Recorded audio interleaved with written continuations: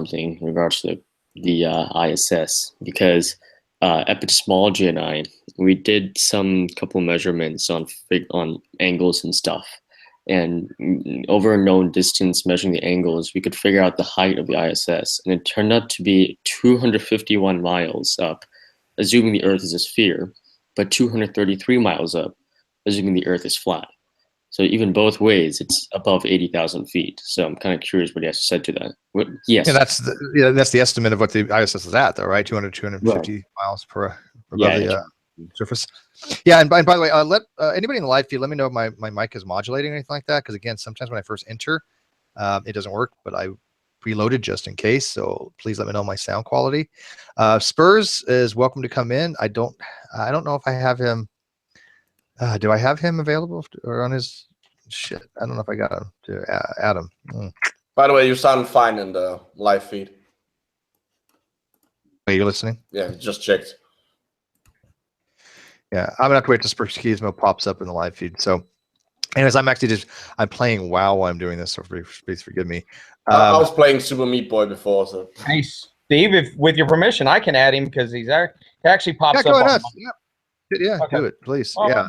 Again, though, I'm not Mr. Nice Guy. If he has to ask a question, he has to answer it directly. And if he wants to pull persecution porn shit, I'm fine with that too, because whatever. Also, he can go fuck himself.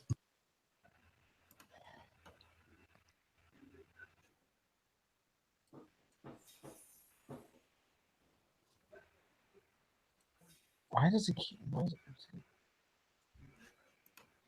The thing that I just can't stand about Spurs is just his blatant, like his arrogance. Like, ooh, I've destroyed you guys' model. You guys are all scared now, or some shit like that. It's kind of funny, but it's really annoying.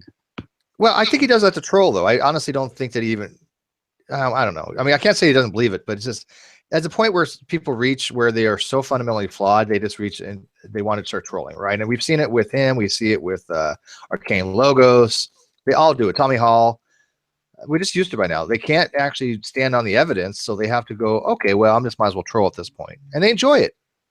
Right? That's what they do. By the way, everybody cares. I got the new traits for my weapon. Yay. Wow. So happy. You guys don't care, do you? I'm curious to the type of weapon. My weapon is Ebon Chill. It's a two-hand staff. Yes. Interesting. Which game? World of Warcraft. I tried to add him. For some reason, it keeps saying that you can't add Spurskimo cannot be added to the Hangout. For some reason, I don't know. Can you send me the link directly? Yeah, I might be able to do that. Let me see here. So anyways, I was saying that in Red's after show, though, did you guys listen to Ronnie's hangout the other night where he literally was saying that degrade and dissolve were synonymous but meant different things? I was like rolling my ass off.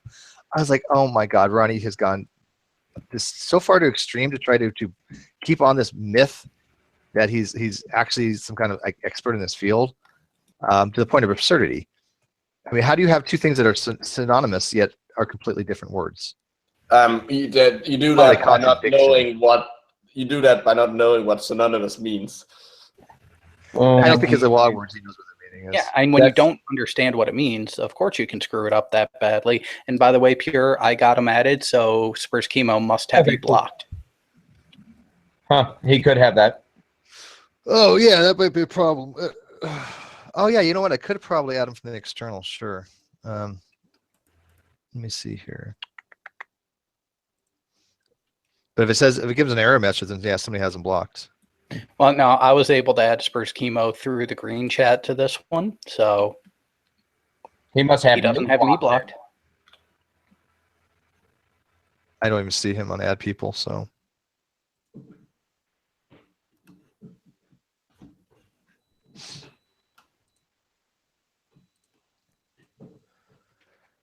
Yeah, I can't find him, so if anybody wants to bring him in, they can figure it out. Oh, he's added to the Hangouts now.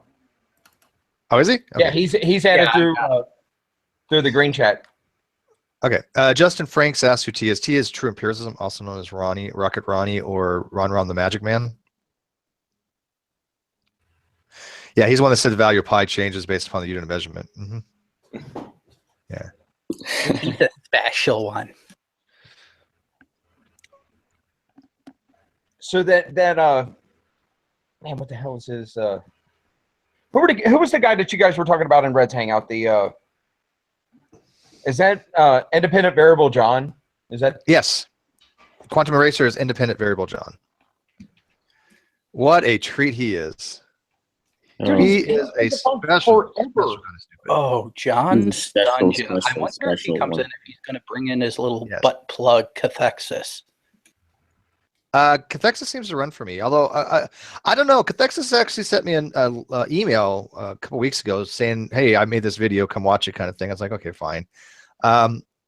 And then when I'm like inviting him to come talk about it, he just refuses to. And he's like, "Well, talk to John. Talk to John." I'm like, "I've already had discussions with John. I'd rather like literally eat my eyeballs from my face."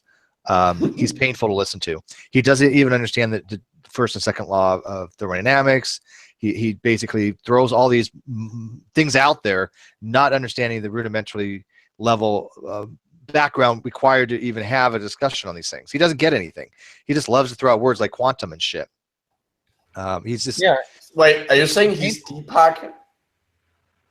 Well, I mean, like I gave an example. He loves this independent variable shit. So I gave him an example. Look, you have two petri dish, right, over the agar gel, and you put two cultures of the same bacterial strain on them. You leave them in a hot air oven for one is an hour, the other's 2 hours. What is my independent variable for that experiment? Anybody know? Time. Time, right? Because time is the only thing that I've changed. I have control over. No, not according to him, because time can never be an independent variable. Wait, what? That's what he said. Yeah. Time can never be an independent variable. I'm like, you're a fucking retarded.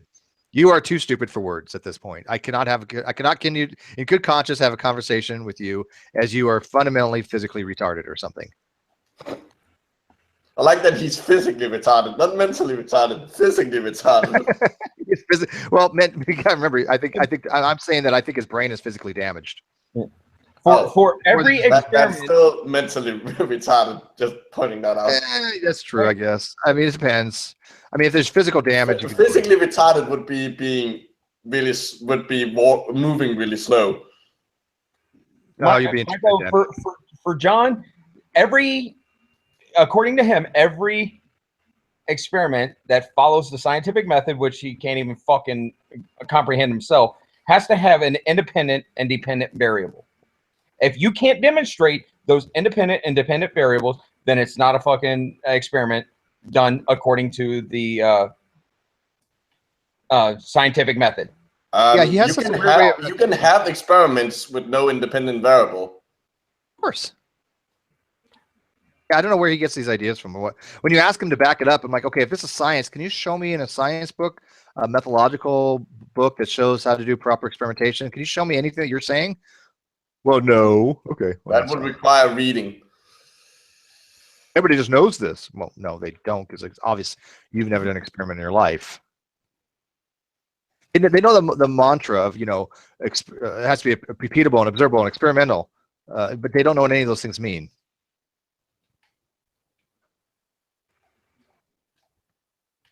These are just words that they've heard on a fucking, COVID video, YouTube fucking hangout, or a YouTube video, and then start fucking regurgitating it as fact.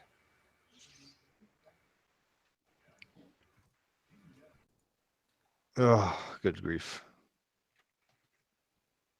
Mike asked, how can a mathematical constant be irrational where the square root of 2 is irrational? And that's a mathematical constant. Yeah. Irrationalness means you can't be expressed in the form of a ratio of two integers. That's all. And it's transcendental means it doesn't have real roots. Oh, Spurs, do you want in? Title's a bit over the top. No, it's not. Spurskimo demonstrates he doesn't even understand basic geometry, and Reds rips him a new one. I think it's pretty on par. It's factually correct. And Spurs is already added. All he has to do is come in. Clicky clicky. Ew. I'm not watching the live feed anymore, so I'm playing my game. So somebody wants to. Yeah, he didn't understand what a right triangle was. I mean, let's be realistic here. I think that's something that if a person wants to debunk something like gravity, space flight, all that kind of stuff, you would at least have a basic understanding of geometry, because all of gravitational theory is based upon geometry. Quite literally. Like the theory used to explain gravity is literally the geometry of space-time. Yeah, Michael, ask him that. I mean, seriously, ask him that. Ask him what the correlation is between general relativity and geometry is. I bet he has no freaking idea. Just none. Hey, Steve. So apparently, yes, apparently, A4 already had out. He out debated you and made you look like a fool on Nadia's channel. Yeah, first of all, I've never debated an A4 ever. The only time he's ever been on Nadia's channel with me, I kept calling him a fucking complete idiot that shouldn't be in the fucking hangout because he's not worth having a discussion with, and eventually he was kicked out. That was the discussion. Mm-hmm. You gotta remember, Adam is a complete pathological liar. Oh, I know. Right? Yeah, I mean, I've had one debate since I've been in this community, and that was with Wayne Fillmore. And we all know how that went because he's no longer a young earth creationist. So basically, I won hands down because he admitted that I was right. My next formal debate will be this Sunday with True Empiricism. Other than that, I've never had any other debates with anybody else. So if anybody claims I've debated them, they're outright lying because I want video footage of me having a formal debate with them. It never has happened.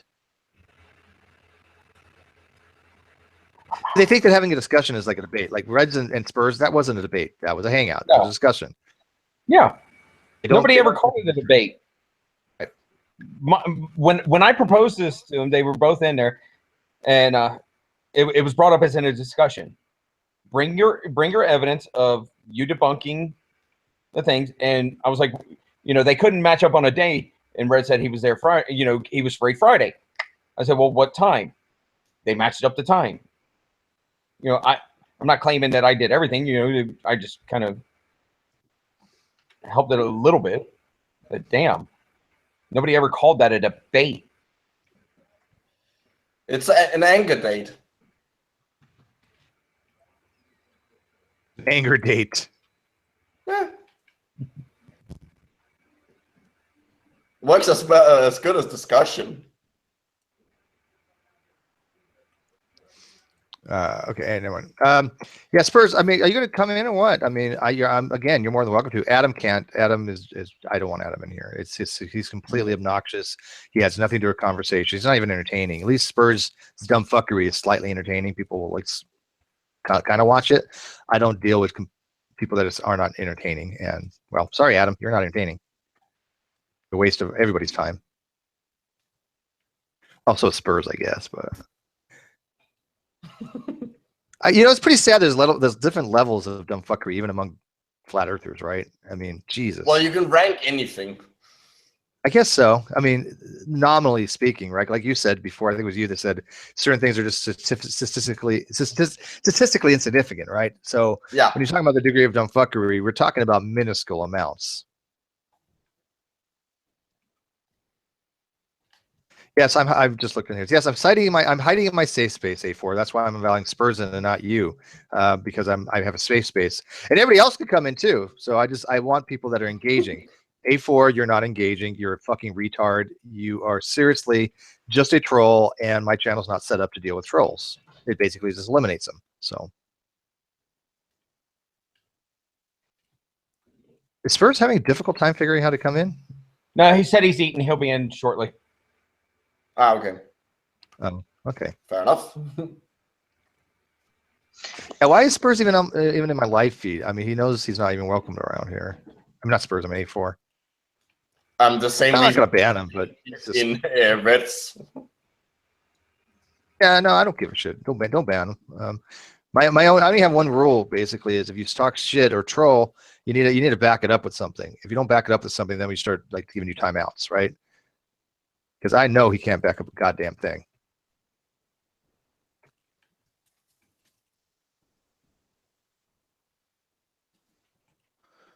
Oh, you guys can continue on. I'm getting see. I fucked up because I'm listening to you guys, and now I'm dying in this by this lock. Yeah, I'm in the same situation. I keep on dying the same place over and over again. Oh, there we go. Yeah, I die. I'm almost dead. Now that I'm not concentrating and talking to you, of course it's so hard to stay alive in a battleground where you're having a hangout. You guys just don't even know, man.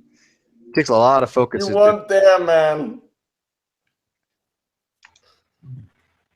Me now. Nah, I much rather Adam not be here anyway because good.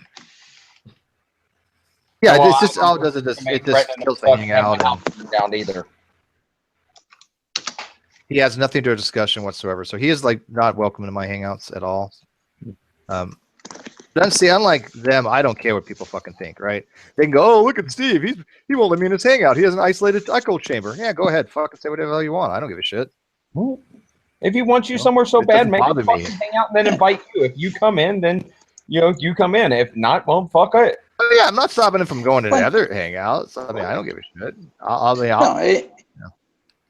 And here's another thing is they bitch about hangouts we go into, echo chambers, but where do they typically spend their time? Like, seriously, how many of us have been banned or blocked all the time? And it like just for saying hi, how you guys doing? I'm around Earther. Oh, you're blocked. Yeah, and I don't do that. I allow anybody to have a conversation. But Adam seriously does not know how to have a civilized conversation. He's not welcome to even try anymore because I've given him too many opportunities, and all he does is just basically shits all over the fucking counter and tells you to go eat it up as if it's a meal. So I've had enough. He's not welcome. He's just not worth having a discussion with. What do you want? And if he wants to feel persecution porn because of it, well, so be it. I don't give a fuck. Live with it. Because I don't want to go to his hangouts. Yeah. Does he even have any? I don't know. I don't know. He could make one and then invite you. If you decide to go in, then that's your choice. This is your fucking hangout. But it's so funny. Like the other day, I went to they was having some live or flat Earth something like that, and literally, I was nice, right? I wasn't even saying shit or anything. I was blocked within about 5 minutes at most. And it's like, really? Because the guy was like, oh, we've never observed proper motion of any star. And I'm like, oh, okay, observe Bernard star. Here you go. Over the last 50 years, proper motion. Oh, that's just fake. Oh, fuck off. It's like, okay, and I'm blocked, So I didn't tell him to fuck off. I just said, here's the evidence. Oh, that's not real. Block. Okay. Yeah, flat earthers, they love their echo chambers. Me, no. I don't like echo chambers. I want people to come in and at least give me a run for my money or with my panel. So I have nobody blocked. You want an anechoic chamber. I want an anti-echo chamber. Yeah, anechoic chamber. That's what that's called. Anechoic chamber. There you go. Yeah. Yeah, and I'm not worried about it. I mean, these guys have never been able to demonstrate a goddamn motherfucking thing. I mean, look at Spurskimo going into freaking Red's Rhetoric's hangout saying, oh, I can disprove any of his videos. I can show that they're all fake. When he's giving an opportunity to do so, what does he do? Absolutely nothing. All he does is provide an argument from ignorance. Oh, well, Red, you can't provide evidence they're real. Well, who cares? That's an argument from ignorance. That's a fallacy. That's not how things are done. So I don't think he's going to come in here, though. No, but I think he might because lately he's been a fucking glutton for punishment. Yeah, perhaps. I mean, we'll see. I mean, the link is right. The link is given to him. I mean, it's been provided to him. Yeah, he has the means. It's showing an unwillingness. Well, he may just be eating. I don't know. You did say he was eating, yeah. Yeah. I mean, I don't like to go to motives unless I can kind of make a good case for it. Like when Ronnie had to work, there was no motive there. That was just he had to work. I don't care. This shit happens, right? I don't want anybody. Well, he was just chickening out. No, he wasn't fucking chickening out. He just had to work. Shit happens. So I'll give a little bit of a credence to the fact that people do have other things to do. But they're like saying that he might chicken out for this Friday. Or this Sunday. I don't think so. I think he's actually looking forward to this. But he's also coming across saying, oh, well, Steve's going to be trivial. I'm looking forward to more like debating Fiona or Hogtie, one of them. That's fine. Get through me first because I guarantee it. He's really going to be presented with a lot of shit he's never been exposed to before, and I just don't think he's going to have any understanding of it, even though he's been promoting it this entire time. So, he's promoting an argument he doesn't quite understand himself. Does that surprise you? No, the word surprise doesn't come in my vocabulary when talking about Ronnie.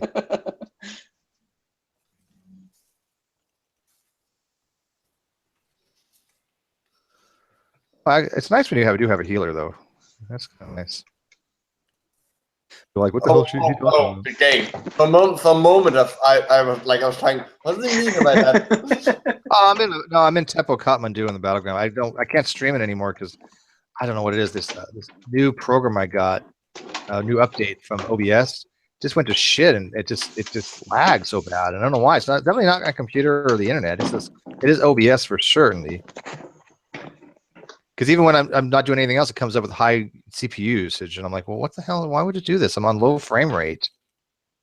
Thing, I don't know why. Well, that was updated just recently too. But it's anyways. a glitch in the matrix, man. It's just a glitch in the matrix. Clearly. It's those damn Masons. That was still one of the funniest things I've ever heard. That's fucking brilliant. And that proves that we've never been to space. Wow. So Gizmo, that's got to be some of the dumbest shit I have ever heard. Although internally consistent, but fucking stupid. I'm still wondering how the Masons have control of Russia, a country that they were physically harmed in if they were known to be Masons. Are you asking flat earthers to actually think about their arguments? Like, really? No, not think. Explain. Explain. Yeah, same thing. I really asked them to. For fuck's sake, I keep on dying. Yeah, I'm playing a game too. Yeah. And by the way, you can continue banning me for Mike. I don't give a fuck. He's just trolling. And again, I have a very steadfast rule. Say what you want, but as long as you back it up. But trolls, I don't waste time with anymore. I don't have the patience. People don't have the patience. I don't find it amusing. So if someone wants to troll, there's 1,000 other places they can go do it and get their jollies. You hear me? Right? Yes. Yes. For here. I don't want to speak and eat because you know. What are you having? Flatbread, chicken, mushrooms, some pasta, mayonnaise, some peppers. But no, I mean, look, there's no need really to turn this thing into an argument. We know your side, you know, obviously my side. There's no argument. It's us being right and you being an idiot. That's the discussion. I mean, there's nothing argumentative about flat Earth. I mean, the Earth is not flat. Everybody knows this besides a few handful of people you find on YouTube who think they're fucking geniuses when they don't even have a basic education or even understand things like geometric shapes. So, yeah, I hate the fact when people say, oh, this is debatable or this is an argument. No. There's no argument. We're right. You're wrong. We can explain to you why you're wrong. That's it. That's it. Seriously. I mean, I don't know how else to put it, and I think we need to start thinking like that. I could agree with you, Steve, if it was as cut and dry as that. If what you were saying, you know, what you're saying is just like that. It's been cut and dry for thousands of years. So what's happening? What's happening in the last couple of years, and how do you explain that? Oh, easily. What happens is you have a few people that really like money, and like Jism and a few other people that want to make these videos, giving this bullshit evidence to flat earthers. Or to people that are just stupid who might be convinced of it, that don't know basic science. I mean, they literally are preying on people's lack of education, like yours. No, that's fine. I'm just trying to find the angle of how you would see that. So you think that this whole movement was created for Jeranism and whoever's to make money? There is no fucking movement. This ain't like the civil rights movement where, you know. All right, I'm just asking a question. I'm just trying to have a simple discussion. There is no need for an argument here. On the fucking internet. Oh, hang on. Trolling it's not a movement. Yeah. Fucking lack of education.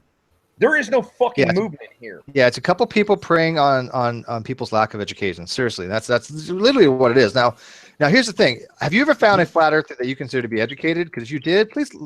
That's the ones we want to talk to. That's the ones that we want to hear from and say, okay, you have an education, you have a degree in this particular topic. Explain to us your position here, because we have never found one. I've never found anybody that even has a high school education, barely, I think. Yeah, but what is your education, Spurs? What is your education?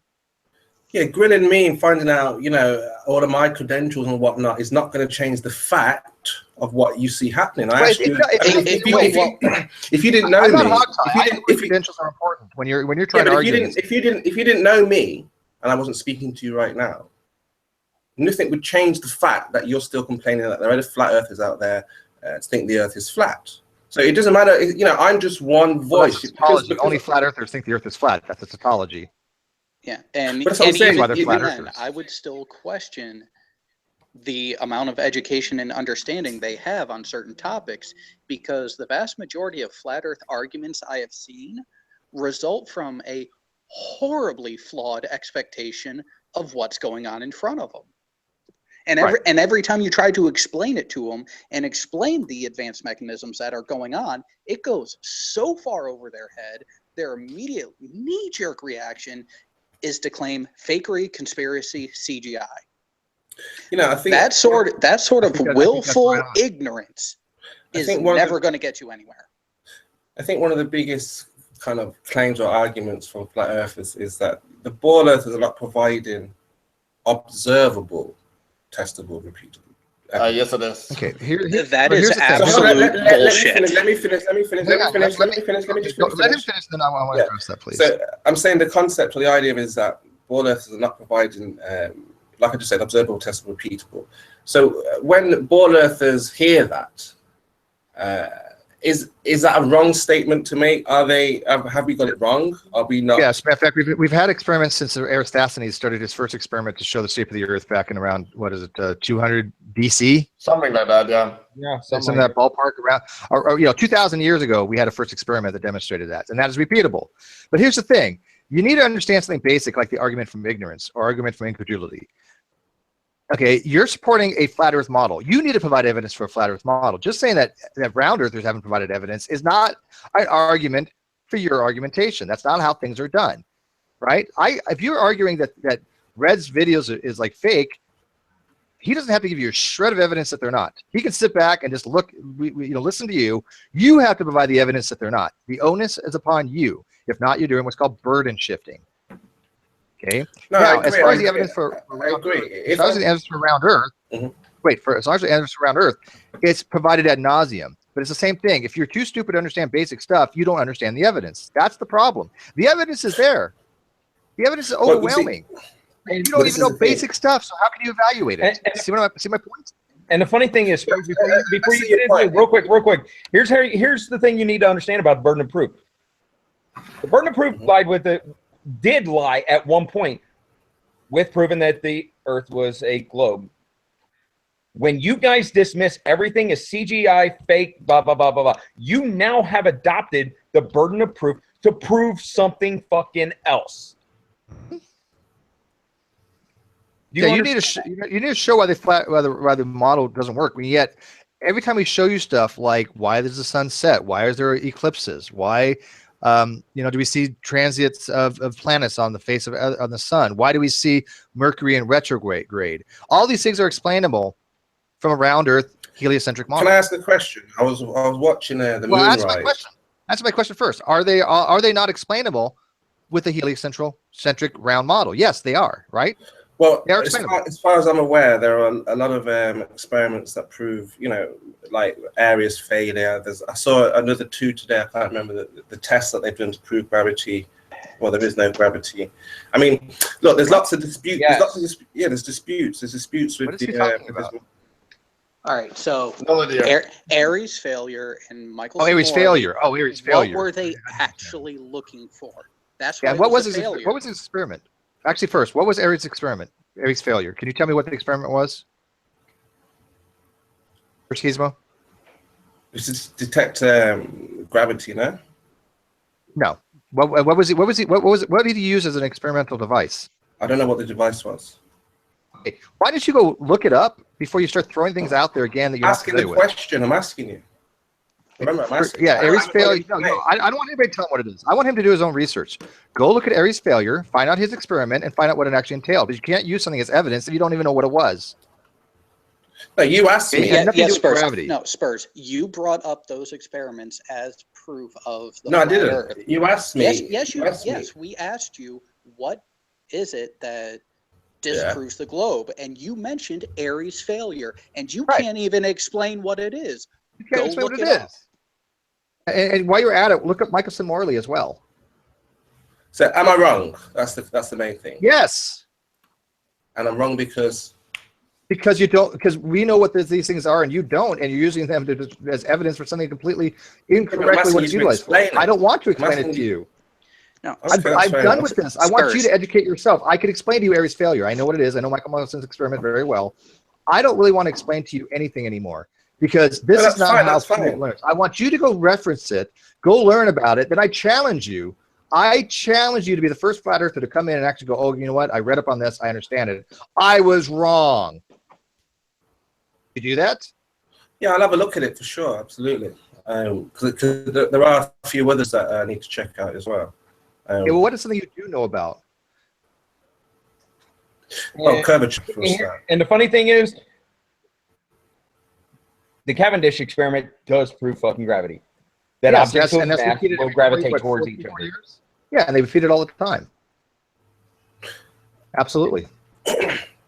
So I was looking at that in high school. They repeat the Fulcrum's pendulum, which you could do, and I told you, you could do inside your own home. If you have a vaulted ceiling that's about 20 foot long. You can I'm sorry, you cannot explain that on a flat earth. You can't. You just can't. There's no model of flat earth that would actually be testable, experimental, or observational. Right? And I've showed you this, Spurskimo, I showed you that the equinox cannot possibly happen on a flat earth.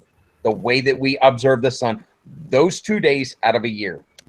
Year after year after year after year, sir. Yeah, I don't think I've ever asked a flat earther how to explain like the vernal equinox on a flat earth. I've asked him, and he actually honestly answered, "I don't know. I'll have to look into it." I don't know with these guys, right? What we do know about the sun is that when you think you're actually looking at the sun, it's not the actual sun. It is the sun. It's the sun. Wait, hold on. What is it then? Don't say it's a hologram. No. You're looking at the sun, but you're not actually looking at the sun in its position. Well, you're looking at it was 8 minutes ago. First off, there's that as well. There's that as well. Yes. Don't look at the sun. Yeah, don't look directly at the sun because even flat earthers, will go blind because they're stupid. By the way, I hear background noise. Sorry, I'm moving in the house. Who's this? I was about to. Oh, that's cool. I was about to ask you. There is actually. Were you listening in with Anthony Riley was making his rounds the other last few days? Because there was something that Steve Spurs. Oh, if he was listening, because he wants something that is demonstrable that he could do himself that actually does prove something towards the round Earth. And this is something that I brought up to Anthony Riley, both in text and verbally. Anthony Riley has this huge hard-on for the Blackpool Tower. Get a friend on a boat. Have that friend go 3 miles off the beach.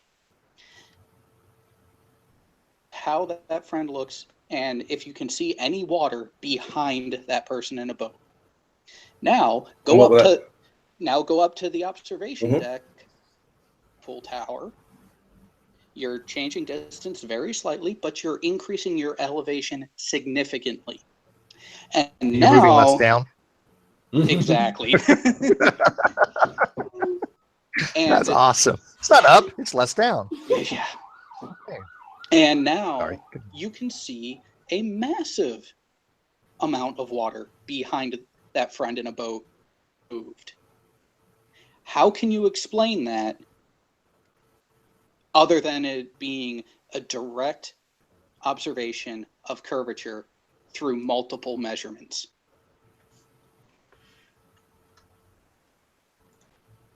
I don't quite understand that test. That doesn't make any sense. Because you don't understand geometry.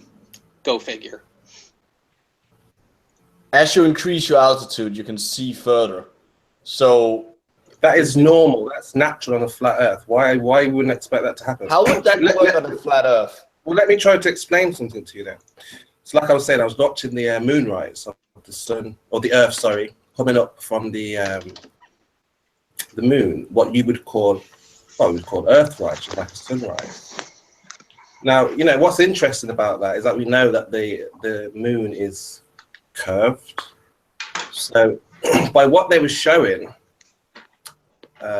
we need to look at it really to have a full explanation. But as that sun was rising up or going down, if you were up the moon, you would definitely be looking down at the moon, 100%. Moonrise or Earthrise, if you want to show, then I can show you what I mean. Obviously, visually, if you can't visualize that, then it'd be a lot more difficult. But obviously, this is the reverse of the sunrise. Yeah, absolutely. And on the moon, this happens. What happens on a board? As you rise up, you look down the moon. You look down the moon, and you see around the board. Yes. But this doesn't happen on a flat Earth. You just see more land. On the moon, you wouldn't see more moon. You would see down the side of the moon. And this is what we expect to see. And this is an actual fact, what happens in reality. You would see more land because the tangent of your sideline is going to be further away from you. Yeah, you will see more land, but you would have to change your head position. Yes? No. No, you don't have to change your head position. Spurs, this has been explained to you, and again, you're going right back. You're going right back to the. I tell you what. I tell you to settle this. Get yourself that you always fucking do. Earthrise, and let's have a look. Yeah, he doesn't understand things like these things are distances are so far away. You're not going to have to move your head position because your arc seconds is so low. What I mean, we even what did I think Reds did the math and figured out it was literally like half a degree, which is the diameter of the moon. You don't have to move your head to see that kind of distance across the sky. I mean, it's just in your field of view. You don't have to move your head to see the floor. Yeah, but if the boat is going down the horizon or over the horizon and down the Earth, of course you'd be looking down. All right, Spurskimo, hold on, stop. Wait, Spurskimo, we explained to you that on you tried to explain that. You tried to explain it. So shut up, Spurs. Might be able to explain it. Shut up, Spurs.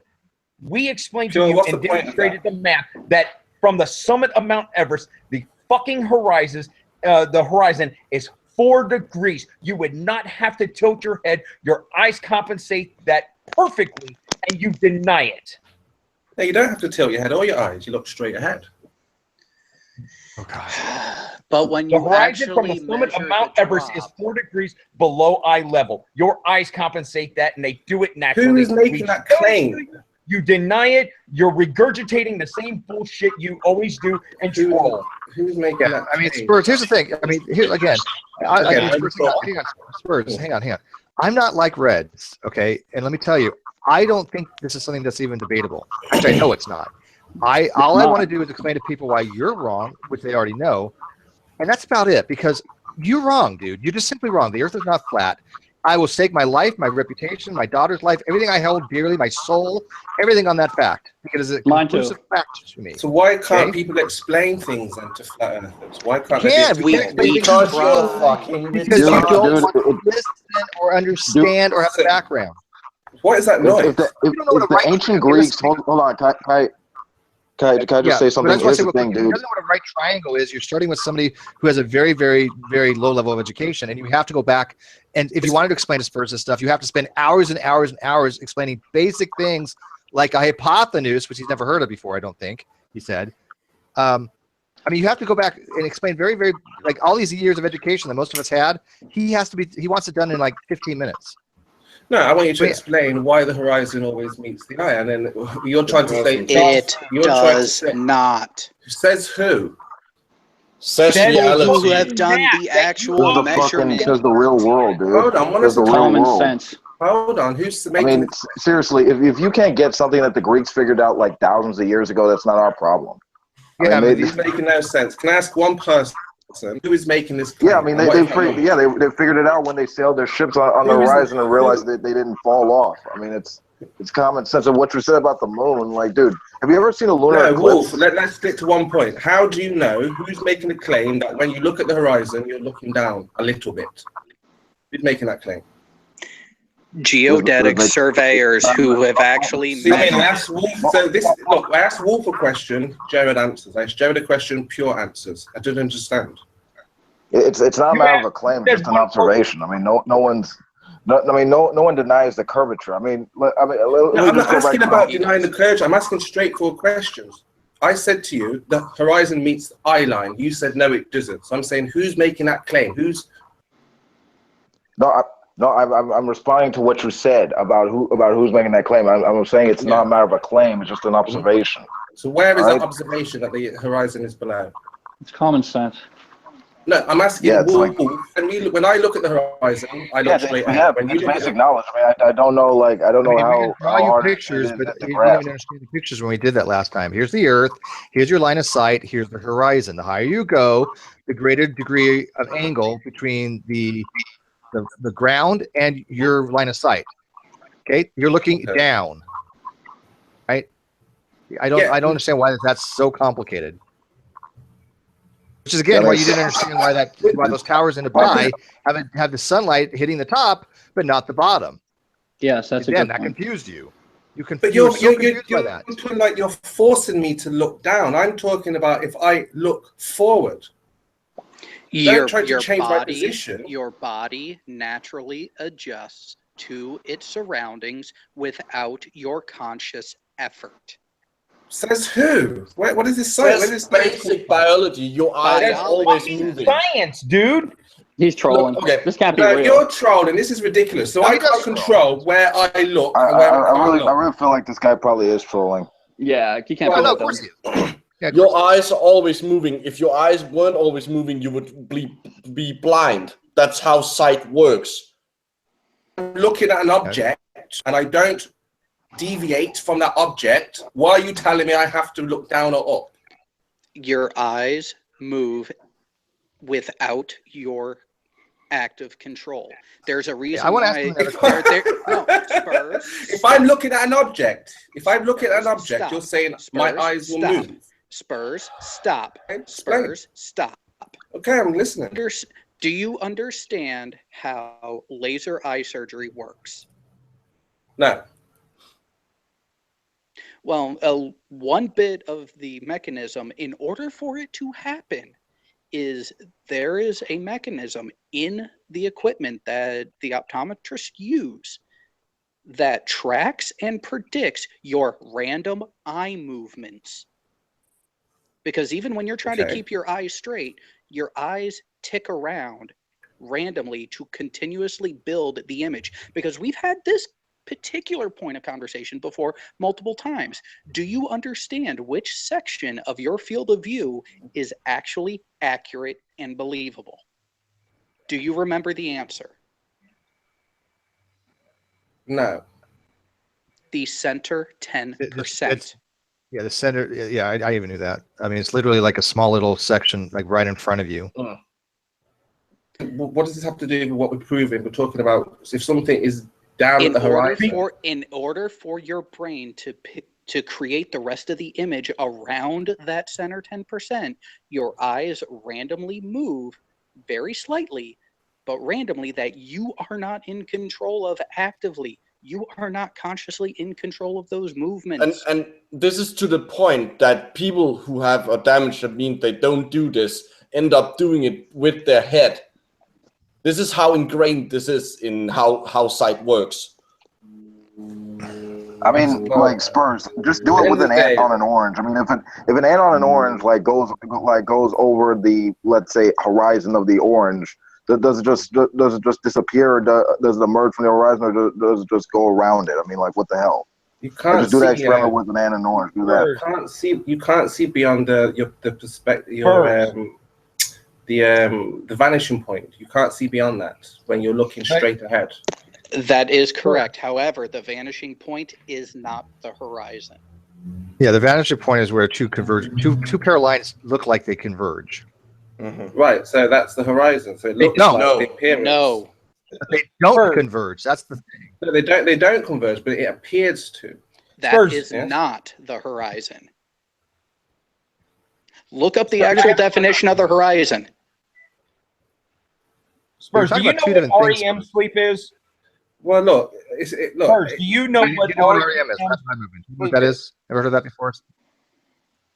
Or REM sleep? What about it?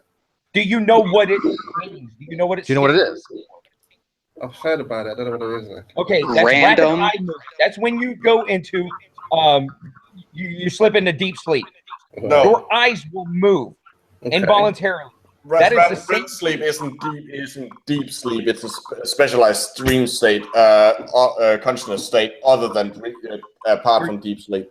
Yes, that's right. Yeah, but it's basically a rapid eye movement. I remember reading that in college. Right, that's what it stands for. That is exactly what your eyes do to build the other 90%. It's involuntary eye movement to build the other 90% of what you're focusing on. Your mind builds it.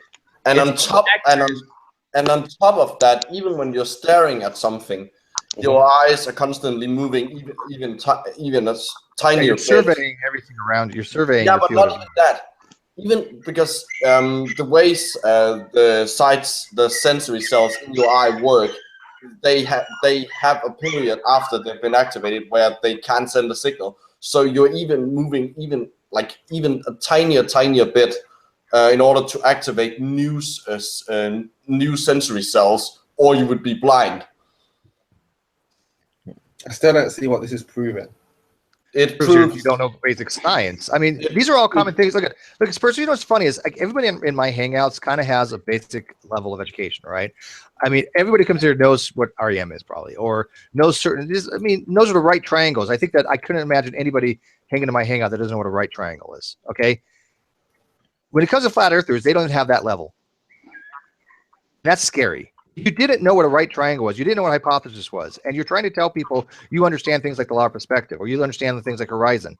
Do you understand the problem we have when somebody who doesn't even know the basic of geometry tries to say, oh, well, the earth is flat? You're coming from a point of a child. It's like a 2-year-old saying, hey, this, and this, rather than somebody who's like an adult going, no, young one, you're wrong because you haven't learned about this stuff yet.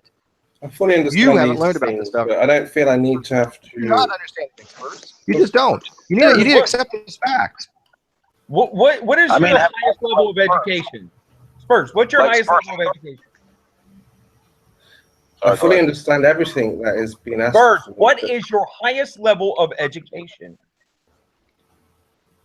I fully understand everything. I think it's a valid question when somebody's trying to falsify shit like this. It's not. I'm not trying to say that somebody's education is more than another. I'm trying to demonstrate that if you have no education, you really are not in a position to say that based upon your understanding the earth is flat, to draw a conclusion, because your conclusion is faulty based upon misinformation and a lack of knowledge. So it is a legit question on this. And again, I disagree with some people on this, and that's so be it. But in this particular case, what is your edge level of education? Well, like I said, I fully understand everything that. That's not answering the question. What is your level of education? I said that. Well, if you let me finish, I feel I don't have to justify myself. Okay, then we can't have this conversation. We ask you a question. My rule is, if you get asked a question, you ask a direct answer. So either answer the question or we're done with the conversation. Well, again, like I said, this is what you did last time. You ranted on. You went on for 20 minutes. I don't care. Ask me a ridiculous question, and then said, a ridiculous question. If you don't ask the question, you can't hang with it. Spurs, either answer the question. Either answer the question or you leave. That's your options. Well, that's fine. That's okay. Fine. Bye-bye. I don't have to justify anything here. Yeah, you can leave. I'm not going to eject you. I'm going to let you leave on your own accord. No, that's fine. That's not why I came in here to justify anything. Okay, then leave. Answer the question or leave. There's your two options. Like I just said. I would never ask anybody else because I'm not, because I know a lot of people in our community have a lot greater education than they portray. I mean, like Wolf has two PhDs, but he doesn't. No, I won't answer the damn question. But in this particular case, I want to. This is the point. This is a very valid question. This is what Pure does. When Pure realizes that I'm about to have this conversation, Spurskimo, this is exactly why I asked this. To ask ridiculous questions. I've never claimed this is not about. This is not about me. This is about flat earth. This is about me proving that this is a thing. Advanced college education. I did some college. He shouts it louder. That doesn't prove anything. That just shows you. Shut up, Spurs. Spurs. Yeah, you literally have. You have 1 sec. You have 10 seconds. 10 seconds to say, what is your history in education. I don't give a shit about your degrees. I just want to know what classes you've took. I want to know if you had any kind of physics, biology, math, or whatever, and maybe your highest degree. Yeah, you know what? Go ahead, answer your highest degree, because I think it is a relevant question. And again, I would never ask this with other people. Other people get mad that they don't think it's a relevant question, and most of the time it isn't. In this case, it is. So you have 10 seconds. 10 seconds to give me your highest level of education, or then I will eject you. Simple as that. Hey, because Steve, you're not this leaving is why I asked that question, if I can, real quick, because I've never claimed to have any kind of advanced degrees or anything like that. I have a high school education with some college, been in the military, been, done things around the world, and I understand this shit better than this ass clown does. Right, and he's trolling, and this is the point where I don't care about it. I would never ask this to anybody else, but he's obviously trolling. So, Spurs, you have 10 seconds beginning now. Do you want to answer the question, or then we're going to move on without you? Steve, can I simplify it? What's your education with regard to science? Because if you believe in flat Earth, you really don't get it. I'm counting down 10, 9, 8, 7, 6, 5, 4, 3. You know what? Just fuck it. Whatever. Bye, Spurs. So, anyways, I don't have much time for these people.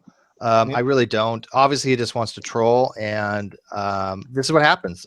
I'm not Red's rhetoric. I don't tolerate it for very long. I know a lot of people in this community have gone to the point where they're like, oh, let's be happy, joyous, sing kumbaya, hold hands, and do that. Yeah, that might work with some cases, and I try to be that way with some. But if you come in here, you're obviously trolling. There's no, all bets are off. It's just you're done. You're done. Yeah, especially when it's a very simple, straightforward, relevant question. In order to understand where we should go with a conversation, we have to have some basic understanding of what foundation each person has. Because we don't want to start at too high of a level, because we do want people to understand and be able to follow it that are involved in the conversation. Yeah, and let me clarify something. He will go. Yeah, he'll go complain. It'll look like I got kicked out again. And let me say he's not trolling. Oh, he is trolling. He actually talks like this. He actually believes this. But that doesn't mean you're not trolling. These are not mutually exclusive things. Okay, you could be a troll and still believe what you believe. I mean, I know it's usually people going in and saying things that they don't believe. That's a Poe, really. But no, you can troll and still do exactly this, and still actually be this dumb. I'm new. What's the actual difference between a troll and a Poe? What is the actual difference? A Poe is somebody that you cannot tell legitimately if they're being honest about what they believe, or they're just saying it for to get a listener response, right? That's what a true Poe is. Intellectual honesty. If you can answer a question very simply. That's a troll. Yeah, yeah. And Spurs, I'm also going to be removing you from the live feed as well. I'm just done with you. You're done. I have no interest in dealing with somebody who's this dishonest. I have no interest in dealing with somebody who won't answer simple questions. So that's my rule coming up here, and I've noted it before. If you don't answer simple questions, you don't be honest, I'm done with you, and you will get blocked. Period. I don't know how else to say it. And you want to call it an echo chamber? I don't give a fuck. You can say I'm suppressing you. That's fine. You can say freedom of speech. I don't care. I will give everybody opportunities, and I want everybody to know everybody will have opportunities. But clearly, you reach a point where you just got to say enough's enough. I'd rather move on to people that are more entertaining. No, Steve. I mean, I think you're right. The fact that he was dodging those questions, I mean, that just shows that. I mean, it's not. If he's not going to be engaging with the stuff, he can fuck off. Hey, Paul. Even then, Steve, from what bit I've seen here, they cannot call you an echo chamber, because I remember it was just a few days ago you ejected Rumpus from in here. I did. Oh yeah. Oh yeah. You don't think he's still not living over that? Yeah. And that was Trump Rumpus wasn't trolling, but I'd asked him numerous times, stop. I really am getting sick of tired of people bashing on Annabelle and shit when she's in here rather than talking about the topic, and he just wouldn't let it go. So I ejected him. Yeah, and I've ejected Gus before. And don't think that I didn't hear the word shit for that. Gus went off me to no end. Try you direct Gus and see what happens. Okay. Yeah, Gus is just So generally. I'm not again. What's that? Gus is just generally annoying. Have you ever incurred the wrath of Gus? Seriously, have you ever incurred the wrath of Gus? Yeah, Gus is a nice guy in small doses, but if you get him irked, like he just won't let shit go. Like he can be problematic with that shit. Oh, they've hurt me. I'm still getting a little background noise. Sure. Yeah. Here, let me ask you a question. Who are you talking about? I was talking about Gus. Oh yeah, no, we're over it now. I mean, but at the time, yeah, he was just like butthurt about it.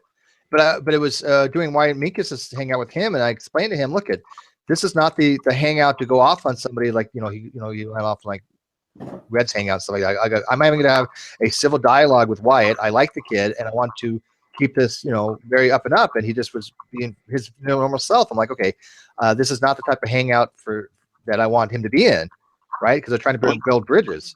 So it depends on your hangout. But if you get booted once, that doesn't mean shit. Come back tomorrow, right? Unless you're something like Spurskimo, then I'm like, I don't know. I just don't think it's worth having back on again. I might give him another chance, but you're done for the day, right? Every day is a new day, sir. Hey, Pure. And it's fair, at least. You say the most. Hey, Pure, let me ask you a question. Were you that guy that was arguing with Von Helton on the Flat Earth thing, calling him a crazy person and shit? No, that wasn't me. Actually, Von Helton, I went off on him about embellishing his military career, and I said a few choice words, cuss words in front of my my adult children. Now, one of my sons is in the Air Force, getting ready to graduate from AIT, and I said some cuss words in front of him, and he threatened to call Children's Services and the El Paso Police Department on me, but he wanted my docs first. Hey, I think we're having sexy time coming up here. Hogtie wants to show his instrument to us. Oh God! Sexy. Oh my! Sexy. Oh my! And it is.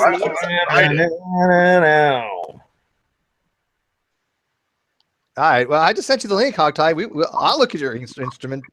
Oh yeah. You know what? I might as well turn gay at this point. What the hell? Show it to us. Yeah. Just tell us. I wish it was though with Von Helton. That'd be fun because he won't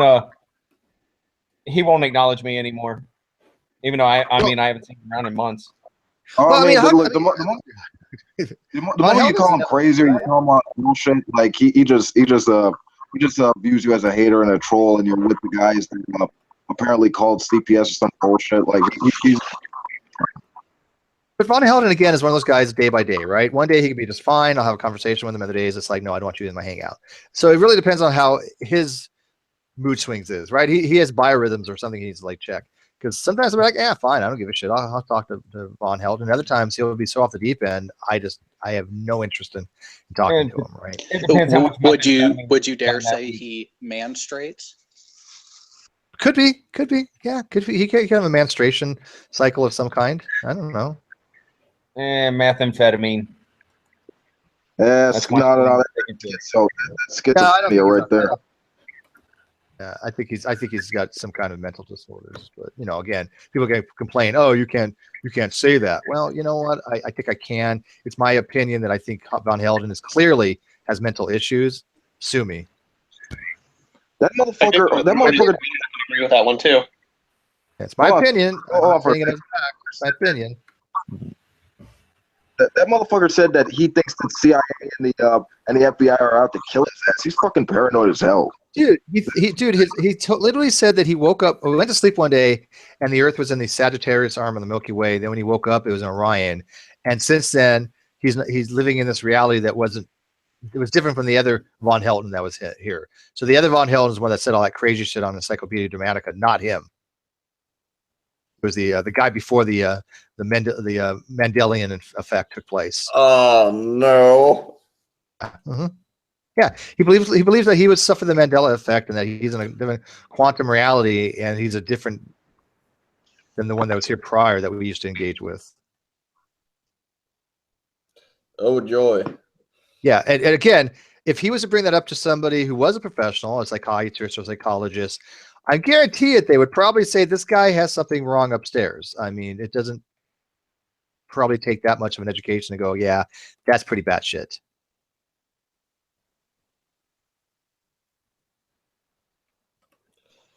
You know, he's Von Helden. I think he does it for entertainment purposes too. Like I think he does say a lot of stupid shit just because he wants people to pay attention to him. He loves the negative attention. No, I think he was supposed to be on something. There is like he puts extra things on, but there is like a foundation of craziness there. Yeah, oh yeah, there's a foundation of craziness. It's definitely medical. I mean, like he is, I don't know, schizophrenic. He's supposed to be on something, some kind of Thorazine, or I don't know. He's definitely should be on something. And I agree. And here's the problem. Here's where my efficacy comes into play, right? I mean, because I do believe in being ethical, and I do believe we have a responsibility not to pick on the people that are actually mentally dangerous, right? I don't know where that line is half the time. It's very hard to determine. I don't think he's dangerous, right? So that's why I don't mind fucking with him. However, there's other people that I've seen in this community that I think are fucking dangerous. Lord Stephen Christ, mentally fucking dangerous. I will not even talk to him, right? I just won't. I think he's unstable. I think he's a danger to himself and other people. I don't want nothing to do with him. And sometimes it's hard to make that distinction, but you know, you got to talk to some crazy people around here, or you would be bored, right? Exactly. That's what keeps the show going. See, yeah, that's what keeps us I don't entertained. mind him just until he gets loud and starts talking about threatening to sue people or like shoot people or like looking for little girl pussy or shit like that. You know. And there's some people that just get really passionate about what they say, and sometimes it comes across as borderline crazy. I think I'm hopefully able to tell the difference. I'm walking to Wells. Are you interested? You doing okay? Hey, Steve. Real quick, I'm gonna shove off, guys. I'm gonna go finish making dinner and.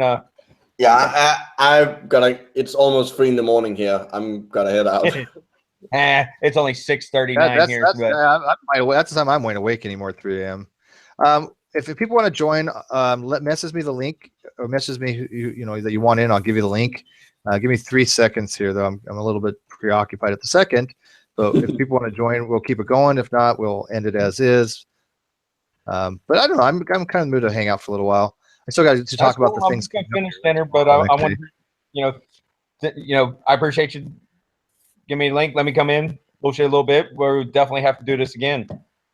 Oh yeah. Well, I do it 3 times a week, pretty much. That's kind of like the average. That way we keep it consistent and fresh and fun.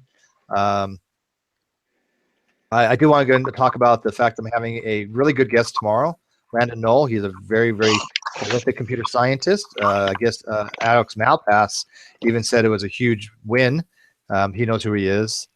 He seems like a really nice guy. I want to have a cool conversation about types of meteorites and other things that flat Earth kind of crap. He said he was fine with that. Oh, yeah. And then, of course, on Sunday we have the hangout with Ronnie. That's going to be on General Han Solo's channel, and I am looking forward to that immensely. If anybody has any input they want to do on that on off air, let me know. I think I've pretty well got it covered. There's a few people I kind of want to run my arguments by, but it's okay. But what Ronnie's going to do is watch. He's going to be like, oh, you know, Steve got all his arguments from other people because he was talking to Alex Malpass and Jack Engstrike and Fiona, and he didn't, think anything of himself. And ironically, no, this is all my own shit. I just ran past them. Did Ronnie get ATP synthase as like a turbine from somebody, or did he just develop that on his own? Oh, he got it from someone. He got that from somebody. Yeah, no, and I'm okay colloquially calling it a turbine. I know Arn's not, but if you want to call it a turbine, whatever. I think it's stupid because it's more like a motor than anything else. I mean, it's an argument. It's just an analogy. It's really not. It goes roundy. Big deal. If that's what you want to call a turbine, go ahead. A turbine, go ahead. I don't care. But it's definitely not like any other thing that we've created. And that's the whole point. When you talk about turbines, I can definitely show that it's not like whatsoever. And so it's a very, very loose analogy, to say the least. Well, and I think a motor would have been a better argument. Because what is like the way a turbine is defined is different from the way ATP synthase acts in the way that it, just the way that it acts. Well, I mean, all it's could do is converting rotational energy into chemical energy, which what a turbine generally doesn't do, right? A turbine converts it into mechanical energy that can be used for something like propulsion or electrical generation, right? Right, exactly. So, if you want to call it a chemical turbine, whatever, or a chemical motor, just like it's a proton pump, right? So what? It's a proton pump. Does that mean it's intelligent design because it's a pump? No, but it it's also comes down to if you're studying it in one thing terms to of like another. the chemistry That's all a level. pump does. Right, but what is a pump? It moves something from a higher concentration to a lower concentration. That's what a pump's pretty much defined as, right? Areas of higher pressure to lower pressure, in essence. I mean, the thing with Ronnie here is he rips like more concentration. The thing with Ronnie here is he rips off a lot of the knowledge he knows about chemistry from Wikipedia and random books and shit to make it sound smart, like he just memorized that shit. Just when you have that talk, just ask him like, where do you insert the designer into this equation, and just see like how, and just see the gears turn in his head. Just say okay. Just say that evolution's wrong and intelligent design is right. How does this enhance our knowledge about science or the biological world? And see the fucking gears just. Oh, I am. I've got that. Yep, exactly. I'm making the argument, very clearly. What does intelligent design give us? Where's Hogtie? He wanted to come in. Well, that's a great point too. It's this that even if it does have any even if it does exist, does it have any literal value or anything to contribute to science? Go, and that's why my argument is kind of powerful. And I found out this is something that the How Talks do use, but I didn't get it from them. It's just whatever. But it's just basically, look at. I want to sake of argument say intelligent design is completely possible, even if it was the case. Not probable, because it definitely isn't probable. But let's just say, for the sake of arguendo, that it is definitely possible. So what? Let's say that it is. So what? There's an intelligent designer. Now what? What does that tell us? Does it change anything of our understanding of how things work? No, it makes matters worse in a way because we don't know how the intelligent designer did it. We have no knowledge of intent. And it's also based on the conjecture that, like, what we observe has a contingency upon something else for the intelligent design argument. Well, that's true because I'm not getting a special pleading, right? How what model did the intelligent designer use to design his models? Precisely, it's ignorance. And see, here's the thing, right? Here's the thing. That probability thing, that implies it can be measured and shit. And if that's the case, then there's like mechanisms and stuff like that to be taken into account for this, for a model to have some predictive capability. I mean, here's the thing. If you want to play the science game, you have to play by its criteria. You can't just say, oh, this one theory lacks certain ways to explain these features and stuff like this. Therefore, I'm right. You have to have your own alternative explanation that explains that natural phenomena. Absent of that, you're just making godly gaps claims and shit. Well, and it's not only that, but it's also when you use an analogy for something, it's the whole ice cream and drowning correlation thing. Just because there's a correlation between two things doesn't mean it necessarily is true, or that these two things are related to each other in the way that you think they're related to each other.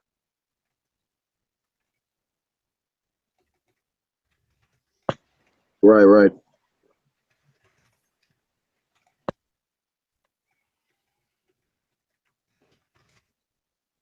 Something happened? Oh, sorry, I'm typing something. I want to get someone who believes in ancient aliens to explain that shit. Because that's like a variation of ID. I don't see too many of them anymore. I mean, if you maybe Arcane would, right? But I mean, I won't have a discussion with Arcane.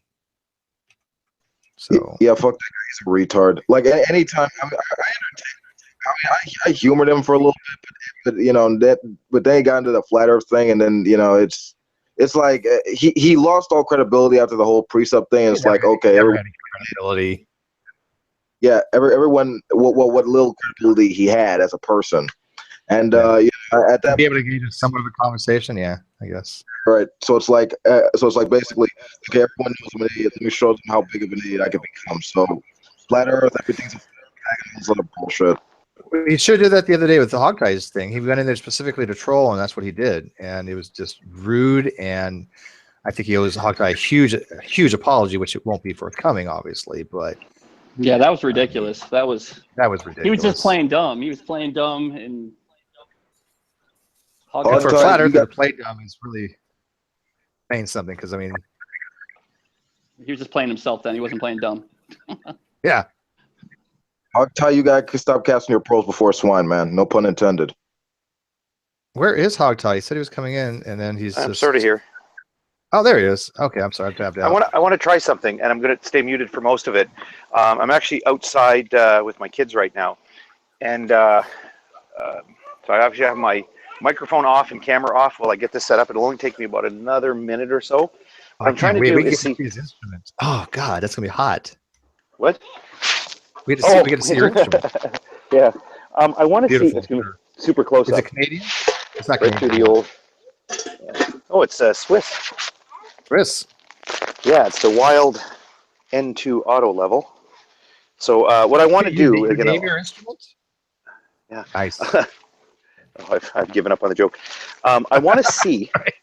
Can you guys? Can you see what I see? Is what I'm wondering.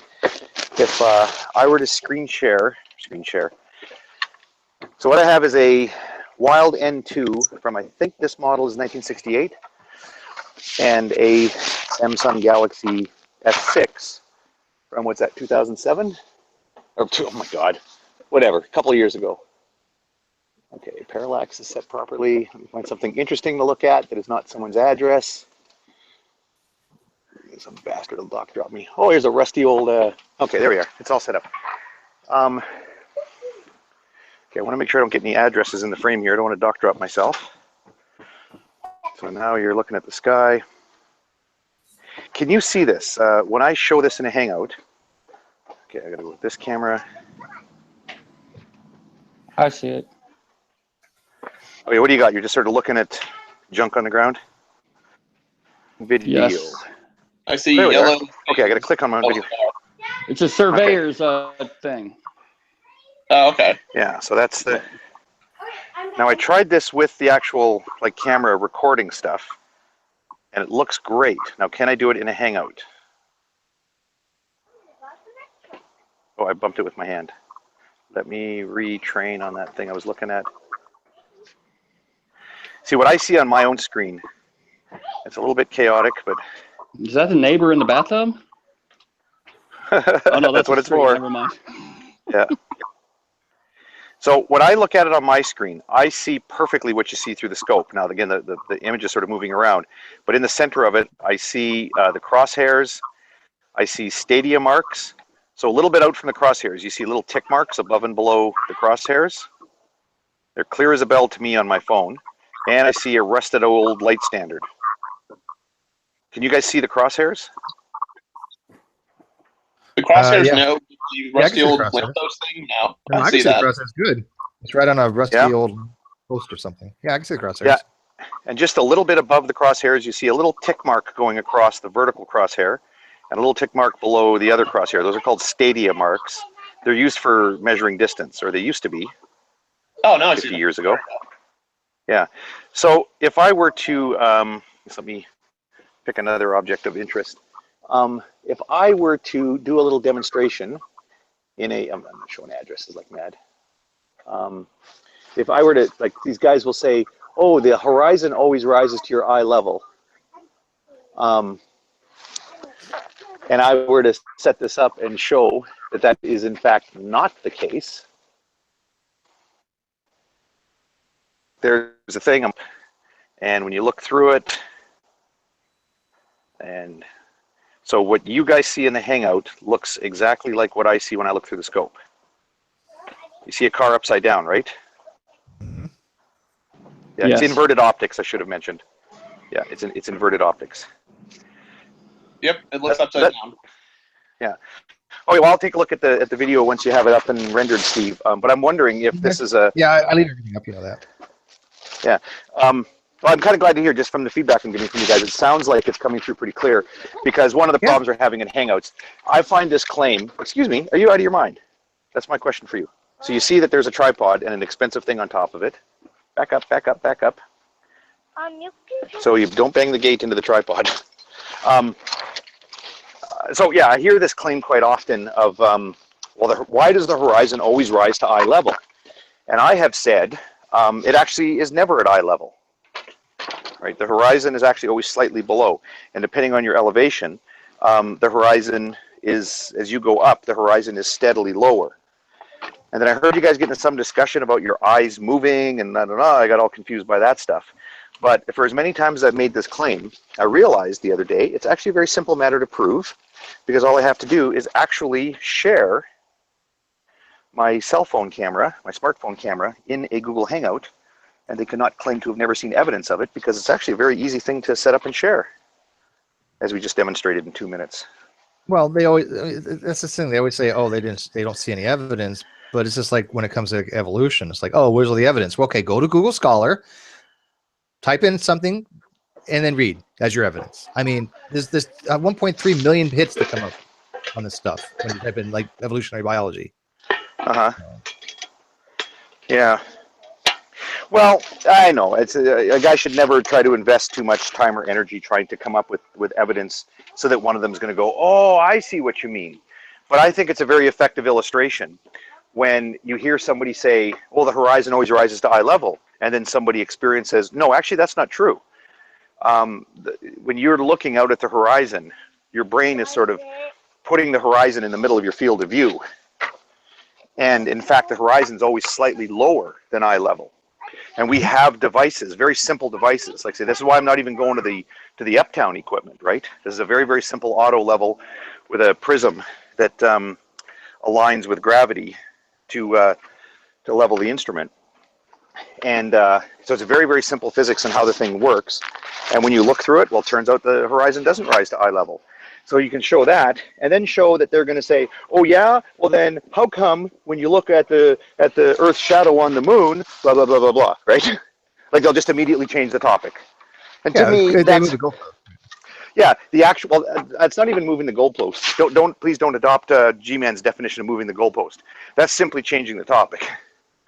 Okay. Fair enough. Well, G-Man's been doing that a lot lately. He calls everything that annoys him moving the goalposts, and it's actually, that's a very specific fallacy. I agree.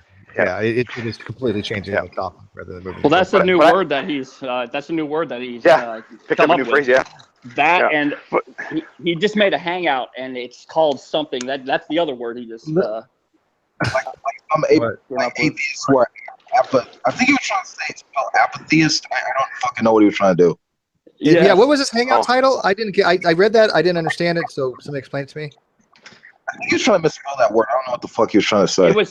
It was something R and Ross said, and I think that R is an epistemist. That's it. That's what he's trying to say. Yeah. That's different. That's somebody who looks upon the world and basically. How do you explain epistemist?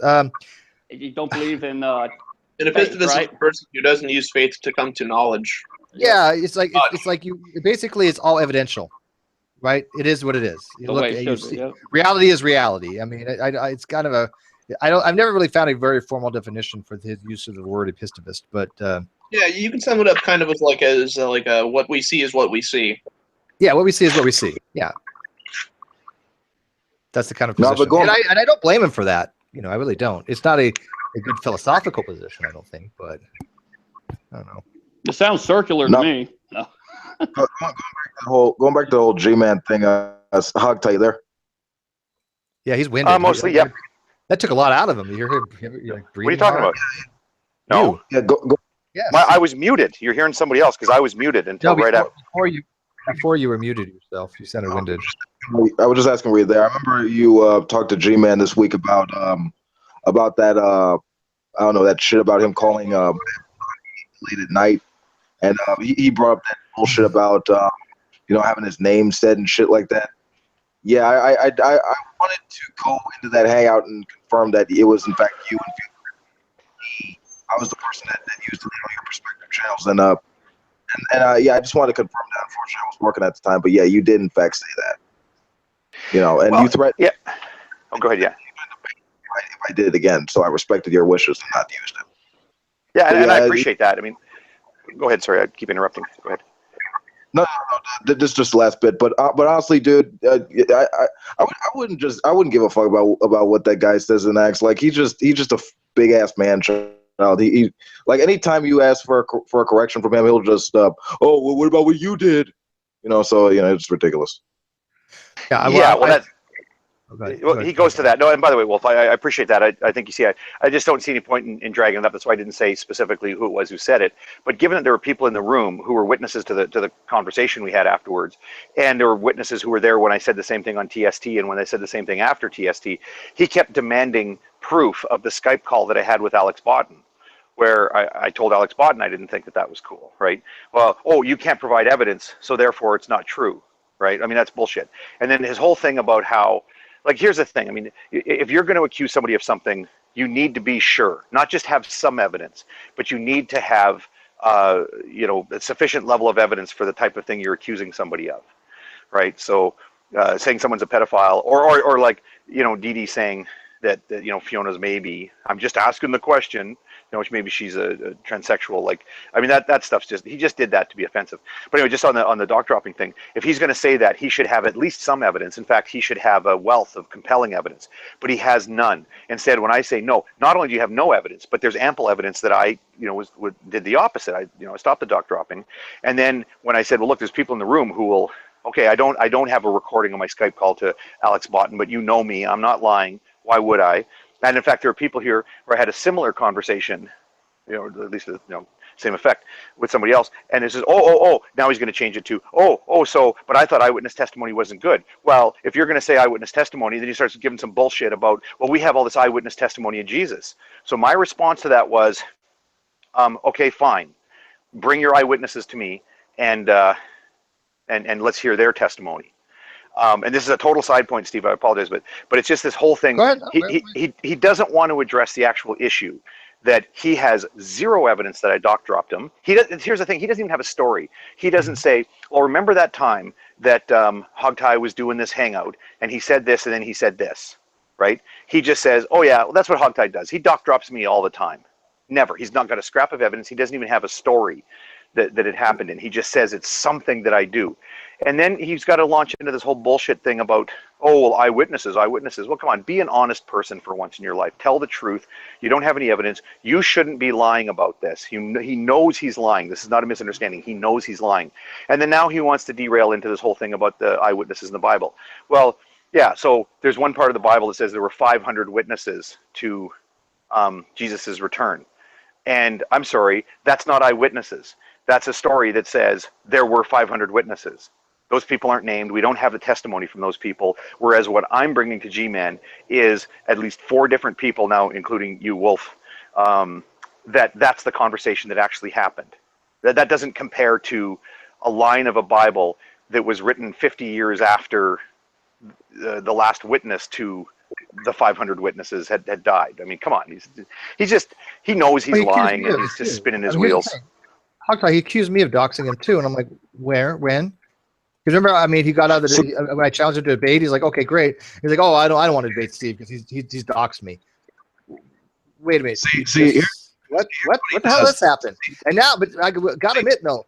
Ever since that happened, I don't give a shit if somebody uses his name in my. I don't care. I don't care. I don't care now. So whatever, dox him. I don't give a fuck. He's already doxed himself. It's not doxing. You cannot dox somebody who's already doxed themselves. I'm sorry, people. That's not what doxing means. Okay, he's doxed himself numerous times. Here's what the motherfucker does, right? He uses this shit and then like he uses it as an excuse to perpetuate his Christian persecution complex. He'll lie, he'll make up stories because he thinks that spreading falsehoods for the sake of Jesus is good because Jesus matters, right? Well, I mean, he's just being disingenuous for the sake of his worldview. And it's not making him look any better. It's just making him look like terrible. Just making him look like a dishonest jackass at the expense of his own credibility. I mean, that's just what he does. I mean, he fucking no credibility. Yeah, well, yeah. I mean, that's been lost, but yeah. Yeah. No, I agree with you. I mean, but again, this is why I marginalize these people. And I mean, in fact, this is a discussion that's been brought up recently. I don't invite these people in, right? I don't invite G-Man in. I don't invite Ronnie in. They can, right? If they say they wanted to, I'm not going to stop them. But I don't invite them in, right? Because to me, they're marginalized. I treat them as marginalized characters in this community. And then we bring up stuff and we talk about them. That's it. Other than that, I don't give a shit about them. I don't think that they're worth really engaging with. I'm glad that other people do, so I don't have to because that gives me fodder. But yeah, I don't really want to. Had you seen on that thread I started a thread called summary and shelving, where I say, look, I just want to summarize some points that I think people had raised. I'm not saying I agree or disagree with these points, but it's certainly worth thinking about.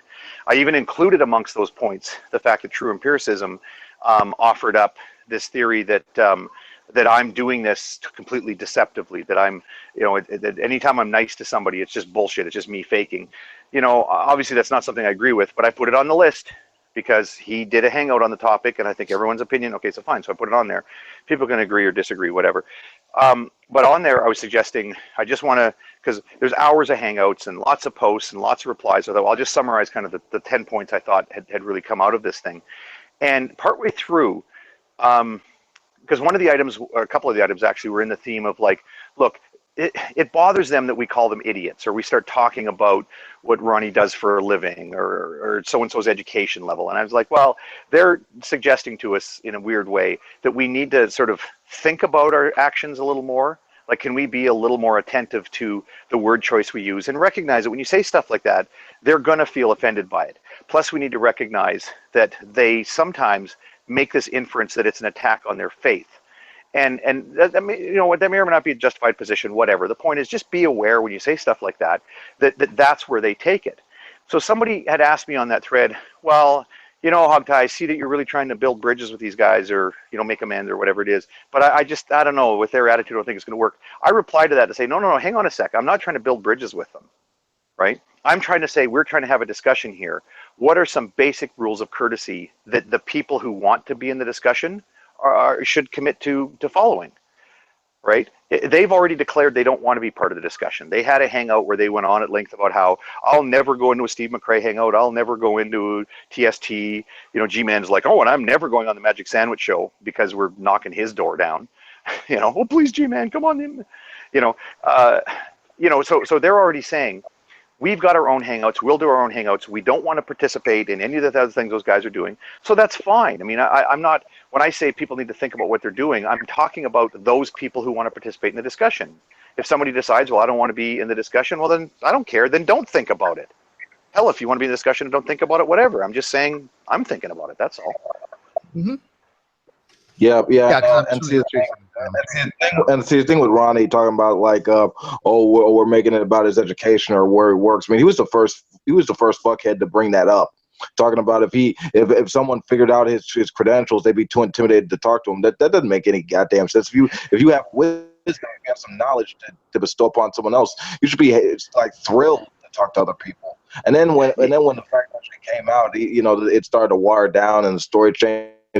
It's really sad. I mean, they come up with these ways to try and defend their faith, and it's so ass backwards and illogical. It's no wonder that their method just doesn't work when it's actually applied on these shows.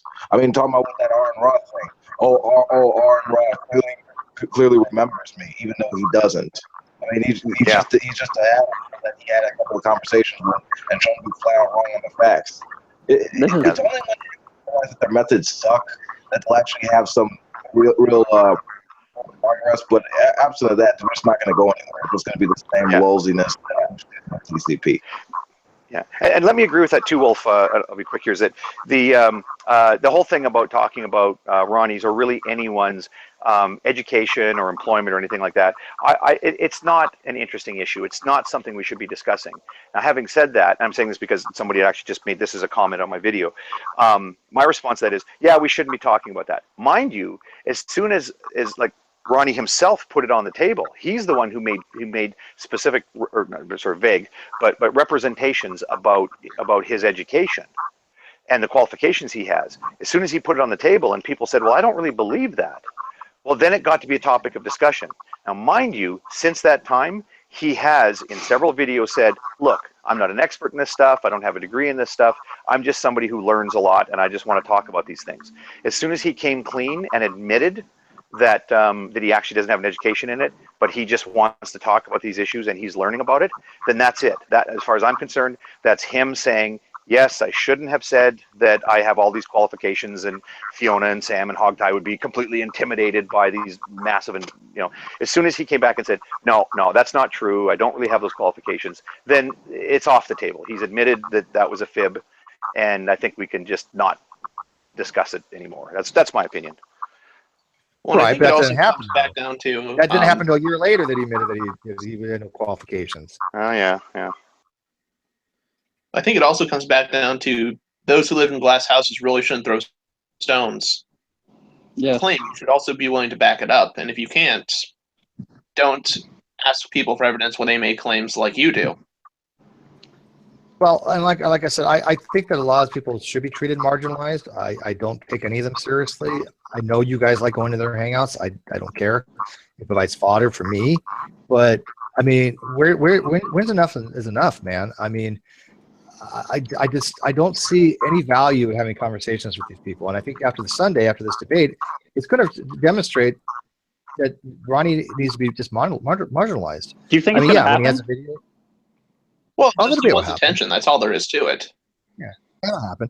It'll happen. I mean, but he has no idea what he's in for because he doesn't know my presentation, and he doesn't know where I'm coming from. We've never had a dialogue, so he's never engaged with me to know what my position is on his understanding of turbines and ATP synthase. I mean, I don't think he knows anything about it. I really don't. But I mean, we're not going to have a topic on ATP synthase. I mean, it might come up, but the topic is intelligent design, and he has to make an argument for it. And I guarantee it, he's going to fail. He's going to fail brutally because he doesn't have an argument for it. His argument is based upon a fallacy. Well, and I mean, we've also seen his line of argumentation before, too. We've seen how he tries to structure his arguments, and we've seen every single time how it fails. And if he does try to have an actual argument, it doesn't matter. I'm granting him, okay, intelligent design is a possibility. How is that better than the models we have? I mean, honestly, and I guarantee the solution for that is the designer designed it. But that doesn't tell us. Just to say real quick, before I go on a break, your opponent is essentially a less intelligent deep practical, less intelligent sounding deep practical. Oh, speaking of which, God, did you guys hear him the other day? I know Hogtie got a kick out of this. I brought it up just a little while ago, but I'll bring it up again since Hogtie's here. But yeah, so dissolve and degrade are synonymous, but they mean totally different things. I thought. Oh, that was hilarious. The thing is, you got to add the word obviously, because he said dissolve and degrade are obviously synonymous. But you know, the way they function, it's obviously different things. Or they act different. What did he say? You can't make this shit up, dude. You just can't do it. Well, I think like to a high schooler, maybe that's true, but it doesn't apply when you're trying to talk about specific processes. No, it doesn't apply. That's not true ever because that's a contradiction. You can't have something that's synonymous and mean totally different things because that's not what synonymous means. He actually said that? He actually said that.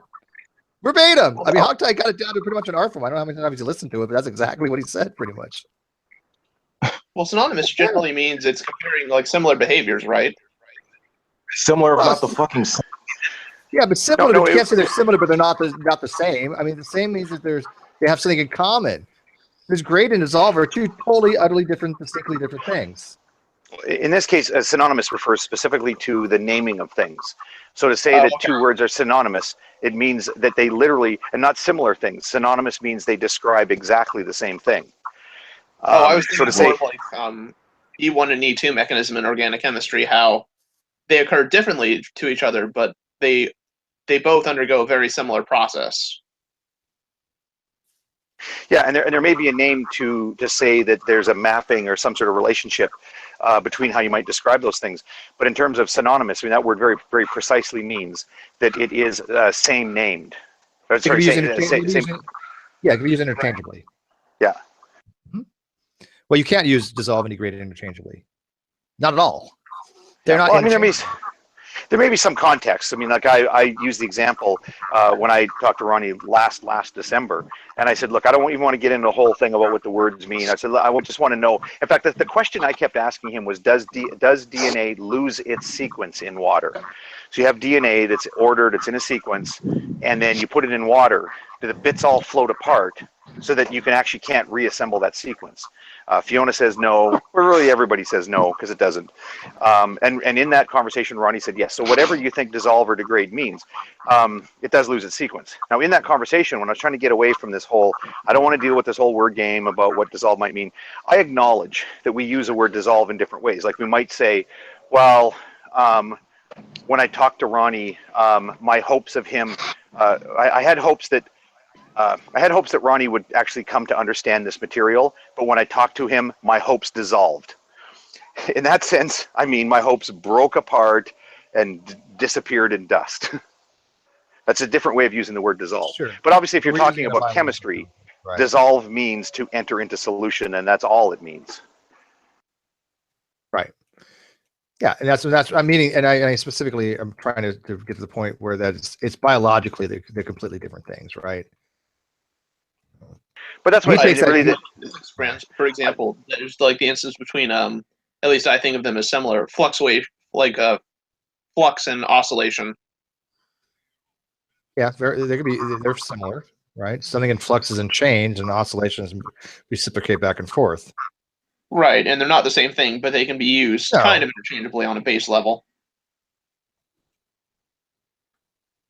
Yeah, but biologically speaking, I would never can say that dissolve and degrade are the same thing or even close.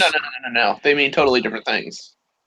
Well, that's why I wanted to ask him that question in many different ways, including connecting it to something that is operational or functional. As I say, you put DNA in water, it's in a sequence before you put it in, and then when it's in there, does it fly apart to such a level that you can no longer reassemble the pieces into the same sequence? Just like if I took a deck of cards and I threw the whole deck up in the air and the cards just scattered around the room, and then you sweep the cards back into a pile, you're not going to have the same sequence. That's the thing I was asking for. So whatever word you want to use for that, it doesn't matter. What I want to know is functionally or operationally what happens when DNA goes in water. And he was quite clear that, yeah, it would lose its sequence. Then I proceeded to ask him about which bonds are breaking, and then that's when I was just like, oh my God, like he literally doesn't know the basics of the natures of different types of chemical bonds. So then you're kind of stuck like, well, I wish I'd have brought some Rumpus level diagrams to this, because now it turns out he doesn't know what the bonds are. And that's the thing, you needed diagrams in that particular thing. You really did. That would have helped tremendously. Well, right, because sometimes when you're trying to explain something, mechanism plays a huge role. I mean, if you're mixing things, for instance, you can understand that, hey, when we mix things, those things, like both of those things still exist, but they exist in a different way. There's a conversion process that occurs. Like if DNA dissolves in some way, the individual components of DNA may be there, but they're part of a different mechanism. Well, no. Again, all it means it goes in solution. The only thing that changes from a DNA that's in solution to one that's solid is that there's a hydrogen ion on the OH group, on the phosphate group. That's it. There's a little proton. It comes off, pops off, poop, goes away. I mean, you don't actually have to use like biology. You can use it like for baking, for instance. What I was referencing. Yeah, but well, the point being that Ronnie's in for a bit of a surprise, I think, for this. I know he underestimates me, right? And I keep my presentation very simple for a reason, but I'm going to show that his analogy is completely flawed across the board, and that even if we have an intelligent designer, it still is not a better explanation for the models we have, right? And that's the key point. That's what the debate is. That's what he wanted to debate on. So I want to make use of that. What's the better explanation? What we have, or the fact that somebody designed it that way? And my argument is pretty simple. I just realized this. Also, like, how do we define? This is totally going to be used against us. This is an artifact. Sorry, this is an artifact that proves that human beings coexisted with dinosaurs. Oh, I see it. That's a T-Rex. Oh, you're not sure. Is it a T-Rex? What is it? What is this one? I have it turned on. It is a T-Rex. He says it's a T-Rex. It could be Albertosaurus or any one of the Tyrannosaurans. He knows quite a few of them. So. Man, Kent Home is right. Dang it! Oh my goodness. Oh.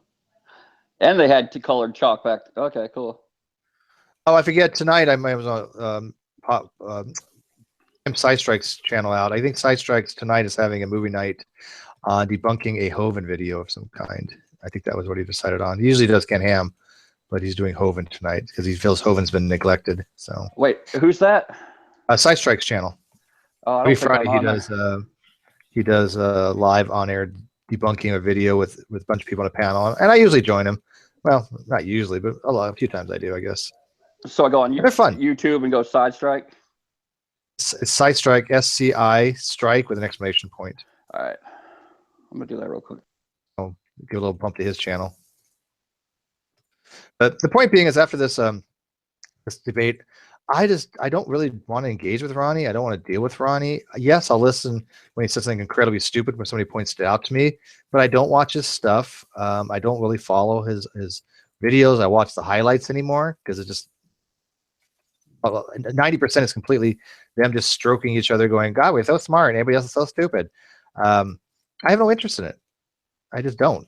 I can find other things to talk about, and I think getting better guests in here and getting more specific dialogues is the way I want to go on the channel. So I know what you mean. That last hangout that I had, was it called Because, or I think it might be the one before Because, but it was the one that we were in when I had learned from somebody that Ronnie already had a hangout going, and then I got messages from people saying, yeah, the guy's like talking shit about you right at the beginning. So I listened to that. So during the hangout, you hear us talking. I think it's in the first 10 or 20 minutes, somewhere between the 10 and 20 minute mark of my hangout, where you hear that I'm away for a bit, and then I come back and say, hey, I kind of want to let you know that he's got this hangout, and I want you to listen to this. And I play through the first couple of minutes of his hangout, and you actually hear my disappointment, my feeling, and not surprise, but just like, a lot of times you have a dispute like this in a community and people are upset, whatever. You just need a little time to breathe and everybody cool off and everybody remember, you know what, we're human beings. This is fun. It's just supposed to be fun, no big deal. And you have that moment when you come back and go, it's cool. You know what? The sun's going to come up tomorrow. It's a new day. Let's don't worry about this. But when you listen to the first couple of minutes of his hangout and you listen to the bizarre, like his vision of like what's going on in my head and why I'm nice to people is just so twisted. Like when you recognize that the other person thinks those thoughts about you, you know that there's no point in going to them with any sort of an olive branch. Yeah. Right. Like I hate to say that we thought the same way, and that's why I understand you have a great you thought you have a great dialogue with these people, but I think that's very superficial. I mean, we've known each other for a while, and you're an online friend. I don't know too much about your personal stuff. I've never asked you personal details. I treat you as somebody I know online, but I have a lot of respect for you. But for somebody, online, you're a friend, right? And I would expect a little higher standard when it comes to certain things like benefit of the doubt, or if you got an issue, come to me. I don't give any of that with them, right? They're not my friends. They're not my online friends. I have no respect for them. I'm obligated to give them nothing. However, a lot of times I still do, because it's just the right thing to do. If I think that somebody's being maligned improperly, or they're being lied about, I'll stand up for them, whether it be Ronnie or G-Man. Right? Because I think that's just a basic thing that we all do, except they don't. They don't. They don't have that basic. They don't have honor. They don't have anything resembling honor. The only thing Ronnie said is, the only thing Ronnie did say recently, I just want to get this out real quick and then I'll turn it over. No, go ahead. That Ronnie, and again, this isn't giving me quarter, but he did say that he doesn't recall me ever attacking his religion. Right, and he may not realize the impact that has, but that's a huge thing for him to say that, because other people have accused me of that, right? Including doing it to Ronnie. And I'm like, I've never attacked Ronnie's religion. And here's Ronnie actually saying, yeah, I don't think Steve's ever attacked my faith. So you never hear him talk about his religion, really, though. I mean, well, but his faith, his Christianity, his belief in God. Yeah. I've never addressed any of that, and yet other people say, "Oh, all you do is attack Ronnie because he's religious or he's Christian." I get that. I get that a lot, and I mean, for years I've been getting that about how you're. I mean, it's all that Rand Campbell guy. That's all he ever talks about. Like he knows nothing about me. That's all he ever talks about is, oh, you're attacking Christians, attacking the faith, attacking God, and all that shit. Like, come on. Like I've never done that kind of stuff. I've expressed my disagreement with those ideas. Like I just don't believe those things, but I don't actually seek to attack the religion or attack somebody for their faith. That just never happened. And I really thought that challenge I put up last Sunday was sort of the chance to, the reason I chose that specific example was that specifically this claim that Fiona attacks Christians for their faith, which she doesn't, Not at all. was to give them a chance to pause and go, okay, well, one of our group made the claim that she attacks people for their faith.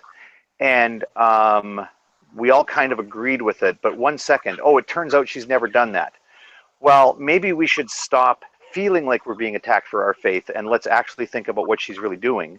And then go ahead and criticize her for what she actually does, because they do have concerns about her behavior and her belief set. And let's try to focus on that.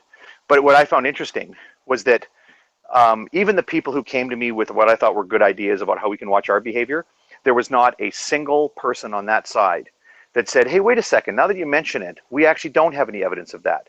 And it turns out that she's never done that. Why do we keep saying it? Well, maybe we can stop making that false accusation and focus on the ones that are true, because we do have legitimate complaints about you guys. Like if even one of those guys, when I put that challenge up there, if even one of them would have said something like this is what I would have said if I were them. I would have said, okay, I'm reading those words that says, Fiona attacks people for their Christian faith. And now that I think about it, that doesn't really accurately represent what our concern is. I don't really see her attacking people for their faith, but she does say some pretty unkind things about people. She does stuff that is insulting and harmful, and I would really prefer she didn't do that. If somebody would have said that, I would have said, golden. That's a good point. That's your opinion. I might not agree with it entirely, but at least I get your point. But none of them did that. They all said, well, there's lots of evidence. There's tons of evidence, thousands of times. Just every hangout she's in, there's just thousands of bits of evidence. Okay, well, give us one bit of evidence. Well, there's thousands of bits of evidence. And then like Ronnie's claim about how when he said that I was putting Christians on spot, like I had Arcane in there, and I said, oh yeah, I'll give you an example of a lie.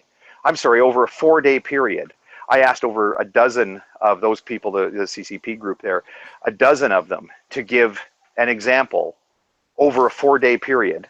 Arcane tells me, well, I do have proof. Let's do a hangout about it. And then he shows up at the hangout, and I say, okay, show me some of this proof. And then Ronnie's all pissy because I put him, on the spot to come. And he couldn't even remember an example. It wasn't even that he didn't have proof. He literally couldn't remember an example. Didn't Ronnie say he's putting a video together of all her lies? And yet I'm still waiting for that. I'm still waiting too. And it's in his video when he says, oh, well, Hogtie thinks he's achieving something by putting him and having him come up with an example on spot. And what he doesn't realize, or like in my case, I've documented this stuff. And then he mentions the title of 2 videos where he's documented this. And one of them is just a video of him accusing me of lying. I'm sorry, you playing a video of you accusing me of lying 2 years ago does not evidence form. But he says, well, I've been documenting this stuff and I have the proof. Here are 2 videos that have the proof. And nothing else. He doesn't say, for example, in this video, I catch Hogtie saying that he has over $1 billion in the bank. But do you really believe that? Right? He doesn't. Nowhere in the video does he say what the lie is. And then in the video, this recent hangout where he refers to his other videos, he doesn't even allude to what might be in those videos where you would find some evidence of the proof. He just piles non-evidence on top of non-evidence on top of non-evidence, and then says, yeah, but I gave you the evidence. And then he makes this ridiculous claim, oh, they keep asking for evidence, but there's no point in showing them evidence because they're not interested in evidence. They'll just say, well, that's not evidence. Well, then tell us what the evidence is that you claim we're denying. Like, what the fuck? Him having a video 2 years ago where he repeated the same claim is not evidence. How does he even think that it is? Yeah. And again, this would be an easy thing for him to defeat. All he has to do is to go and say, well, here's Hogtie and Steve's hangout saying that I've never shown the evidence, even though I told you it's in this video. Let me play the clip of the video where I show you Hogtie lying. And here you're seeing it in a video where I showed Hogtie lying. So when I said Hogtie was lying, here's a video of him lying. And then when I said in my recent hangout that I had a video of Hogtie lying, I just showed you the video. So those things are both true. But he can't do either of those things because at its core, it's just not true. And how do they let each other get away with it? They'll sit there and say, oh, atheists will lie at the drop of a hat. Oh, because they don't have any reason to be moral. They don't believe there are any consequences for lying. And I'm sorry, I believe there are consequences for lying. I think bearing false witness against people or coming up with false accusations has dire consequences. You really need to not do that. But in their view, it has no consequences whatsoever, right? If you're, in their view, Read John chapter 3, verses 16, 17, 18. In their view, believing in Christ, you go this way.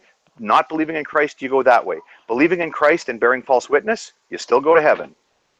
Right? And they always blame it on the Catholics. They always say the Catholics are allowed to sin, and then they can ask, and then they just go to confession, and then their sins are cleaned.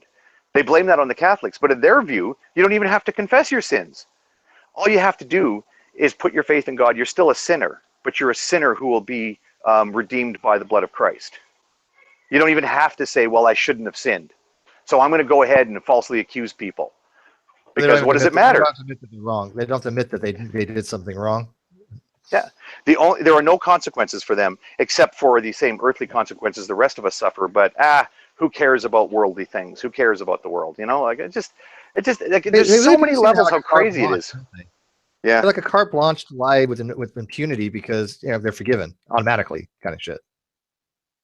And again, not that all of them do it. There are some folks. Like it was interesting how many people came forward that when like actually I'd been speaking with Brojo, not in a recorded call or anything, but just chatting with the guy, and he'd expressed that concern. He'd asked me like, well, when you say this, like you guys are doing this, like, do you think I do that? And I stopped and said, well, no, hang on a sec, Brojo. No, I don't. I actually can't think of an example of Brojo lying. And I just told him that straight out. No, I can't accuse you of lying. I can't think of an example. Okay, well, I couldn't. But this is the thing. If I don't have evidence. He lied about apologizing for sniping my hangout when he didn't. He didn't apologize to me. He said he did, and then he realized, oh yeah, well he really didn't. His apology was, oh well, I can't apologize because it's I had to preach because God's directed me to do that, and I'm like, that's not an apology. Oh, I mean, he told me. I apologize to Steve. I'm like, no, you didn't. No, you didn't. Yeah. Well, he told me that he has now. Yes. Oh, okay. Yeah. Well, he told me that he had, and I accept his word for it. Yeah. Okay. And then you say he does. So whatever. Yeah. Well, then I can't. Yeah. Well, then I'm still back at zero. Then I can't think of an example where he came out and said, J.D. Kane showed up drunk in a hangout and started dropping the N-word everywhere. False accusation? No, I can't. I don't think he's ever done that. Yeah. Exactly. Yeah. That's what I'm getting at. I mean, let me make this point too, real quick. Is it the other thing that's really frustrating about all this stuff? I've been asking for this evidence of some of these claims, and they keep coming forward with, well, when Fiona says that so and so doesn't know science, and if it even went and bit him in the balls or whatever the phrase was, well, there's an example right there. I go, no. The accusation you're saying is that she mocks people for their faith. I would like to see evidence of that accusation. And there's a whole bunch of these accusations. Hogtie, Doc Drop G-Man. Hogtie Snipes Hangouts. Just list all these different accusations that put out there. And I'm saying, so you're really looking for something on that par, right? Where it's a very specific claim. So like if I said G-Man set fire to a gas station and the attendant died in a fire, so G-Man went to jail for that. That's a very specific thing. I like that gas station analogy or that hypothetical. I do. Yeah. But you know what I mean? Like that's a very specific thing. So when they say, well, you guys do the same thing, and then they bring up an example that's a simple difference of opinion, well, no, I'm sorry, that doesn't rise to it. Yes, you have things you can complain about. Whether those complaints are justified, that's debatable. The point is, I acknowledge that you have things you can complain about. I acknowledge that when people say true empiricism is an idiot, that it's debatable whether or not people should be saying that kind of thing. I've had people write to me. It's not debatable anymore. I'm sorry. I know you. I'm sorry. It is not debatable. I know it sounds bad, but we got to face reality here. The guy's an idiot. Well, I've had that question put to me, right? I've had people write to me to say on 3 different threads, including ones like not plus threads, but like people have posted to my video, and they say in essence, okay, Hogtie, I get that you're saying that they shouldn't be telling specific lies about us. Further, I get that you're saying that we shouldn't call them idiot. But here's my question. What if one of them really is an idiot? Like what if you have a sound foundation, a sound evidentiary basis to make the claim that that person's an idiot? Well, I'm not your mother. Like, you guys, if you want to call somebody an idiot, you're the one that has to put your pillow to head at night. So you decide whether you think that's an appropriate thing to say to somebody. I'm fine with it. I rest quite well knowing that I can call true empiricism an idiot, and I don't feel bad about it whatsoever because it is true. And I'm not spreading a falsehood. I'm not lying. I'm not exaggerating. It has been demonstrated ad nauseum in just almost everything he says. And so, yeah, I have no problem with that. I have no problem with flat earthers either, right? They're an idiot. Sure. Okay, but you must you at least acknowledge, Steve, that when you say he's an idiot, you're characterizing that as an assessment, as a conclusion that you've come to based on what you think. You're not saying that that's an objective fact. So, for example, if I say G-Man burned down a gas station, he either burned down a gas station or he didn't. That's not a matter of opinion. That is an event that I would be claiming that has happened. And again, for clarity, no, of course, I'm not actually claiming that. But when somebody says, "Well, Hogtie Doc dropped me," that's a claim about a specific event, and there's no evidence for it. So when I then make the claim, now this is my G-Man. G-Man is bearing false witness. G-Man is engaging in false accusations. Now, if you ask me, well, wait a minute, you're now accusing G-Man of false accusations. Hogtie, you better be able to back that up. Well, then I can, because I can show the clips where he says, you know, Hogtie Doc dropped me, and I can show the clips where I've actually argued against that, and he has no evidence for it. He does not meet the most scant criterion for being able to go out and make that sort of a claim. And the thing is, this is just common decency amongst people. And it's entrenched in the Bible. He claims to be a follower of Christ, and these guys will wipe their ass with Christ's teachings when it comes to things like this. And like I say, they can complain about opinions that we express. I always say rude stuff. But my question is, like, no, you don't get to say that we're lying about something. Like, for example, one of them can say, well, Steve said that true empiricism is an idiot, and therefore Steve is lying. And in my view, that's not a lie. That's you expressing an opinion about his competence, and you can attempt to justify that opinion by providing certain bits of evidence, but you're not saying it's like an objective fact that he's an idiot. Yeah. So, you know, they keep coming back to me with this ridiculous thing that, you know, well, you guys lie all the time. So, for example, when you express this opinion, I disagree with that opinion, therefore that person's lying. Well, what? Like, can we not stay focused on specific allegations, events that you guys are saying, and please come up with an example of when one of us have done it. And let me just end on this statement: is that it doesn't matter. It doesn't matter what they did. It doesn't matter what we did. The question is, because what I'm saying doesn't matter. I mean, it doesn't justify it. Even if, like what would happen today if I did tell that story that G-Man, you know, just got out of jail for burning down a gas station or something, and then if somebody said, well, hey, Hogtie, that's not really fair that you say that because you don't really have any evidence for that. If my response is, yeah, but G-Man accused me of doc dropping, that makes me a jerk. That is not an excuse. We should not be. Fuck the bullshit. That makes you an insect of a person if you do that. Like, I mean, it'll just a joke. You know, it just shows you're not serious. You're just a clown, just seeking attention or drama or whatever. Yeah, that's dishonest. It's just not something you do. I mean, like everybody remembers, well, actually, I didn't remember. I was reminded by Fiona when she said this, that at some point she did question G-Man being a Christian, and it bothered her so much that she said that. She has ample evidence that he's not a follower of Christ. But according to her sort of moral prescriptions, her guidelines, the way she sees the world, it was still wrong of her. It doesn't matter how much of a jackass G-Man is.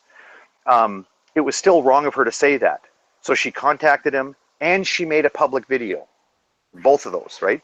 To make sure that she was like, no, I shouldn't have done that. And she hasn't done it since, right? That's how you make a mistake and then rise above it. And the main thing, like I say, stop doing it. Don't do it 10 times in the same hangout and then just never apologize for it. Wolf, what do you think about this? Did you hear the allegation about how, and by the way, I've been contacted about this too, is that my expression, like when my hangout the other day, I was like, well, that's kind of bullshit that Dee Dee said, that, well, I don't know, maybe Fiona's a man. We don't know. We don't know what she's packing. She's probably a dude, right? And they're like, oh, no. He wasn't accusing her. He was just raising the question. Like, I don't know what people think about that as a defense. Now, Dee Dee didn't say, I know for a fact that Fiona is transgender. So therefore, that's not a false accusation. And therefore, it is not even slightly immoral or unpalatable or inappropriate in some way. Yeah, I've not yet had somebody say, well, that wasn't cool.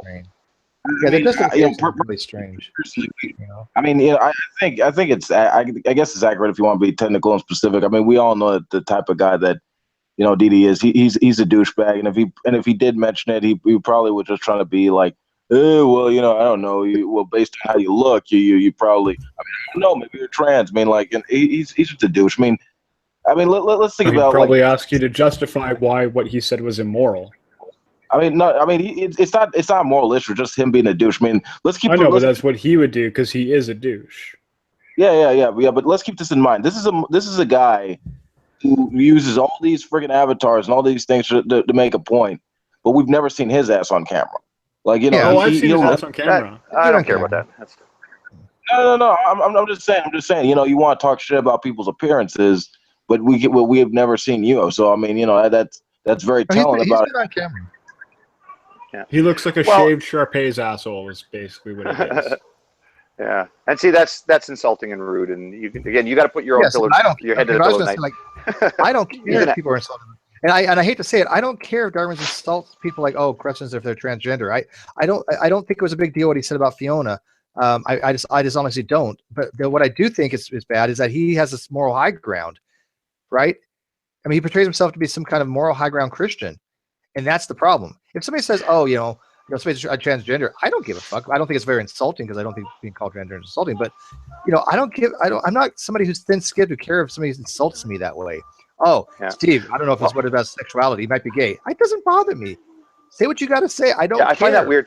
Well, the thing that I find moral high ground and say that you're some kind of Christian, kind of thing. That's what I get upset about. It is funny how none of his buddies around him realize how awful it makes them look. Like when you do something like that. Now again, they're all saying, "Oh well, gee, maybe he was just asking the question. He doesn't know." Well, no, he didn't ask the question like, "Hey, did you guys notice that there's a lot more sort of out transgender people now? Like we have Brenda. I mean, Nadia has been very expressive about her journey through being transgendered.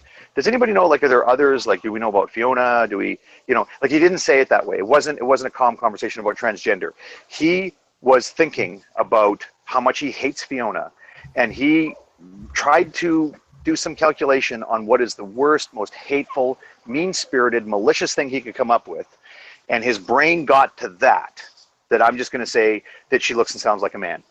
And that's when he opened his mouth, and that's why it came out of his mouth. There is just simply a plausible explanation than just pure hatred and I agree. Maliciousness. That's why, but here's the other thing. Yeah, and it makes him look bad and whatever. But here's the other thing. Because that's not a problem. I take your point, Stephen, that's not a problem. Because when it comes down to it, there's always going to be an asshole. Whatever circle you're in, there's going to be some jerk that just says stupid things like that. The question is, how do other people react to it? And other people reacted to it. You go and listen to that clip. Other people reacted to it immediately, promptly, and vigorously laughing at what he said. There was immediate, oh, that's pretty funny. And then then a couple of people piped up. I think Carlos was one of them to say, like, no, she's a woman. Antonio said he knew where you got that from. Antonio goes, oh, I see where you're getting that from. At least when you kind of chuckled when I referred to him looking like a Sharpay, the hindquarters of a Sharpay, you said, okay, that's rude and insulting. You acknowledged that, what I was doing was I was taking a jab at him. But I don't care if you're rude and insulting. That's my whole point. I just don't care. It's also an accurate description, though. He does. He looks like a Sharpay's ass. He looks like a Sharpay ass. Yeah. I'm not above the fray, but I don't portray myself to be some kind of moralistic, high ground person, right? I mean, he's going to talk about morality and then really has no morals or ethics whatsoever, or even common decency. That's my big jab at it. I just think it's just. I don't know how to put it to words. It bothers me to no end that these people are so goddamn hypocritical. Well, self-righteous is the way I'd put it. Well, I think they're fairly consistent in their behavior and in their theology, particularly DD. DD literally believes that as someone who's saved, he's above to everyone else. I think you're right. Yeah, I do think you're right. And I have evidence for that. It's on one of Tom's hangouts. No, I do think you're right. That I think he thinks he's above everybody else because he's saved. Because it does give him an air of superiority, right? Hey, look, I'm saved. You're not. La-di-la-di-da. A few of them do come across as, oh, you know what? I do want to spread the word, and I want you to be saved, and I do care about you. I get that. I do believe some of them are sincere. He's not one of them. The real sad thing that I take away from this is remember the good old days when Metz was the asshole. And now it's like, hey, you know what? I've talked to Matt. Well, he was a bit of a jerk, but everybody still liked talking to him. He could still have an actual civil and productive conversation with the guy. He was fun to chat with. Yeah, the jury's still in that with me. I don't know if he. So it is what it is. Do I think he's completely on the up and up? No, I think there's some duplicity there. Well, of course there is, but he will actually, if you phrase it in such a way that he understands what you're trying to put forward, he will actually take it to heart and actually consider what it is you're proposing. Oh, I'd much rather talk to him. I asked him if he had ever, it was a question about gay marriage, and I asked if he ever drew a distinction between marriage as a religious sacrament and marriage as a legal institution. And that was on the J.D. Kane, Matt Slick debate after show. And he actually went, oh, I never considered that. I'm going to have to think on that. I don't see how he's never considered that. A lot of people don't. Really? Yeah, that was his reaction. I just think that'd be part of the just by that alone, just acknowledging that, oh, I hadn't considered that. He gained an enormous amount of respect for me. It's like he can harp on all day. Oh, gays can't get married because of the Bible. I don't give a shit about the religious prescriptions. Yeah. I do wish G-Man would pay a little more attention to Matt Slick and see what a calmer, more wise believer does. I don't remember when it was, just a couple of weeks ago. I think it was when they got into a discussion about masturbation and whether it's okay to think about somebody who isn't your wife, and some people would say, well, no, that's a sin, and he'd go, well, no, hang on a sec, I don't really see anything. Like, do you have a scriptural reference for that? Because the Bible doesn't address this. Oh, I'm sorry. By the way, yeah, masturbating when you're thinking about somebody who isn't your wife, in his position, that I don't mean to represent. He says that's not sinful. He thinks it is. The question, like, there was one guy there who says he never masturbates because he thinks masturbation is sinful, and Matt Slick says, no, I don't think it is sinful. There may be circumstances where that's an appropriate thing to do. Now, thinking about someone who isn't your wife, now you have issues because Christ was teaching us to guard our thoughts, and he was able to provide scriptural support for that. But he doesn't take these hardline issues on these sexual things. Doesn't take a hardline position on sexual issues simply because other Christians deem it unpalatable to do things. He says, I'm going to be guided by Scripture. Anyway, partway through that conversation, somebody said, well, what about this? And he goes, I've been thinking about that, and I really struggle with that. I want to know what other people think about it, what scriptural support is for that. And that's not the first time. I've heard him a number of times when somebody asks him a question. He's like us in this way, right? If you ask me a question about DNA, I'll say, I think I remember this part from school. Why don't we ask so-and-so, right? Or there are some things you ask me, I go, no, I know this. And then sometimes you say, I don't know. And he does that. If he's sure about something from Scripture, you're getting it from him. And if he's not sure, he'll give you the wishy-washy, well, I think it's this, but I understand some other people have a different viewpoint. And when he doesn't know, when it comes to Scripture, he says, I don't know. And whereas G-Man, if you ask him anything, he's just like, well, that's not what the Bible says. Well, the Bible says this. Well, you don't know where it says that. You're just making shit up. He really needs to learn to calm down. I agree. I have it's related to what Hogtie said about the man saying, oh, I never masturbate, but it is kind of, lowbrow humor. I'm sure that everyone in the Hangout knows who Alfred Kinsey is, the guy who did a bunch of studies on sexuality a long time ago. And he found that if you surveyed American men, 90% of them admitted to masturbating regularly. And he was interviewed once, and he was asked by the reporter, oh, what does this mean about, American culture? And he says it means that 10% of men are liars. So if someone says that he doesn't masturbate, I take that to be a lie. Well, it's also trying to protect an image that they think they have, or an image that they want people to view them. Fine, up some extent. But I don't really even know what the scriptural support would be for that. Like, I know there's one passage about someone spilling their seed on the ground, but that's explicitly because God told them, no, you go and knock up that woman. Well, and it's been misrepresented too, as it's been taught. I think it's Catholicism that taught that. I'm not sure entirely where about that got its origin. Yeah, every sperm is sacred. I can't sing it, but every sperm is sacred. Every sperm is good. I appreciate the reference, but you got to apologize to your audience, Steve. I'm just going back to see that part where see if you can see my. And I think you left me like. I have an audience presented. To this? Oh yeah, yeah. Just I appreciate the reference to Monty Python reference there, but I think just so people don't repeat the reference to Onan or Onanism is not about wasting seed. There's no biblical prohibition of wasting seed. Waste away, do what you ever want. The issue with Onan was that he was because it was his brother's wife. It was not appropriate for him to not get her pregnant. brother's It wasn't the wasting seed. It was the not getting her pregnant when he was supposed to. I'm not sure why. Wait a minute. Why was he supposed to get her pregnant? God told him to go and knock her up. Like his brother was dead or something, and she was a widow, and God told her take her as a wife and impregnate her, and he refused. He basically, I'll shag her, but I'll instead of inseminating her, I'll just pull out. And God smited him for that. Yeah, it's such a weird story. Wow, I would have been smited many times over in my life. And it's certainly one of the weirder stories in the Bible. But then again, the Bible itself does have some very odd stories in the way they try and present things. Like it does get weirdly specific in some areas. Yeah, true. Like the whole, two men are in a fight and the wife tries to break it up by grabbing the one guy's testicles. You must cut off her arm.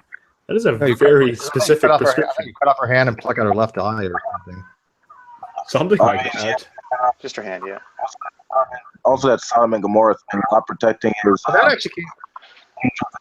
By offering his daughters to get raped, and then he has sex with his daughters after he gets drunk. What the fuck? Technically, in that story, his daughters conspire with one another that, let's get dad good and liquored up, and then we'll basically rape him while he's passed out. Yeah, I gotta tell you, I could. Which is even more weird. That's this. I mean, no dad in the right mind would be that drunk. It doesn't happen. And that's the thing. Alabama. Yeah, well, yeah. That's right. So, the Bible is false. Okay, Alabamans. They didn't know about whiskey dick. Alabamans. Yeah. Well, that's the whiskey dick. That's the problem. Well, that's the other thing that's so weird about the story is that now remember at the time they were in the cave and there was this grand destruction around them. They thought they were the last people on Earth. So how drunk was he that he thought, it happens to be there's this other young woman that happens to wander into the cave and wants my seed, right? He thinks he and his daughters are the only ones left on Earth. And when a woman starts getting snuggly with him, he assumes that it's not one of his daughters. I mean, he must have been super drunk. Specifies that. But then I think it just says they got him drunk, and I think it's implied that he passed out and they just had their way with him. Well, then that's the second problem. God wants this to happen, kind of deal. Which is where the whiskey dick comes in. If you're blacked out drunk. Yeah, that's where I was going. Yeah, that's right. He's so drunk he doesn't recognize his own daughters. It doesn't occur to him that there aren't supposed to be other people. But yeah, he's that drunk, and yet he's still functional to the point that he scores a goal on the first night, and then he's loaded up again the next night. I don't know if you've ever. I have, but the thing you got to. What do you call it? Really would just say, God intervened. So wait, God intervened. Okay. Yeah. I will rise him up. So God made this happen. God, that was right. Yeah, God. Yeah, it was a miracle. So it was a miracle that he had incest with his daughter. That's just beyond fucked. Yeah. Well, this is the same book too that how you get striped animals versus or spotted striped animals versus single patched or single coat of fur animals. God intervened on that though. God wanted that to happen. So that's why it happened. Didn't General actually explain that there was like some kind of bark that actually has an effect on the expression of the gene that would determine like the pattern of the fur or something? Somebody was did a study on something along those lines. So I don't know. I think again, I don't know. It's a very similar issue, though, wasn't it? That Skylar and Edgar were talking about the Noah's Ark issue with the animals getting off the Ark and what they had to eat, or something like that. Like it was a very similar kind of issue. Well, yeah. What did the meat eaters eat when when there was only 2 by 2? I mean, obviously they didn't eat each other. There was no plant life. It was all destroyed. They ate all the leftover angels, of course. No, but I think Edgar's his solution to that was, God gave them food, Yeah, but he won't give starving children in Africa food. Okay, right. God intervened. Yeah, God intervened, so he cares more about animals than he does people. No, see, I don't buy it. Those are the kind of arguments I just go, what the fuck, right? Yeah. If you're going to posit that kind of deity, I don't believe that kind of deity. Well, it's like Noah's flood is obviously meant to be taken as kind of a exaggerated story. It's obviously some kind of parable. Yeah. It's only when you take a plain reading of the text that it becomes problematic. Well, and I mean, I do think it's exaggerated because other biblical literatures do reference this too, like the Epic of Gilgamesh. I think it is. I think that I can't remember who said this. Somebody made a video where they actually provided the references within the video, so you can go and check them up. It's been a couple of years since I've seen it, but biblical historians have basically can confidently say that the people who wrote the Noah story were like the grandchildren of the people who survived the flood of Zarathustra or something like that. Yeah, I think I heard something about there was that a local Babylonian flood where right. Yeah, this tale of like a prince who accidentally defaulted on his like agreed upon arrangement with somebody. Like he was going to sell them a bunch of goats or something. And even in those days, if you were a prince, it didn't matter. If you defaulted on a deal, you would basically be sentenced to death. So he kind of fled from there afterwards. Huh. Interesting. But he basically lived on a raft with his family and a bunch of animals that he was going to go and sell. No, I believe that stories come from other stories. I mean, sure. I mean, like that's the best they got. The cultural myth book. I mean, no one's denying that it was written by people, you know, like thousands of years ago. But, I mean, they didn't know like how like in terms of science or mathematics or anything like that. They just related it to their religious beliefs, and those stories that they came up with in their experience. And that's pretty much all that there is to it. And I think that happens a lot of times with literature, no matter how you try and slice it too, though. I mean, like The Little Mermaid, for instance, the original book is way different from the Disney adaptation. Oh, yes, it is. I want them to make the live-action version of that. I know. So Cinderella. I mean, all the hell was making it for the kids. Let's make this for the grown-ups now. Yeah, all the Grimm stories are dark. You know, even back in the day, like with cartoons, you know, like Tom and Jerry has a pretty adult fucking shit.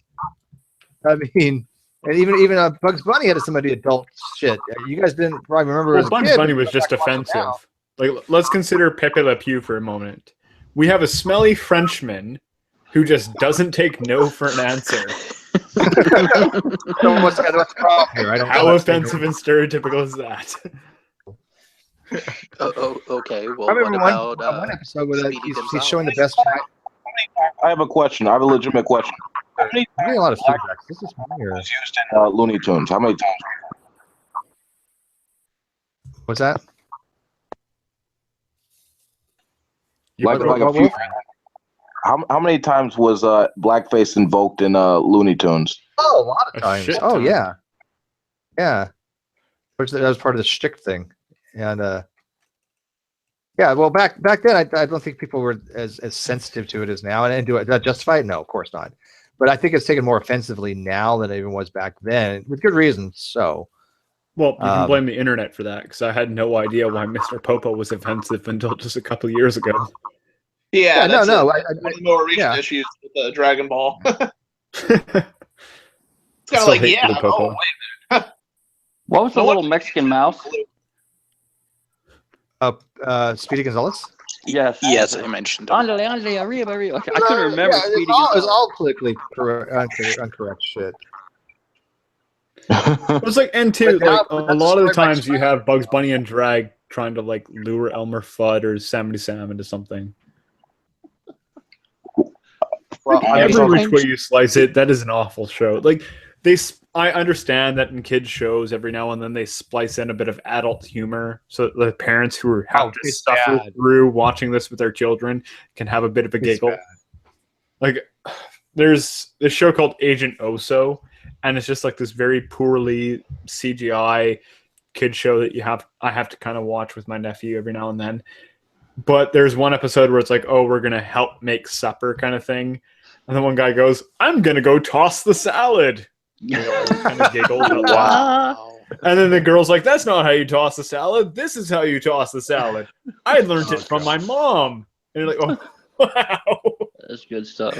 They had to put that in intentionally just for the parents. Have you seen the Uncle Grandpa or Uncle Grandpa? Is it Uncle Grandpa or? Yeah, I think that's. I've actually seen that a few times. That shit's funny. Hey, remember when Ren and Stimpy hit the scene? Oh, that was. Oh, they were nowhere near as vulgar as some of these. I was not allowed to watch that show. What about Cow and Chicken? You remember that? This one? Cow and Chicken. I remember that show. I do. Yeah. Yeah, they had one episode that was banned. It was called the Buffalo News, and it was a an all woman gang of like these really that was funny. You're coming around, munching on the people's carpets and shit like that, and the dad scared and everything like that, and the mom was all like, "Why are you scared? They're not here for you." Yeah, there are some times when they take it too far, though. Like, I decided I felt a bit nostalgic because I saw this like little Gumby toy at the store, so I was like, oh, I'm gonna go home and download a bunch of episodes of Gumby, and I downloaded an episode called Gold Rush Gumby, and it's like him and Pokey are driving to go and dig up some gold somewhere, and they're driving along, and Gumby goes, oh, this looks like a good place to dig for gold here on this map. And the horse goes, oh, I don't know about that, Gumby. That's near that pesky Indian reservation. And I just went, okay, I need to see where this is going. So they go on to the Indian reservation. And Gumby gets out and goes, all right, I'm going to start digging. And the horse goes, oh, I think I'll just stay here because I like my scalp where it is. Like, holy fuck. Wait. Dark humor. I was and it only gets worse from there. Memes, baby. But Rocco's Modern Life, wasn't Rocco a sex line operator? Jared, I'm gonna have to mute you for a second. I think you're getting a lot of feedback. I think I gotta step out for a bit too. So we'll see you guys. Oh yeah, I'll tell you. Yeah, somebody's getting a lot of background noise. It's Tony. I don't know, but who? I don't think so. I hear it out of my hand. I hear it really bad. And I was hearing it when I was talking, so it was coming from someone else. Yeah, it wasn't you. It's definitely not you. What was your question? It's gone now. Rocco's Modern Life. I think it's probably mine that's doing it then. It is. Yep. Yeah, no clue why it's doing it though. Turn down the volume. Touch yourself at night. Turn down the volume. Okay. I slice myself just so I can feel something. Wasn't Rocco like a 900 line operator, like a sex telephone sex operator? I think I remember seeing that somewhere. I never really watched the series much, though. I'm trying to remember Rocco's Modern Life. Oh. The thing that I always tried to wonder was why the hell would anyone phone into that shit? Cheaper than a prostitute and less chance of getting stabbed and robbed. Well, in high school, on the wrestling team, there was actually a guy who got nicknamed Tugboat. And the reason for it was, and he rocked that shit later on, because I just told him, just own the nickname. Doesn't matter how you got it. Just take the power away from the people who use it against you. But the wrestling team nicknamed him that because they went to a tournament, and a bunch of them came back to the hotel room and found him basically jerking off to the commercial on TV for one of those phone-in sex lines. I had a friend that we caught doing that too. It's like, there's porn on Showcase. Yeah, trying to watch it through the squiggly lines. I think I saw a nipple. On TV and Select. Oh, those were the days. I think I see a boob. Is that a boob? Yes. Oh my God, that's a boob. It ends up being an elbow. You're like, wow. Yeah. You don't care. You're already done. No. I remember trying to break into my dad's porn stash. Wow. That's where I learned how to break into locks. Yep. I wish I would have never done that. Apparently, I've been willed my grandfather's Playboy collection. I should have kept mine. My dad had a huge collection, but I was a kid, and I kind of cut them all up, and they've just been destroyed. But yeah. Does he have the original Marilyn Monroe one? No, I got Suzanne Summers one though. That one's worth a lot of money. I know. My grandpa has a huge fucking collection. Yeah. What do you think when Playboy decided to go non-nude for a while there? Yeah, and all the women looked exactly the same. That's when. Well, I wouldn't know because first of all, I don't really have an interest in looking at the magazines, and even if I did, a lot of the pages are stuck together, so I can't even look at them. That's because I was making model airplanes at the time. That's why. Blue, damn blue. Seem to be conjoined by some natural adhesive. I don't know. This is why my hangouts are not getting monetized. I've had zero in the last 4 days. The last couple of days, it's been zero across the board. I'm like, okay, come on, what seriously is going on here? Something's happening with YouTube. Again, it wasn't much, but it was $1 a day. Now it's zero. So I don't know what's going on. Oh, you could try Twitch. It was $1 a day for like a year, and all of a sudden, in 2 weeks, it went down to literally. Now it's nothing, and I'm like, wait a minute, how is that even possible? Well, you guys are part of the Illuminati. No, YouTube, legit. YouTube does seem to be cutting down on channels that are deemed offensive and putting the monetization down to zero, and also unless you have the restricted feature off, some of them won't come up at all. Like Louder with Crowder was talking about it, where his channel, zero content comes up unless you have that restricted filter turned off. Yeah, I have the restricted filter turned off. They actually did get in shit for that recently. Where it was like, even with the restricted filter off, like if Steve doesn't put his videos as age restricted by user or anything like that. But there were a lot of non-age restricted videos where it was just like, oh, someone's gay coming out story, and it was like to sort of tell kids who are gay, then don't worry about it, it'll soothe over kind of thing. They were age restricted so that if there were parental settings set, like 14, 15-year-old kids wouldn't be able to watch this video. And they were saying, well, it's not family friendly, that's why we're restricting it. That defeats the whole purpose. Yeah. So maybe that's it. It's just your channel. Just maybe. Well, no, because I'm getting views and I'm getting. I'm getting revenue. If you go to YouTube, there's estimated revenue earnings, but when you go to AdSense, it's zero. Yeah. The problem is you're not going to get any revenue if YouTube deems your channel just wholesale is kind of like not family friendly. And the problem is we don't know what the hell they mean by family friendly. They don't have a list or something? No. Or do they? They had a list for advertiser friendly, but not family friendly. No, I actually emailed them and I got back a response saying everything's fine on your channel, it's monetized. But things go up and down. I'm like, they don't go up and down like this. I don't go from like $1, $2, $3 a day to zero, because Christmas time is about $3 a day. Then that's a higher season, but it's usually about $1 a day. I make about $30 a month just off the ad revenue. Now I'm making zero. Literally, the time of the year when people should be spending it with their family, they're just watching your channel. That's it. but I mean, on the average, you don't drop down to zero. I mean, obviously, there's a certain amount, and I'm getting, and there's an estimated revenue that I'm getting from the videos. Like here's the estimated video. Like this revenue was $4. Usually about half that, I've noticed. So if it says $4, you should get about half that too. So Tom says he found something that might explain this. And it was on linked us to a video. Yeah, it was on the news last week. Something like all the major people were. Yeah, I know that all the major. All the you see AT&T and Verizon have all been pulling out of their advertisers. That doesn't mean that all the advertisers have. Is a boycott going on? Is that what this is saying? Yeah. It's kind of ironic that it's coming from Philip DeFranco, who's one of the major YouTube contributors and who makes a shit ton of money from YouTube, that he has his own staff. Well, yeah, Crowder too. He has a staff. He does YouTube, but he also does podcasts and other things because of how much his YouTube monetization has dropped. Has his monetization gone to shit? Crowder, pretty well everyone's across the board has gone to shit.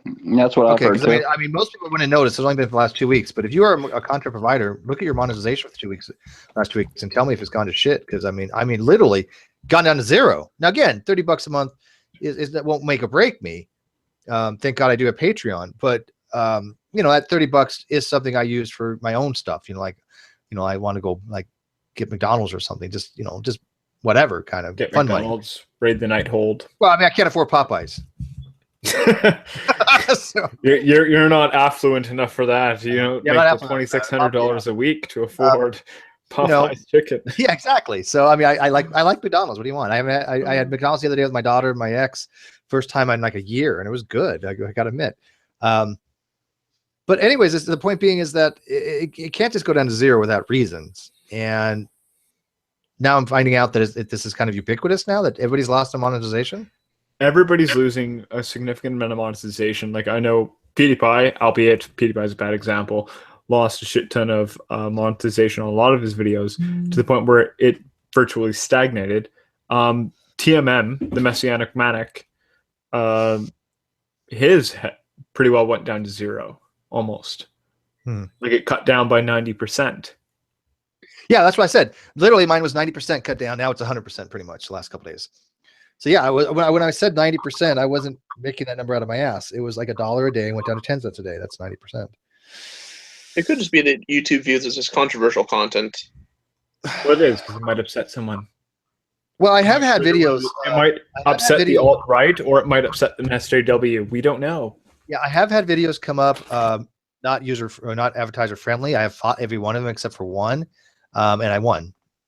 But I don't think they list channels that way. I don't think they go, this channel is that and that, because they said, when I wrote to them, they said the advertisements do come up on your videos. So I mean, when I look at my videos, they still are advertised.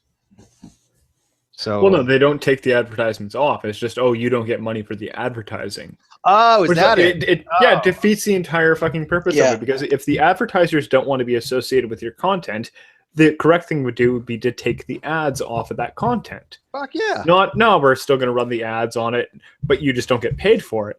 And then the second thing that I found, which was stupid about it, and I think I linked you to it, was that like Carl's Jr. burger place's commercial for the threesome burger. I was like, this is just a softcore porno is what you're watching on YouTube. With food.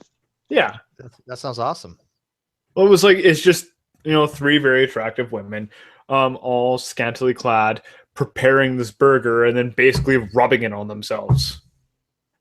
And it's like, okay, so Steve's channel is not advertiser friendly because it might get a bit controversial and sexual, and this is what the advertisers are putting out.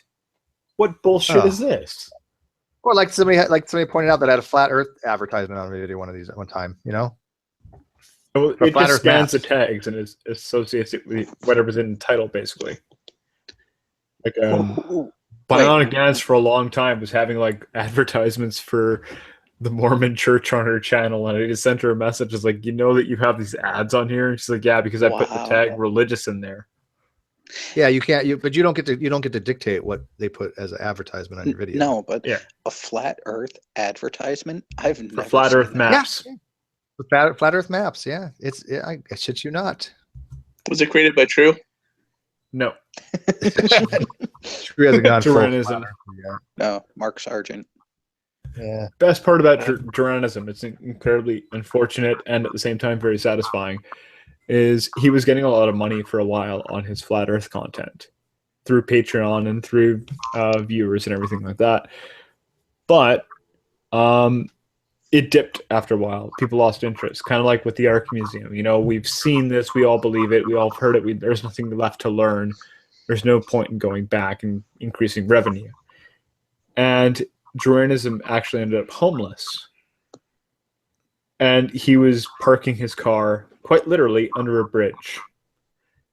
Okay, it can't be too bad. How fitting is it that a possible troll is now living under a bridge?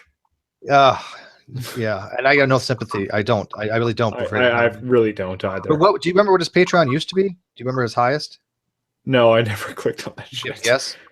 No. I mean, I heard it was several thousand, and it's still quite high. It's $565 a month. Yeah, it's $565 a month that people are paying him to outright put misinformation. Now, yes, my Patreon, I have Patreon. Mine's nowhere near that, by the way. It's a fraction of that. But people like my content. I try to bring a good guest. I have 3 hangouts a week that people can guarantee that we're able to go to, and it's open, right? Anybody can come in here. And I don't give special really privileged Patreons versus non-Patreons for the most part. Maybe technically not everybody can come in here. Well, I mean, pretty much almost anybody. I mean, I even like it's a very short list of exclusion, but there are some who are excluded. I don't even know who's excluded anymore. I mean, A4 can't come in here, Adam. But Adam other than can't that, come in here. G-Man can't come in here. No, G-Man allowed. I told him. I said I revoked that. Okay, down corner and outbound. Yeah, okay, down quarter and out bound. Simon S. Seeker of Truth and Reason. I don't know Simon. Who's Simon Seeker of Truth? He was that dumb cunt who blocked both you and me for explaining to him why it is that even if you just don't accept that God exists, you still have a burden of justification. Oh, okay, vaguely. Yeah, you remember that whole shit show? I think I do remember blocking him. Yeah. Okay, there's a small list, sure, but I mean, for the most part, that's pretty good. But I mean, $565 a month this guy makes for promoting flat Earth. Do you guys? I mean, Jesus Christ! Again, I mean, if I made $565 a month off Patreon, I mean, I would be, I wouldn't even want that much. I don't. My channel's not worth that much.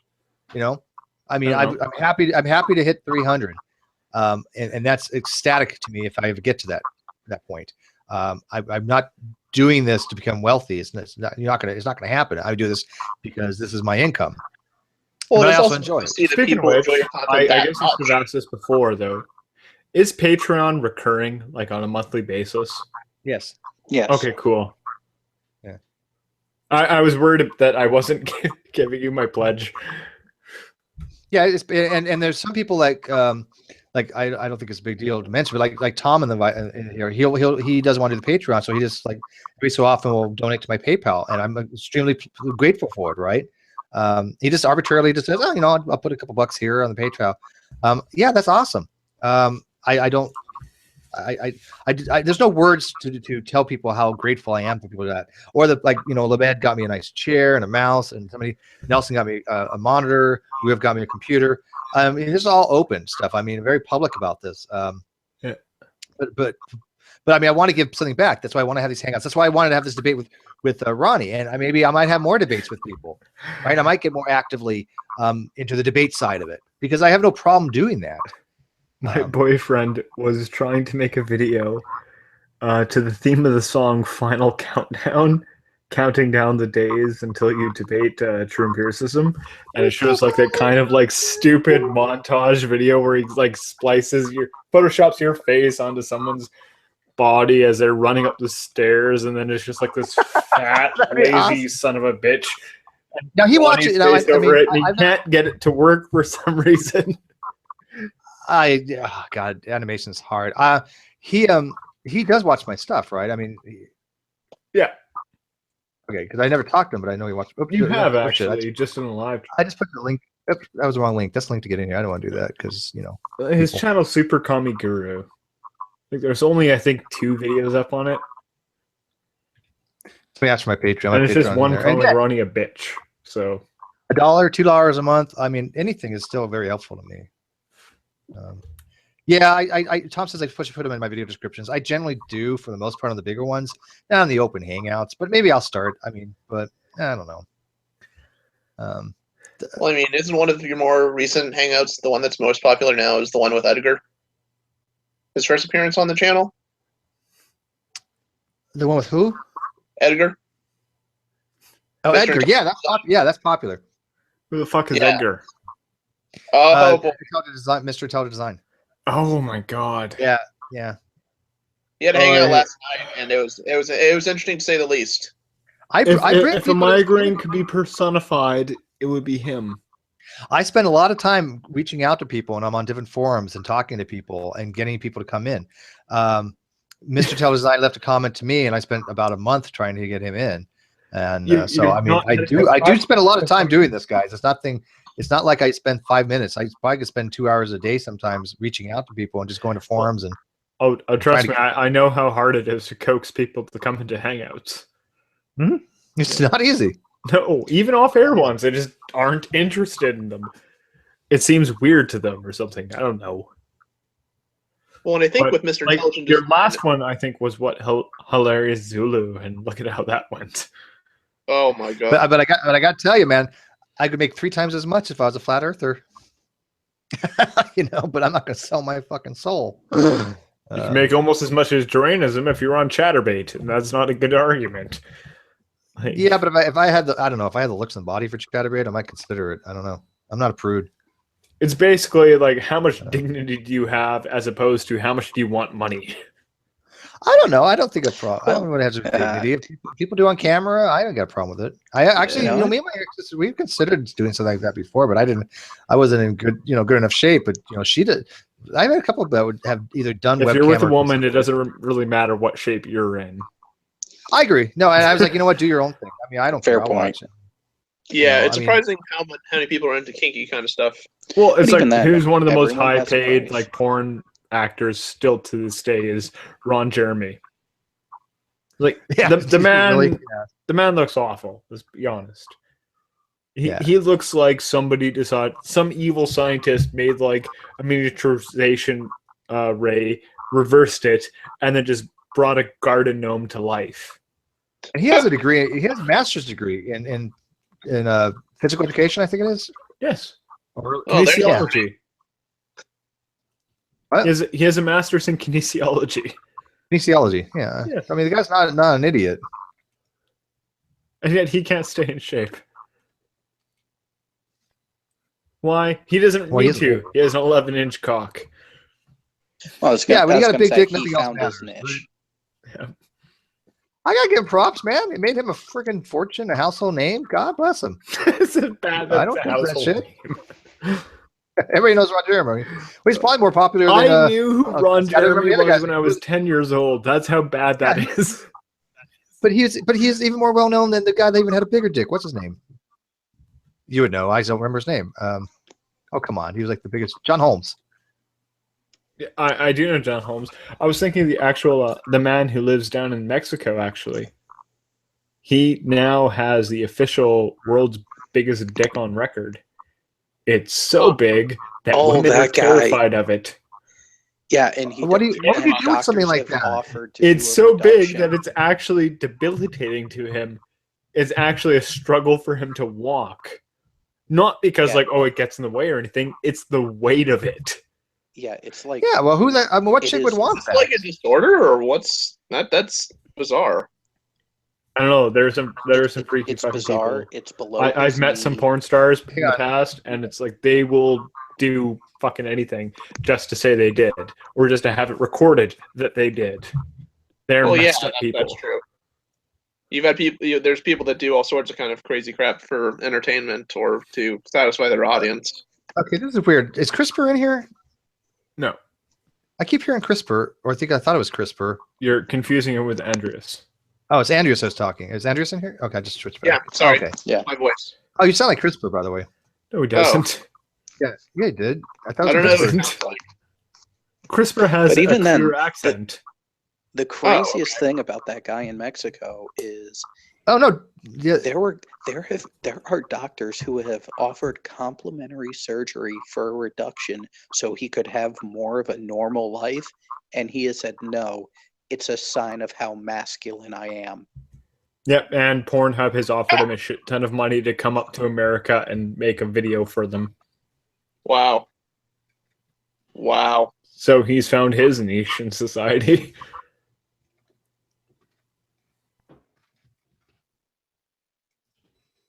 Read the side out there. I don't want to say it on the air.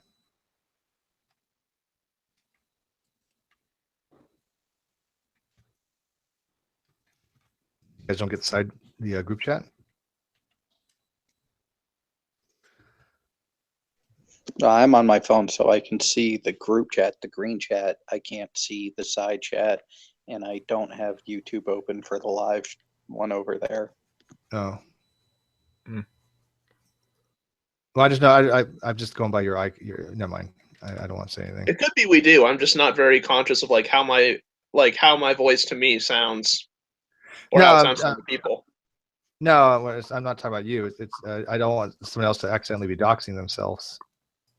Oh, okay. Because that actually narrows it down by you excluding Andreas.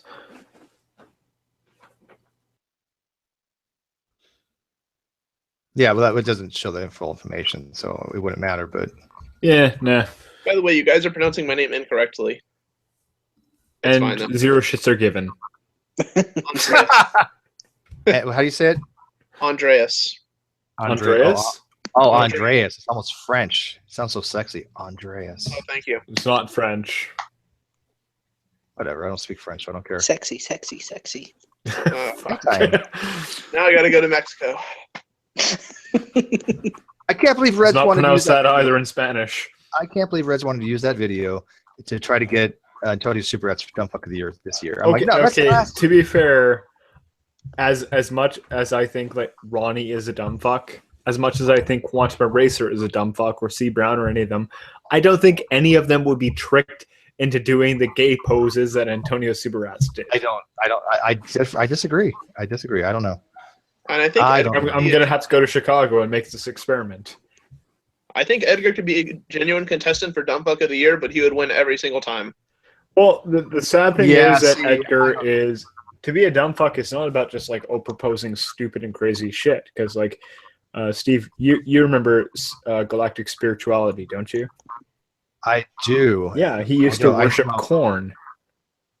But well, no, I mean, you don't know the story on that, do you? I do. And I guess I shouldn't be surprised because it's the internet and this is a thing, but wow. But no, like, even as, like, when I met him, he didn't do that anymore, but even his views at that time were like really, really out there.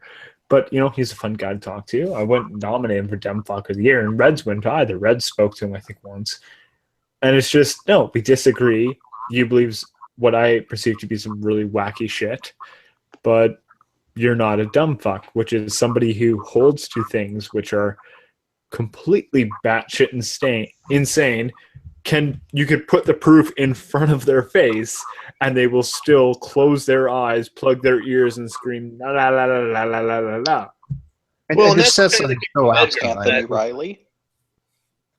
Anthony Riley is like one. With Edgar, I guess, because he has a baseline intelligence, but he doesn't understand what it actually is. Like he doesn't. And that's kind of the problem. You don't know intelligence. You don't understand. He discovered the real intelligence because you don't. The problem is he hasn't defined what the new intelligence is.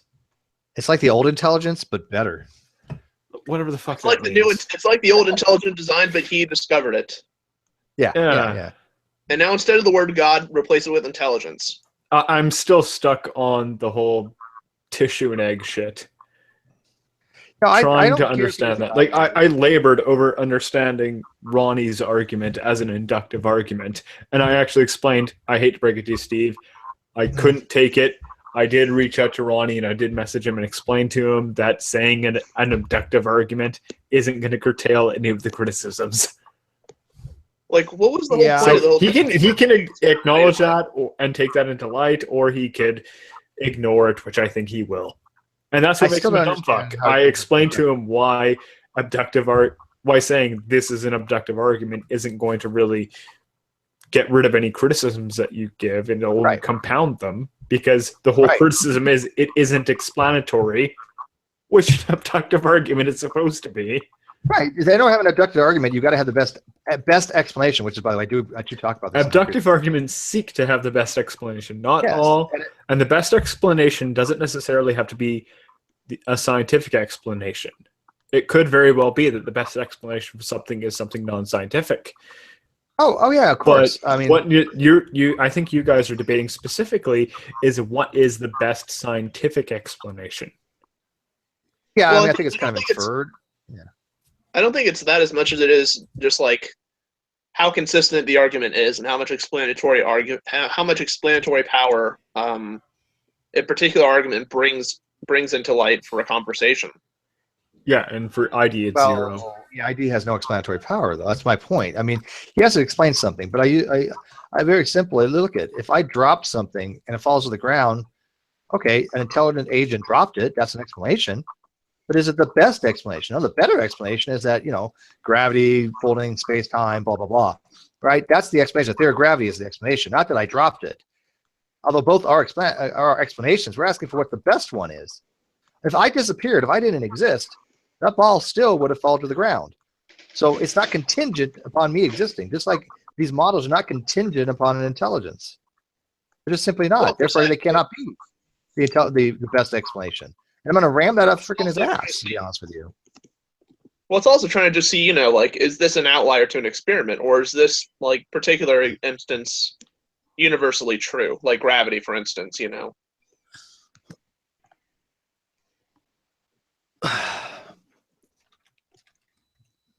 But do you guys get my argument on that? That the intelligent design agent, whether he exists or not, doesn't affect the model. Therefore, the model is literally, by de facto, a better explanation, because we can explain things without the model. I mean, so we explain things without the intelligent agent. We can't explain it without the model. I guess the counter to that, though, would be, what is it that gravity cannot explain, or what is it that gravity is failing to explain? Oh, the majority of people just deny its existence outright. Well, he's not one of those, but yeah, he doesn't deny gravity. But what better explains the motion of objects through a gravitational field? The theory of gravity or intelligent design. Why is intelligent design only applicable to biological systems, or something that Ronnie's trying to narrow it down to, right? Yeah, right. Well, I mean, it's also just kind of like, how necessarily do you determine whether something is intelligent or not? Like, what is the criteria to say, number one, that is an intelligent, and number two, that it was intelligent? Is it irreducibly complex, and does it perform a specific function? You can. Yeah, you can. You can make an abducted argument that for intelligence, that's not the problem, but differently. For example, if we go to another planet and we see a big buildings and stuff like that, it looks like civilization, and from an alien world, right? We can abductively say that this was an intelligence that created this because we've seen in our past experience intelligence creating things of similar nature. So we have a precedent for it. So an abductive explanation of that would be that aliens created it rather than natural formations. We can do that. That's perfectly fine with that. The problem with that, though, is why that's kind of disanalogous to ID is alien intelligence would be analogous enough to human intelligence that we could draw that connection. What Ronnie is proposing is something that is just qualitatively unlike anything that we have any experience or any knowledge of at all. It's on an entirely different level. You can't say that like what this all-knowing transcendent mind who created all physical matter just a human would have made, or why he would have made it, or how he would have made it. You can't explain anything. Well, I mean, I see where Steve, I could see why they would make that analogy, though, as to things being designed that way. Because on first glance, people that don't know biology kind of would assume, hey, yeah, that does look like it's designed. Well, I believe it's designed, but not intelligently designed. As designed. I have no problem with the use of the word design. I think it is designed. I think we're designed, but teleonomically, by a process of many generations, by nature, right? And if God designed it that way, that's fine. But that doesn't take away from the fact that we don't need to invoke an intelligence to explain, biological systems. Or any other things, Steve. One, that is just prima facie nomenclature that you're spewing out there, and two, I have mods. Oh, you took how long? How long? No, I didn't give you mods, but no, you didn't. I just had to do that because if you say teleonomic, like he has no idea what that means. Say it. I give you mods. I have mods. And even then, let's really break it down really simply. If there really was an intelligent designer that created the human body, I would not want that person designing a city, because why would you put a playground next to a sewage treatment plant? Or unless for some people they're both playgrounds. You're going to love the response to that they have, which is intelligent design just means that it possesses intelligence. That this is a conscious thinking. Yeah, two cats having sex. Not that it's smart. Right. I mean, I think not that this is some ideal agent who's doing it. So we all know that when ideas say, "Oh, there's an intelligent designer," they're referring to God, and they're trying to propose the ideal being, and at the same time they're saying, no, the ideal being is actually a fucking idiot. He put it, as opposed to putting your asshole on your toe so that you could just put your foot in the gutter and just relieve yourself that way. No, he put them right next to the recreational area. It's so funny. I think I got a lot more respect for the people who say, yeah, intelligent design, we are talking about God, than the ones who are trying to hide that fact. Well, and the issue it's a sad day when you have respect for Ken Ham. The issue there, though, is that it's an intelligence that appeals to humans because we're anthropomorphizing it. It may not be truth, as truth may actually existentially be, if that even is possible. It's truth I don't validate that. Well, I couldn't comprehend it or validate it. Yeah. Like, it's true that, God. the human body is absolutely fascinating. Like, the intricacies of the circulatory system alone is just mind-boggling. I actually got to go to the bodies exhibit a couple of times, and it just blows me away every single time I go and see it. It disturbs me because I feel hungry afterwards. Oh, is that the one that has 3D images of people? 3D slicing? Where they plasticize people. Yeah, I know what you're talking about. Hey, explain to me why I've been in queue 31 minutes for a rated battleground, Doc. Oh, you're what? I've been in queue for 31 minutes for a non-rated random battleground. It's because of your battle group. What the fuck's up with that? And actually it's a special honor because they have the queue up. So I think you're in the Rampage battle group, if I'm not mistaken. If you're playing on Silver Moon, which I thought it was Reckoning. Reckoning? Maybe. Okay, well then that's a Reckoning is actually Alliance predominant, so the problem is you're not going to have the Horde members to actually fill the roster. And if you're like queuing specifically as DPS, you're going to have an even longer queue time because it's also, while it's searching for like a Wrathy base and a Warsong Gulch and shit like that, it's going to also look for tanking ones like Alterac Valley and Strand of the Ancients. Dude, it usually takes me about 3 minutes to queue. I know, it's fucking annoying. And also a new season started, a new patch was released. Everyone's like just nerding out straight on their computers. We've already and my honor's like we just cleared Nighthold Mythic last night, actually. Are you serious? Yep, we're on to Tomb of Sargeras how did you this clear weekend. Mythic? Well, I mean, what one of the patches allowed you to clear Mythic? So easier. I beg your pardon? Did you clear it easier, or did were you gearing up for it anyways? Or did something happen in the patch? We were stuck. We were one of the guilds that were stuck on the killing 3 bosses. Like, we basically got to the Cro-Magnon anomaly, and we couldn't pass it. We could kill that one, but we couldn't kill the next boss. Oh shit! We can barely do it on normal. I've cleared it twice on normal, but I wouldn't even tempt Mythic. It gets fairly easy fairly quickly. The problem with the Mythic right now with the Nighthold is there's actually no progression. So like, oh, everybody gets better gear. Like, we're all rocking Titan Forged right now. And what do you got? 910 gear, 920? What? I'm 908 right now. Wow, that's sick. I hate you. But it makes PvP really fun. I got 892. I can't break it. I got two full 940 legendaries. What does that tell you? Yeah, well, I'm still playing Fire, and I'm rocking 2 legendaries right now. I got my bracers and my helm. So I'm pushing 1.2 million DPS.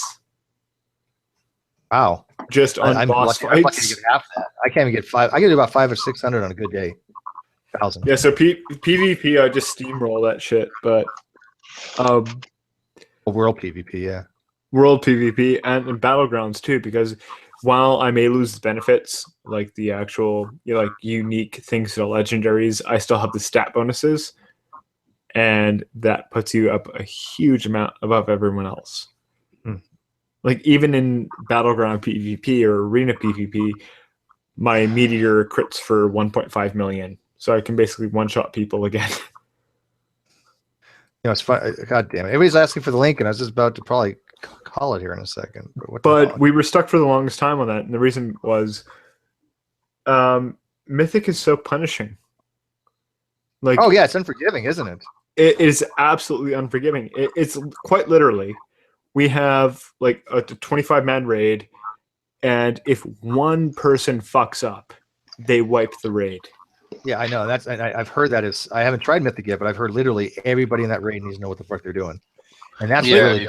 If you do people anything, literally need like the red light, green light, fucking go add-on to tell them what to do. Otherwise, they will wipe the raid because they can't tell the difference between 3 symbols.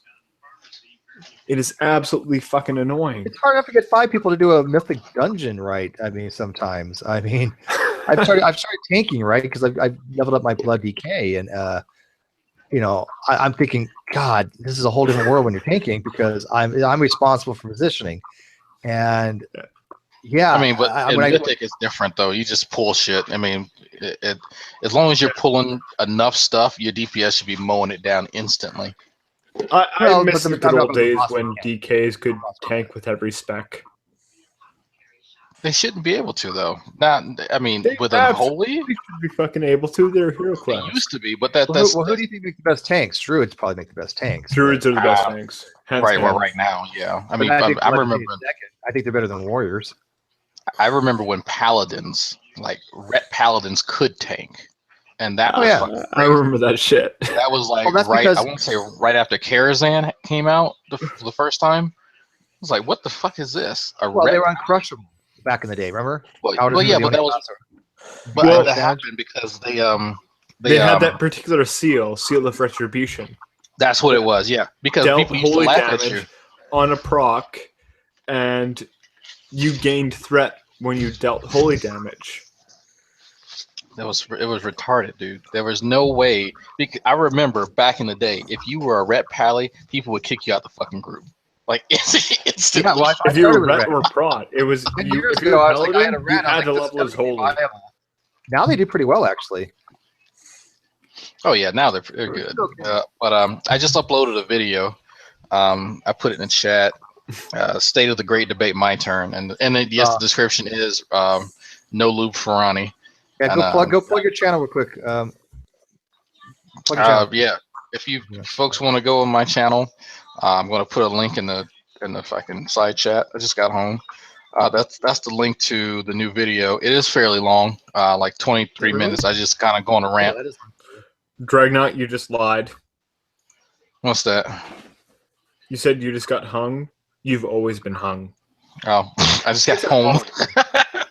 And Drag, it's not that's the issue. It's that he uses sandpaper when he tries to spew out his shit. Hey, look, this rant is pretty good, I think, and I have to thank. I wanted to come in and thank the doctor and his partner for making that little video about his power level. He's a bitch. That I actually used that in the at the end of the video. But it's I overlaid it. He's a bitch. Well, the way that I did it, well, if you guys want to watch it, I didn't, because the part with him just talking, I have that playing. So okay, Drag, let's not make this all serious, not life or death. And I have screenshots of him like saying really fucked up shit, like really stupid stuff, like confusing weak as in physical strength when the days of the week, and him telling me that. Yeah. Oh, you didn't know I have a bunch of Ronnie screenshots? Like here, I'll show you one actually. Here's a pretty funny one. Can you guys see this one? I'm not watching, but I'll go back in a second here. Okay. Let me see if I can. Oh, just pass me mods and I'll present to people. This is a conversation you had about me, but with True, and True is telling folks that I have an introductory level college or high school understanding.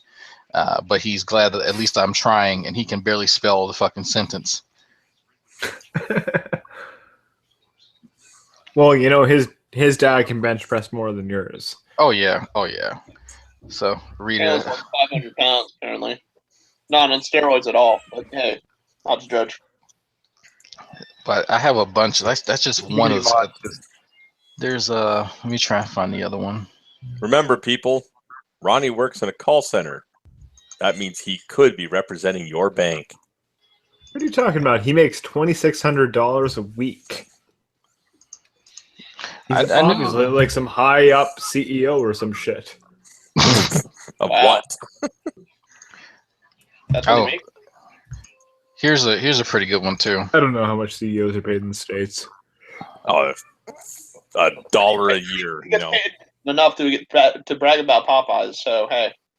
Yeah, that's there still you go. Funny. So I found this one interesting because remember he said he had the same position the entire time, and then everyone else kept offering straw men of what he actually said.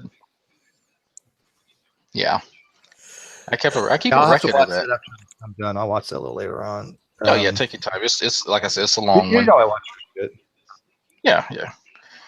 Yes, I ended up uploading a little bit later, and I was supposed to upload it before I went to work, but it was taking forever to render. It took almost I uploaded it in like 1080 HD or some shit like that, and I probably shouldn't have done it, but it came out really clear, so that's good. That's good. That's kind of the purpose of 1080 HP. Yeah. Shit. Came out like shit. There might be an issue. I'd be a little upset, just a little bit. Took all that time to render it too. Yeah, I can understand that. Was this Andreas? Hey, yeah, I think I was talking to you while I was at work. Oh, whoops. Yeah. Okay. Well, no. I wouldn't do anything. That's why I was able to talk. Well, that's good at least. Okay. Yeah. No. See, if my boss sees me on my phone, he'll say, "Hey, go find something to do," probably, or they'll ask me what I'm doing. I'll say I'm texting my wife or something. I don't know. I can't believe he wanted to have my debate when he was at work. I was like, wow, that's just wow, fucking A. Seriously. Well, it shows how cocky he is too. The sad thing is, like, if somebody challenged me to a debate, and it's like, if it was during an hour of my workday, I could actually have it at work. I shouldn't, but I could. Because my whole office actually loves Steve's channel. They love watching this whole stupid shit. Come on, please don't say that. Oh, come on, I do. Like there are people. A branch of the Canadian government loves basically suffering through the filth that we see here on YouTube. That's sad. Do you have people in your What kind of people do you work with? Yeah, I'm asking a question here. Do they subscribe to me? It's a lot of brown people, I'll be honest. Doctor, so some of your friends subscribe to me? Really? My coworkers, they're not my friends. Whatever. Well, now that you said that, they're not going to be your friends. Not friends with you now. They are clearly not my friends. You also called them brown people. Come on. Hey, fuck you, Cracker. I'm brown. I'm status Indian. You know what's funny? My channel's worldwide, and not flat Earth worldwide, but yeah, I mean, look at it, Canadians and Europeans and Australians and. That's right. The other day, CJ, I think. Yeah, he's from New Zealand. Big old way back. I don't know why, but I love taking the piss out of the Australians. You just want to hear their accents. No, even like if they're from Australia, you go like, "Oh, you're from New Zealand," and they just lose their shit. Oh God, if they're from New Zealand, you go, "It's all Australia." If you're referring to the continent, and they just love their shit. That's mean. I just like accents. I like women with accents, whether it be whatever foreign accent. I just find it to be different and erotic. So. Like a California accent, like a valley. I do mean erotic. I know the difference. Come on. I don't know what it is right now, but I'm just going to refrain. Apparently, it's not just me. It's a thing here in Saskatchewan, but we really like ourselves a Scottish accent. The hell? Yeah. So like a Newfie? They're Flatlanders. Don't worry about them. Yeah. Well, according to Flat Earthers, we're all Flatlanders. Yeah. No, it's Saskatchewan. It's just flat. No, only the southern province is flat. I know. Oh, I forgot about this one. Yeah, I put this one in there too. I don't know if you guys can zoom in on it a little bit more. So just so folks know, carbon is not a compound. Really? What? I thought it was. Really? I thought DNA dissolved in water. You tell me my high school chemistry teacher lied. Carbon. Wait, I don't even. I think I vaguely remember that. When he called that a compound? That was like day one of organic chemistry. DNA dissolves in water, man. So he was trying to correct me, and then give an excuse as to why he made this, because he was trying to correct me on something that I was talking to, I think, G-Man Jason Burns about. And so his correction was to tell me that the composition of the Earth's surface is not 90% silica. And then he admits his mistake at the bottom one, but then he says he was detracted by a family member who was over his house, and then he says he was detracted by that. I'm trying to read through this shit. When I say that carbon is the most abundant, obviously in the context of the discussion, that would be a tetravalency versus that of silicon. Silicon and carbon have the same tetravalency. Well, I mean, technically, carbon can be a compound if you consider methane. Well, carbon itself isn't a compound. That's an element. That's an item. Right. Methane has carbon in it, obviously, right? Yeah, it's primarily carbon, but it's for hydrogen with it. But it's still not. That's not a. That's the carbon itself isn't the compound portion of it, though. No, it's an atom. Yeah, it's his corrections, or what he thinks are corrections, are just hilarious because he still doesn't know what the fuck he's talking about. Well, and I mean, somebody in the live chat earlier suggested that in your debate, Steve, you should ask Ronnie what happens to dihydrogen monoxide when you put it in water. Well, it hydrolyzes, actually. What it does is it undergoes a hydrolysis reaction. Yeah. He's actually said that before, actually, that water undergoes hydrolysis. I don't know. Oh, for fuck's sake. Well, I mean, I have a question. Whoa. You can ask Ronnie during the debate if you have to. Ronnie has said that water will things interesting. Reaction. Well, I mean, technically, when you put in water, there's always hydronium and hydroxide in solution. That's not. No, he's saying that water hydrolyzes itself, literally. He's not talking about hydronium and hydroxyl, acid-based things. He literally thinks water can be the water molecule itself becomes hydrolyzed. Oh wow, that's just like a new level of stupid. If it does come up, and Ronnie starts talking about DNA dissolving in water, degrading in water, hope it does. I'm not going to bring it up, but if he does, oh god. If he does, simply do me a favor to ask him. Then how do showers work? Yeah, well, I mean, he just say like, "Oh, you don't understand. It stays in solution." Intelligent design. How else? Think about that, Ronnie. If DNA dissolves in water every time you take a shower, what happens? You're melting like a snowman. Don't tell Ronnie to think. That's bad. Oh, this is a funny pic. He literally hurt himself. I keep forgetting I have all these pictures. I don't know if you guys can see the caption. Is that G-Man? Yes, it is. I remember when you asked us to caption. What is G-Man? What is G-Man pointing at? You see what it says? That's a cat. Oh, that's a cat. Here, let me present it. I just hope Ronnie has some time. I don't want him to pull his dick move where he. Why is G-Man holding a cat like that? And I do my presentation, all of a sudden he's like, I have to go. I'll be like, because it's the only pussy he'll ever get. It's the only white pussy he'll ever get. Yeah, but he's pointing at it. It had something to do with evolution. I forgot. I saw him grab the cat. One we don't see cats part have dogs. Wasn't that part of like Scholar Fiction's video, G-Man and the Animal Kingdom or some shit like that? Oh yeah. Well, have you ever seen a cat have a non-cat? No, you haven't. Checkmate. Yes, I have. I've seen it give birth to a dead cat. That's a non-cat. This cat has ceased to be. It's a non-cat. This cat has ceased to be. That was fucked up. He is no more. I was 3 years old when I saw that. Oh. So you had a Schrodinger situation. Is the kitten alive or dead? We'll find out in a moment. I basically went through my midlife crisis when I was 12 years old. The amount of shit that I saw. Oh, here it is. Okay, so everyone here knows the difference between a day of the week and being physically weak, right? We all know that. Yeah. Yeah. Wait, what? There's a difference? Okay. Ronnie does not know the difference, and I think you'll remember this one, Steve. Oh my god! Here we go. I vaguely. You remember when what's so many gaps? So I guess he thought that I don't know whether he thought I was kidding or he thinks that I'm kidding when I say I record this shit and I take screenshots. Yes, every time he does something stupid like this, I take a screenshot. Do you have like an external hard drive just for this crap?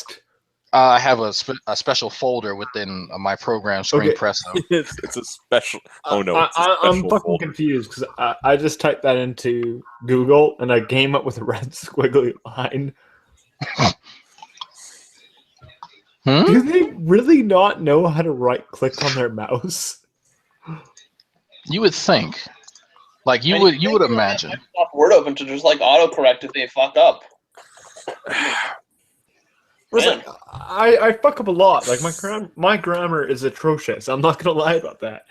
And I do have a legitimate excuse for it, and it's the same as Ronnie's, but I don't fuck up this bad. Like, that's really I bad. mean, Wait, what's Ronnie's excuse? That's horrible. English is not his first language or primary language. I'm not even sure he's human. That's still a debate. Spanish in his case. In my case, it's French. Ronnie speaks fluent English. He just doesn't do it well. He is fluent in speaking English, but there's a difference between speaking English and writing it. English is hard to learn. Yeah, but when he's talking about science and shit like that, he just throws out a bunch of words. He's not. That's not a language barrier. That's not the fact that English is not his first language. That's just him not understanding the concepts. No, this is just him not understanding that when Google tells you or YouTube tells you, hey, this word is spelled improperly, I should maybe right-click on my mouse and see how it ought to be spelled. Well, to that effect, Le Med student is French and speaks better fucking, or types better fucking English than True. Yeah. Types better English than I do. Well, they have to learn English really well over there, and those.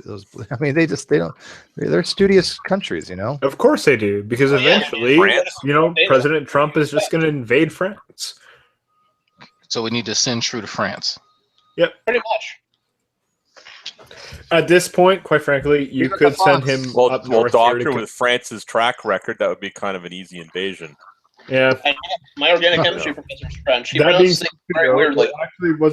There's a fun fact about Google is that they used to have all these like little kind of snide Easter eggs about them.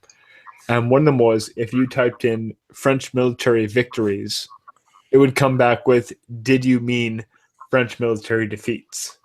That's a good one. Oh boy. Did you know that the French can actually win wars, provided they're not being led by a Frenchman? Retreating is just advancing in the opposite direction. So, Napoleon was not French, and Joan of Arc was not a man. Albeit, Napoleon won a lot of battles, but he ultimately lost the war when Britain decided, okay, let's take the cane out of the cupboard and give him a good thrashing. What was Bonaparte's original nationality? I forget now. In ages since it's like a world history course. Jesus. He was from Genoa. Basically, he's Italian. Oh, okay. Basically, he's Italian. Yeah. And Joan of Arc, Joan of Arc was a woman. Yeah, right. Jeanne d'Arc was a prepubescent girl and one of the most embarrassing failures on the part of the British. I'm not sure, but she probably had daddy issues. I don't know. Jeanne d'Arc actually, there's an interesting thing about it is in her first battle, she was actually knocked unconscious and doesn't know what happened. But they won the battle. That's a good leader right there. It was probably an out-of-body divine experience. I don't know. No, there was nothing out-of-body about it. It was she somehow managed to convince the Count to give her troops to go and basically retaliate against this particular French garrison. And she gets knocked unconscious like within 5 minutes of the fight beginning. And when she wakes up, they've won the war. And she actually like turned her brigade into like one of the most puritanical kind of like holy crusades that you can ever imagine. And they were actually kind of invigorated by that. They weren't allowed to gamble. They weren't even allowed to play chess or let alone like, consort with the local call girls or whatever. So an 11-year-old girl was controlling legions of men. She was 13 at that time. Oh, 13-year-old. Yeah. Wow. Well, her story is absolutely amazing. I absolutely love it. She's one of my favorite people from history because of her and Boudica. Yeah. And here, Joan of Arc, people believe she existed, but Jesus, no, we can't believe in that story. We actually have documentation. We actually have Joan of Arc's signature. Well, I mean, even the Buddha was thought to have existed, right? The who? The Buddha? The Buddha? No. The Prince Siddhartha, the first Buddha, I think you mean? Yeah. There is nothing to indicate that he actually existed. Really? No. There's a temple that does have the ashes of the Buddha, and there's a tooth in it. Whether or not this is actually the first Buddha's ashes, No one's really gonna go. There's no way of actually confirming that there ever was nothing from the ashes. Well, I guess you guys are being reincarnated into roaches. Yeah, pretty much. I reject Buddha as my god. So you mean I can survive the nuclear holocaust that happens when Putin gets pissed at everyone? I'm not worried about Russia. It's not gonna be Russia. It's gonna be North Korea. Get your shit together, people. Yeah. North Korea's gonna freaking. It's one of those two. It's just a matter of time. Yeah, North Korea. I'm telling you. Look, Kim Jong-un needs to go down to the nuclear bunker and go, "Is this cake?" and push the button. Yeah. Pretty. God, they've been trying to master nuclear warfare for a while now. Holy crap. Yeah, no, I'm. It's a matter of time. I mean, I'm not a doomsday guy, but I'm telling you right now, we will get attacked. Please. Well, without China, you know they wouldn't do shit. You know they wouldn't do shit without China. Oh bullshit! Well, I mean, I don't think the thing that I've been wondering about is the thing that I've been wondering about with respect to North Korea is what happens to their Olympic team when they come home, because they know they didn't win. Back to sadness. They're gonna die. They're gonna die. Probably all get killed. Yeah. Like I'm guessing that they must just like summarily be executed. Or something. You don't hear anything from any of them. I don't know. Well, either that or you gotta think. When is? Okay, this is where on humanitarian grounds you just simply hand the North Korean team like participation gold medals, send them home, and hope for the best. What are you talking about? Kim Jong-un won like all the gold medals last time. Yeah, he won them, not his team. Yeah, he got a gold medal in like pole vaulting and like the iron long horse, jump, dash. Yeah, I mean, he's facial identification. This is the cake. Pommel horse. Yeah, the pommel horse. Yeah, that's what it's called, the pommel horse. Okay. Anybody who gets 12 holes in one, their first time playing golf, you got to admit, pretty good. First time playing golf at the age of 7. And he doesn't have a butthole. And he cuts his own hair. With a bowl. Okay, I believe that one. Yeah, I was going to say that would explain. He doesn't trust barbers for some reason. He's probably killed them all. And he's the only person in North Korea who does not have a state-approved haircut. Yes, there's like 15 state-approved haircuts, isn't there? Yeah, something like that, yeah. And he's the only person who does not have one. There's a video of the guy going through their commissary or going to the store for the, what's it called, for the elites or I forget what they call it, but just certain people could go to their stores. And he videotapes it. It's insane. There's no one in there. Well, yeah. But they have everything. They have everything, though. They got iPhones. They got it all. Vice was actually like the first journalistic group outside North Korea that was allowed in after like 30 years or something like that.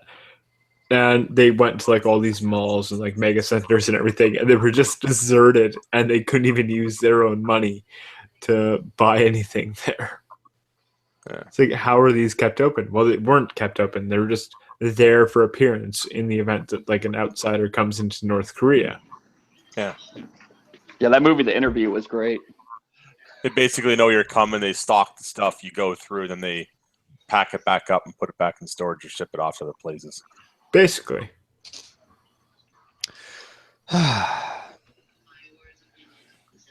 boys and girls, it's about that time. I'm going to have to call it. It's been 3 hours. Come on, you guys like really? 3 hours, man. Really? You guys yeah, we're about to get into the meat of it. You guys are that engaging? No, if you guys, I'll keep it if you guys want me to. No, that's all right. If you want to go, you can go. 40 people watching. I mean, I could, It really depends on like if you think the viewership is worth continuing or not. Oh, I don't do it for the view. Okay, I mean, I shouldn't say I don't do it for viewership, obviously. Yeah, I mean, somewhat. But I mean, if I had 10 people if I had 100 people, yeah, I would still. I don't know. But. I mean, there's 44 people watching right now. How does Reds get 200 and I peak at like 70? Because he shoots rockets into the air. Yeah, well, okay, I'm going to start doing rocket shit then, and flat Earth. I'm going to be like the first person to show flat Earth by rocketry. Yeah. Oh, so there you go, doctor. Go to South Saskatchewan and stand in a wheat field and get Steve proof of a flat Earth. I can very easily do that. And do like a 360 camera pan just to prove that. Yes, that's right. Look, I'm doing 360 tomorrow. Here. I'm actually going down to Swift Current tomorrow, and it is as flat as you can fucking get. You make the video, you put it on YouTube, proof of flat Earth. Anyways, I do want to take this off fuck air. Everybody up. I want to go over some stuff that I want on air, so I wasn't going to leave it completely. Yeah, I just got one more thing to bring up. You're going to deal with that fool quantum eraser. Like, what's the deal with him? Oh, well, Reds was supposed to. He guess he chickened out of that. I don't really want to deal with quantum eraser. What am I supposed to talk to him about? The guy's just a fucking rock, man. I thought you were going to tutor him or something. Speaking of rock, what happened between Reds and Spurskimo? I mean, oh god, it was Spurs finally got booted. He just was. He got booted. He's just a duplicitous. Yeah, he got kicked out because he wouldn't answer direct questions anymore. He got into full troll mode, and Rogers just like, oh fuck this. Wow. Yeah, I mean, what do you expect? Yeah. I heard they tried to do geometry. Didn't do geometry. Yeah, he did. He did it. Okay, he didn't know what a right triangle was. Get the fuck out of here. And he said, "Okay, here's your adjacent. Here's your opposite of our hypotenuse. All that kind of shit, right?" And he said, "Okay, which line here is longest? The hypotenuse. The opposite, the adjacent. Not according to Spurs. It wasn't obvious. No. What? Come on. Shit you fucking not, dude. I am not even exaggerating. And a right no idea. triangle. He couldn't even tell which line was longest. He's like, no, those lines are the same. He's like, he's saying that he literally starts saying that the hypotenuse and the well, it depends on the opposite or adjacent. The longer one, the bottom one. Yeah. There's no way. With the same if you draw a right triangle, there's no fucking way that there's the other two. The hypotenuse has to be the longest one if it's a fucking right triangle. Is he stupid? And is that a rule with right? Are you answering your own question there, Drag? A while, but I'm not sure if that's true entirely. I'm going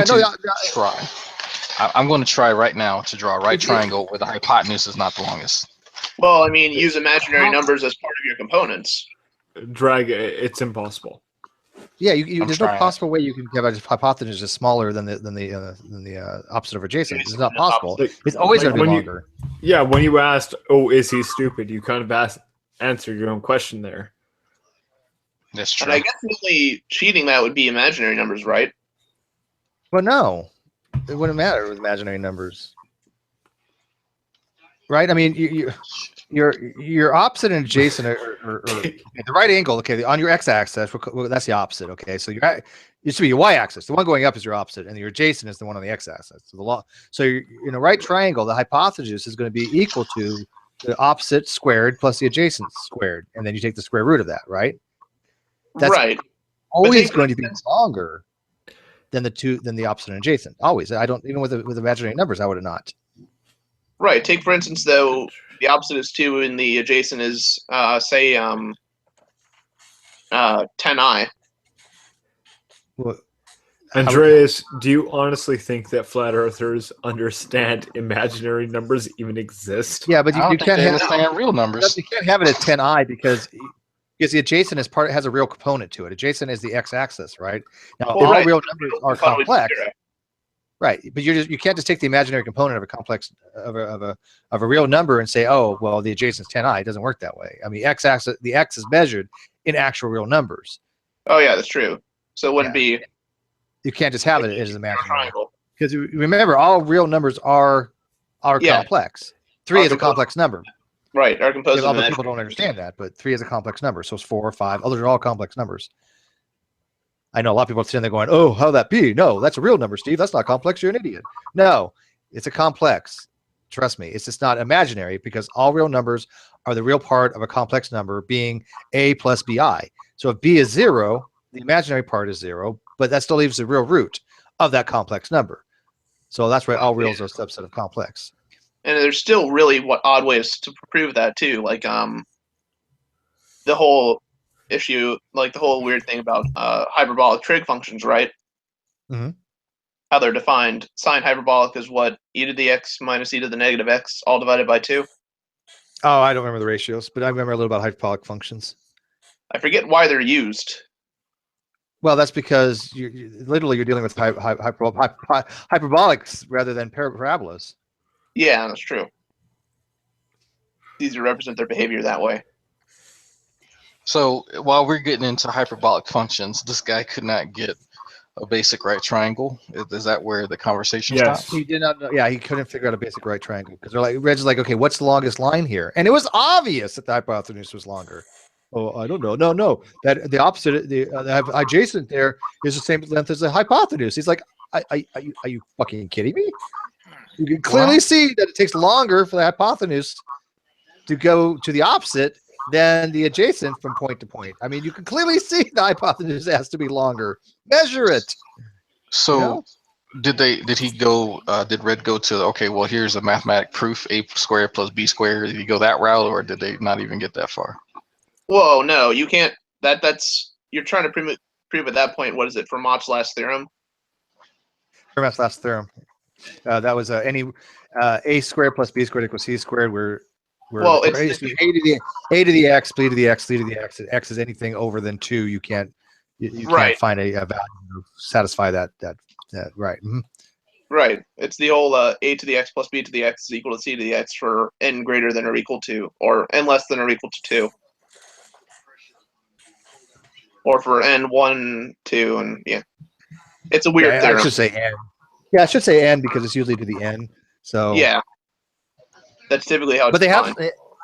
They have actually found one that worked for something weird. It was like, okay, like some value that actually kind of worked for something similar. I don't remember I was reading about that.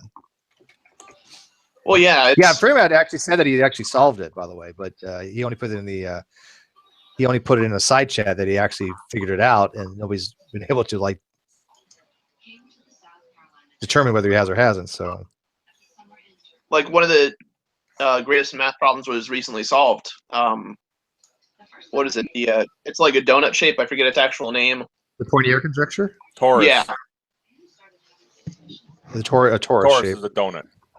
Yeah, it's a donut shape in essence, but it's called a torus. But the idea that when you split it, like you can't separate the torus shape. I forget what it states, but it's a very fascinating proof on it. Really high level mathematics involved, proving it works for n dimensions. Yeah, that was the Poincare conjecture, and that was done by I think it was an Israeli mathematician, and he won $1 million for it, but he didn't take it. It was a Russian mathematician, if I'm not mistaken. The Poincare conjecture. No, the guy's name was I know his fucking name. It was one of the Millennium Problems. Right. And yeah, it was just basically had to do with the surface around a torus. And the guy that solved it, he used a bunch Perlman. That's what it was. It was Grigori Perlman, and he used a bunch of other mathematicians to get to where he was going with it. And then he actually had to invent literally his own mathematics to finish it. I mean, that's kind of how it works after a while with mathematics, though, isn't it? And like 7 people in the world knew how to even determine whether it was right or wrong. Well, I mean, how many people know about what's called a contour integration, right? I don't know contouring, but I suck at topology, right? I mean, that's a hell of a field. It's when integration meets the complex plane, really, which is kind of complicated. Oh, kind of like a Mandelbrot set thing. Yeah, pretty much. Okay. But it allows you to solve integrals like the sine of x divided by x, the integral from 0 to infinity. Yeah, I keep thinking that Ronnie, if he wanted to prove God or demonstrate intelligent design, he should have used the Mandelbrot set. To me, that is a far more interesting thing than ATP synthase. Well, that requires some degree of understanding of mathematics. He's never seen the Mandelbrot set. And you would never find that in a nursing textbook. Yeah, he's not familiar with the Mandelbrot set. This is the guy who said the circumference of the diameter of pi. Yeah, I told you guys I let my calc professor listen to him say that, right? Did you? You really should like recorded that. Yeah, no, I did. YouTube. No, I was going to. He didn't want to be recorded, and I said, "Can I get your graphs?" He's like, "No, I just want to hear this." Adobe and just fucking like blur out his face and just include words. It's too much. He was going to join the great debate community, but I let him listen to that. He's like, I can't do that. No, I have enough trouble with some of your classmates who can't understand this shit. So bad. He said he had never heard anything stupid ever, like never in his 10 years of teaching. And I was like, wow, Ronnie's circumference of the diameter. That's why Ronnie was the fuck of the year. He's just continuing his tradition. He says things that no other rational. No, Steve, he only got that dumb fuck of the year because of all your sock accounts. which was demonstrated to be another false accusation. Well, that's just a lie on your part, isn't it? Yeah. Well, the Illuminati tells me I've got to keep up the charade, so whatever. Hey, but we pay your paycheck. Can't put tinfoil in the microwave. That's why they put the camera in there. What is he? Still thinks your song count is Steve McQuack? Yeah, I don't know. I think that's G-Man. That's not Steve McQuack was in there, and obviously I was not paying attention to the live feed, but I don't know what they may think it's the same. Who the fuck knows? I'm not even sure who Steve McQuack is, but he's a pretty funny troll. Whoever it is, it's pretty obvious who it is. It's hard to hate him. I haven't really paid too much attention. I was like, oh, this guy's funny.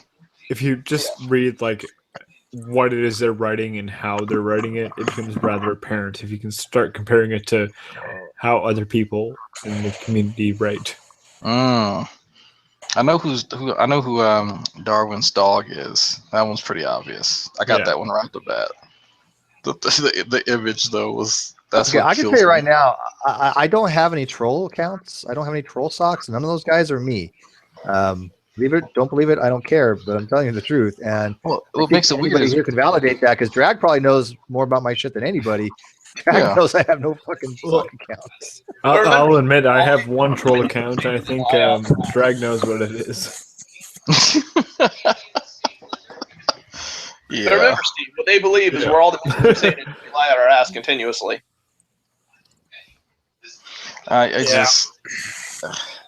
I got people watching my rant video now. I just sent it to Sam. I guess Sam's watching and Hannah's watching it right now. But Ronnie's not going to like it. But I did, Steve. I put in there that we're going to eventually start working on that collaboration video where we start, going through some of the arguments and some like the basic science behind, what's a solution, what's a mixture, we're talking about, macromolecules and just kind of breaking it down for folks. I think that'd be a good idea, especially for people that don't really have a basis understanding of what science is or how science you're going to have to break down even lower for true. You're going to have to go right down to what happens when we mix vinegar with baking soda.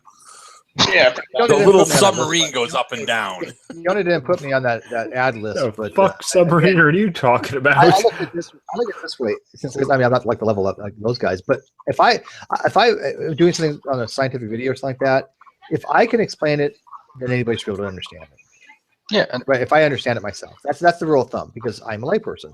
So that's why I like doing these scientific stuffs and be part of it. Because I no offense to Fiona and Hogtie, because they're on such a high level. And yes, they've had practice teaching, right? But even they still won't be able to dumb it down to even Ronnie's level, right? I don't know if it's even possible, right? And that's no disservice to them. It's just that Ronnie's level is way low. So maybe I come in, I'm like, okay, as a complete layperson, let me just try to explain this at a second grade level. Okay, no.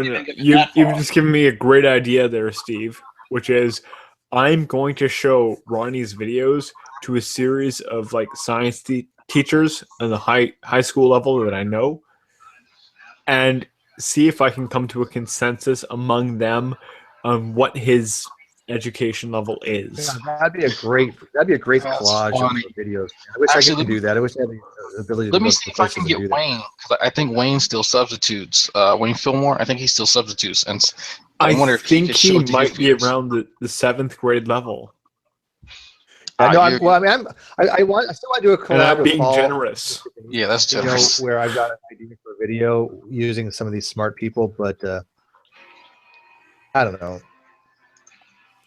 5th grade, yeah. 7th, 8th grade, yeah, maybe. I give him 6th. Now, then again, and then again, he said some really stupid shit. I mean, even 6th graders understand things like pi. I think. I don't know. Well, I mean, yes. I think the issue with Ronnie is that if you can't explain it to a kindergartner, he won't understand it. But he thinks he's so fucking high. He thinks he's so smart, and I just amazed by this. He doesn't really grasp it. He's not very bright. That kind of touches on something that I wanted to join.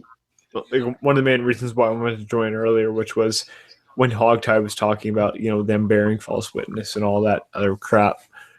And I genuinely think that it's just they don't understand what it means to lie, and they kind of just like throw that out as an excited utterance. And when you ask ask excited straight it. They kind of just blank. I don't think it's that as much as it is they don't care. It's just like Darwin's. He thinks he's the end-all be-all of philosophy. Oh, guys, it's just fucking No. In Darwin's case, it's Bonson. It's what? He repeats him verbatim. Yeah, that's true. He only restates his claims. Oh, fuck. I loved Alex Malpass grilling him.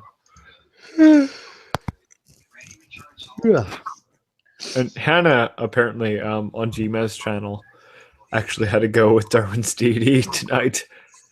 Oh, here we go. Really? Yes. I don't know if I want to watch it. I sent a message to Hannah. I was like, "What the fuck are you doing? Why do you guys keep going to these people's channels? I'm telling you." I was watching it, and then I saw like, "Oh, Darwin's deity is in there. I'm not going to watch this." And then right when I was about to click the X button, they said, "Oh, Hannah Zuby is about to join." I went, "Oh, I like Hannah. Let's hear what she has to say with regards to his epistemist position." And immediately Darwin's deity starts going into his idiotic diatribe. See, I'm just not nice to him at all. I can't handle Darwin's. I'm not at all. There's no reason to even try, because he's not going to try to be nice to you. And he's one of those, he's kill on sight. Like, the second you see him, fuck him up. He's just a glass-jawed bully. Looking for a target is all he is. You can tell the guy has like a 2-inch dick. Like I joke about that, but I really do think he has like a 2-inch dick. Like that ain't his issue, Drag. Trust me. Oh, some people have told me some personal stuff about him, and it's been unremarkable. It's like, yeah, I kind of saw that. Like, I called Ronnie's job even before I knew about it. It's like, yeah. He works at the pickle station at Burger King. Not even McDonald's, fucking Burger King. Pseudo said it earlier. I'm not sure who found out, but I think it's fine. He works at a call center, and there's a high percentage chance that he is probably representing your bank. I doubt that. Well, so when you call into your bank for any bank-related issues, that's right. Ronnie is the one who's doing the typing on the keyboard. Well, it's like, I don't doubt that he works at a call center. What I doubt is that he represents my bank. Well, you're no, I didn't say your exactly. Bank. You're in Canada. Yeah. Well, you know what? Again, I don't care about what people do. I hate talking about people's work and shit like that. It really doesn't matter. But here's the funniest part. The reason why I can see him being optimal for that position, because he doesn't have to deal with coworkers. They don't have to sit there and listen and babble. Yes, he's in his own little cubicle. The coworkers don't have to sit there and listen to babble, but the people on the other end do. No, you're not allowed to babble to them. Well, you babble about bank shit to them. It's the same stuff. As long as your babble about bank shit is correct, the QC doesn't care. And see, that's what Sam and I, because we're very curious about how he just interacts. Like, it really doesn't matter about anything about his arguments. It's just, how can somebody who thinks that everyone's lying operate? But if he has a job where it's just his solitary role separated from everyone else, then that's perfect for him, because you have to be able to separate it. Yeah, there's no way you could work on a project with somebody who thinks that you're trying to undermine him at every corner. Like, it's weird, Well, look at Reds. I mean, we know what Reds does, right? Yeah. I know. I've seen what he's. I've seen that. Yeah. So he deals with the people that he knows are lying, in many cases, right? But he can't call him out on it. That's why he does this. It's his way of venting, because he knows people call up and just are totally fucking yanking his chain. But he has to treat every call with the same, consideration as anybody else, right? So. Oh my God, I have something in common with Reds. Yeah. Oh no, me and G-Man actually has shared similar jobs. I think I said that when everyone was, going when he had doxed himself again. It's like, yeah, actually, he and I work at very similar areas, doing very similar things. It is genuinely unnerving how many interests G-Man and I have in common with one another. Yeah. Somebody just turned off the music. Who's playing the music?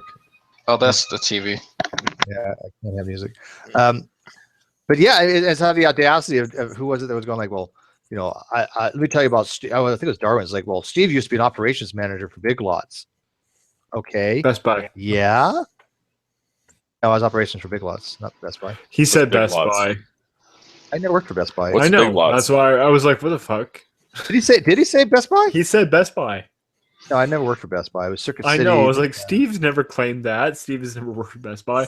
What the fuck But at the same time, I was like, is he either trying to dox Steve or is he just spreading lies about Steve? No, I mean, you can't dox me. I've already no said fucking stuff out reason. in open, right? But I mean, to be an operations manager, with one exception, I knew. Well, apparently, doxing has now been extended to repeating what has been previously said on the internet. Oh, yeah, wow. that's bullshit. But even like the operations manager that I thought that I think. So I would be doxing the doctor if I had said that he was from Saskatchewan because he already stated that earlier. You cunt! cunt! Store. Oh no, I've doxed him. Oh no! You still Next, have he'll be saying I work for the government. Oh, you're in yeah, he charge works for of, the government too. Oh no! Oh my God! What is wrong with you? Hello, government of Saskatchewan. You have an employee named the Doctor. He said mean things to me. He rides a giant chicken to work. Would you put Ronnie in charge of a multi-million-dollar store? Fuck no. There you go. That's the difference, right? Wait, are they open or closed at the time? It doesn't matter. It's still a multi-million-dollar store. At what phase in their going out of business plan are they? I've had to make huge decisions when we're fucking closed. It don't matter. Phase 12 of going out of business plan. Hire Ronnie. Evan fuck up everything. There is actually basically there's this kind of unspoken position among corporations where it's the fallout guy. Wasn't there a movie about that? What they did that to some guy who worked for Kind Enron? of, where it's like there is actually you could make a profession for yourself where it's you get hired at a corporation just so that you could be the fallout guy and take this shit from everyone else, and then you get hired by another company and you take their shit for like fucking something up. You get a bunch of. Do you realize what your resume would look like? I mean, actually, on a corporate level, your resume looks very good. Failed, and it was your fault. Thing about it. You're hired. Like I was hired for this position, and this position ended up losing a shit ton of money, but it was prior to me. The blame got put on me by the media, and you get hired by other companies in respect of that. Like you could literally make your job being a corporate whipping boy. You're the fall guy. That would be perfect for Ronnie. Because then he would just attribute every this case it would be justified. Like all these like weird motivations. $2,600 a week. Yeah, look at you're that. persecuting me. Now, if he could just write one grammatically correct sentence, he would be getting somewhere in life. Speaking of grammatically correct sentences, If you write one grammatically correct word, that'd be good enough. I saw something tell me today. which is appropriate. Is it hanged or hung? Depends what you mean. That's basically like my litmus test for whether or not they're fit for the stockings were hung by the chimney with care.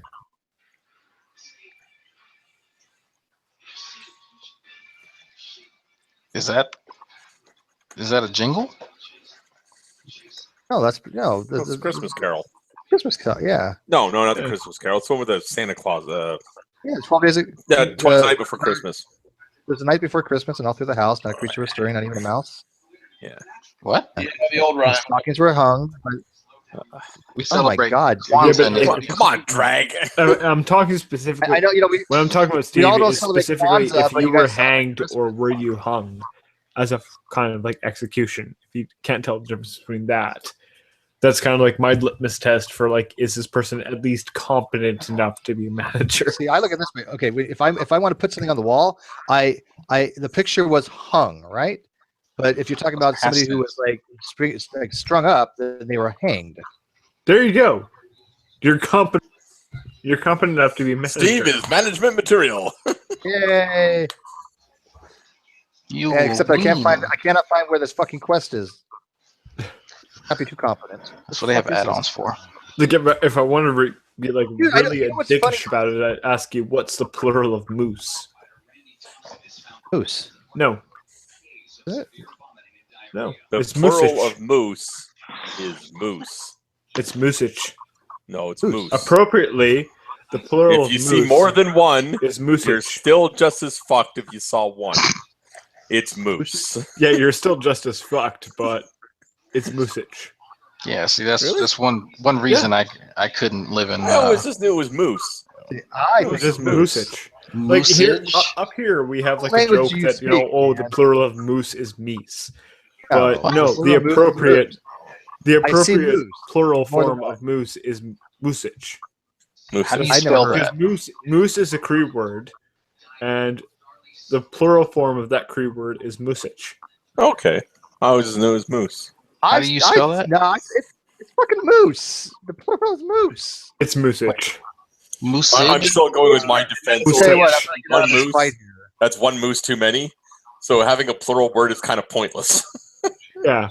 Technically, if you say like me and my friend are going, that's kind of like saying that's one person too many in that sense. Well, I mean, the statement, me and my friend are going to hang out is technically grammatically incorrect. It's supposed to be my friend and I hang out, or I and my friend are going to hang out. It's one of those weird. As fitting as it might sound, the plural moose is not and never has been meese. As while it's tempting to switch out oo for ee, the plural moose is simply moose. Let's win. The plural for moose in English is moose. The word moose, but moose is a Cree word, and the plural form of that Cree word is moosage. Whatever, both is fine. It must be a Canada thing. It is. It's an Indian thing. That's what it is. Suck me. See, that's what it is. That's why, because I ended up looking at Google, and I found Meeseeks from Rick and Morty. So yeah, it's Rick and Morty. Come on. Like Jade loving, fish and fishes. When do you use fish and when do you use fishes? It's like people still can't figure that shit out. That's easy. What is it? Fish and fishes? You would refer when do you use to fish? When do you use like fishes? if you're talking about like individual species, but multiple species, that would be like fishes. Yes. Yeah, there we go. Yeah. And it's one school, it's one. So it's all the fishes in the sea, not all the fish in the sea. Yeah, it's all the fishes in the sea because you're talking about multiple species. I learned that at Sunday school. Well, that was a productive day, wasn't it? Too bad you learned how to be a good Christian. Yeah, well, when the nuns are fucking hitting you over the head with a ruler, it's kind of hard. I got smacked when I was like second grade. This is Gallagher. I got smacked in the hand with a ruler because my penmanship Sister sucked. Porphyria, I like boys. You want to be a priest one day.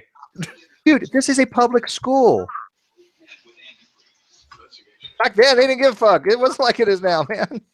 When did you go to school? It was very weird, actually. I think I was in grade 10 when they actually outlawed the cane in public schools in Saskatchewan. Oh, God. Man, how long ago was this?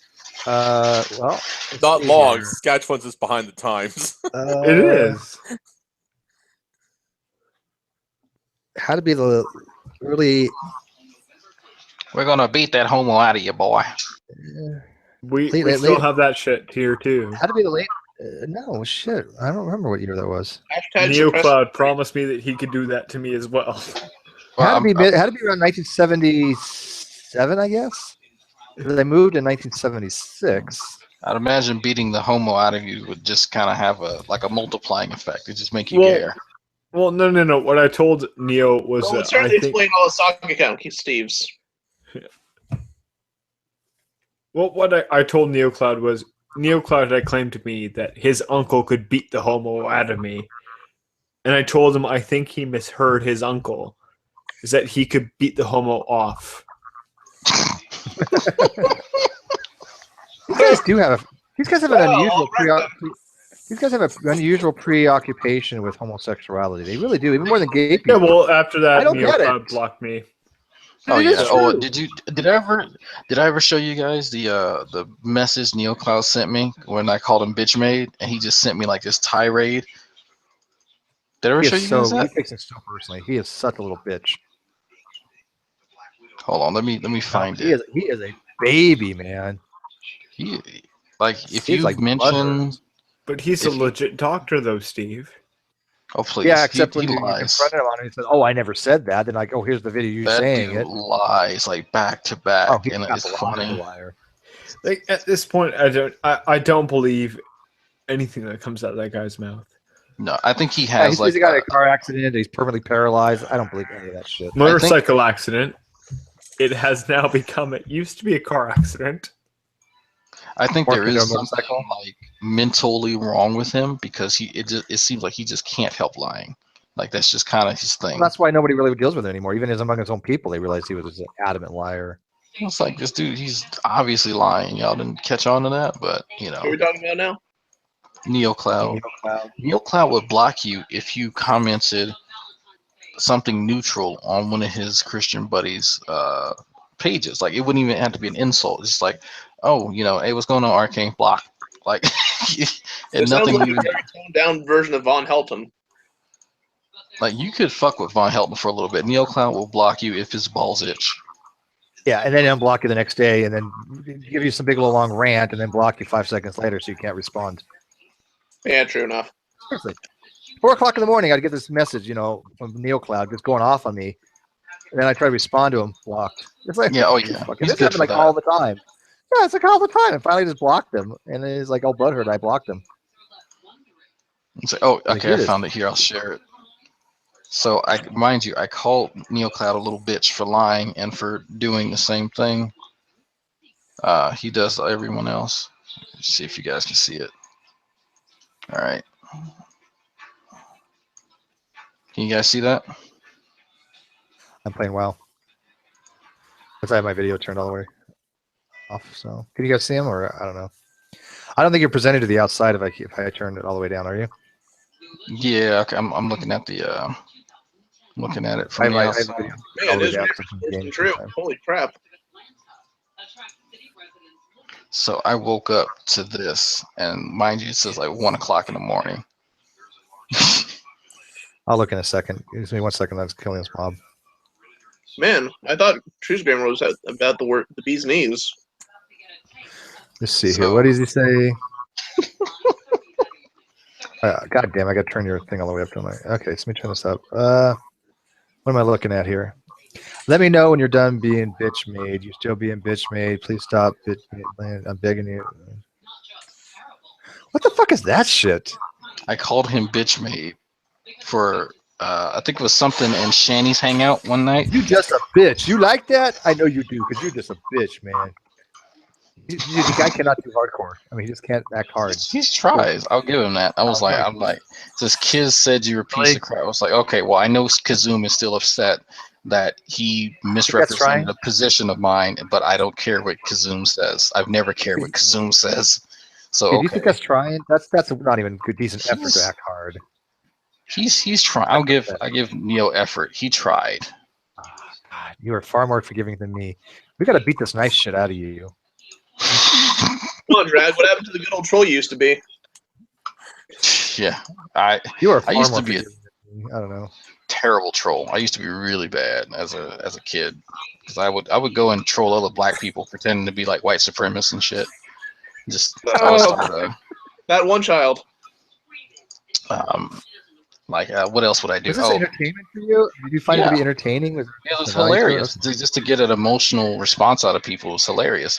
I would go in a trade chat and pretend I was like if I was playing WoW or something.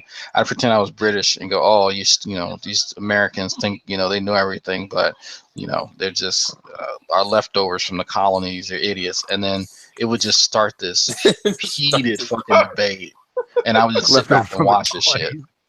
Yeah, like stupid shit like that, dude. And you just wait. But I would watch the chat, and I would see kind of where the conversation's going, and I would kind of add in on what somebody's saying, just kind of affirm it. Like it doesn't matter how crazy it is, and then somebody else would weigh in, and then somebody else would weigh in, and then like you have the chats just boom, boom, boom, boom, boom, boom, boom. Like you would have to extend it in order to like actually read anything because everyone else is weighing in on it, and it just started this whole shitstorm. Somebody messages me and goes, "You're a fucker." And now the Dragons revealed this. The Danes will now know where to look. Yeah, because he is a troll.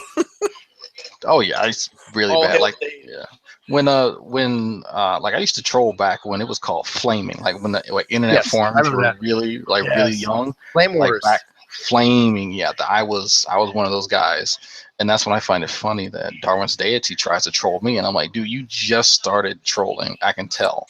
You are Darwin doesn't respect the craft. He really does because I do respect the craft. I do, but he doesn't do it well. Like he tries to go for soft targets. I don't. What do you think I like to see the crack in those guys for? That's why I keep getting let in. Well, see, what I'll do is when I'm talking to Darwin's, like especially in a chat, he looks for little things because what he'll do is, and I've noticed this for certain black members of G Plus, he'll mention something about the way that some of them speak or some of the way that some of them behave, and so he tried that with me, and I was like, oh, okay, thank you for the correction. You know, I appreciate that. You know, as your dick got past 6 inches, like little stuff like that he thinks that bothers me, and so it's I guess you could call it anti-trolling technique. You offer them something about yourself that other people may think is like embarrassing. Like I joke about my weight, and so I threw my weight out there as a joke toward myself, and so he latched onto it and then tried that. And so then I offered something else about something. I made up something. I forgot what it was, and he latched onto that. And so I effectively moved him away from something that may have been actually hurtful by him not realizing that. So I could tell really where he was in his trolling because he couldn't gauge what actually affected me. So yeah, it takes a lot of thought into trolling, but he's like amateur league compared to some other people I've dealt with. But Darwin's is so predictable anymore. I mean, you just know his numbers, so how can he really even be that effective anymore at trolling? Yeah, you already know. I mean, you already know. The conversation's done before it's even started. Quite literally. I almost feel sorry for him. Oh, but I did think of a pretty funny joke on Talking Shit Tuesday because I know we're probably going to talk about Arcane. So remember last time JD was talking about Arcane's mom, and I got some pretty because it's Arcane. Oh God. Here, I'll put the joke in the side chat. Night, guys. Good night. Good night.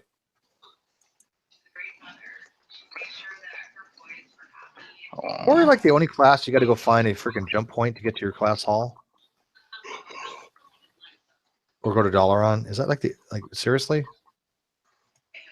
I'm on Warrior now. I need a change. By the way, Fury. Oh my God, way overpowered.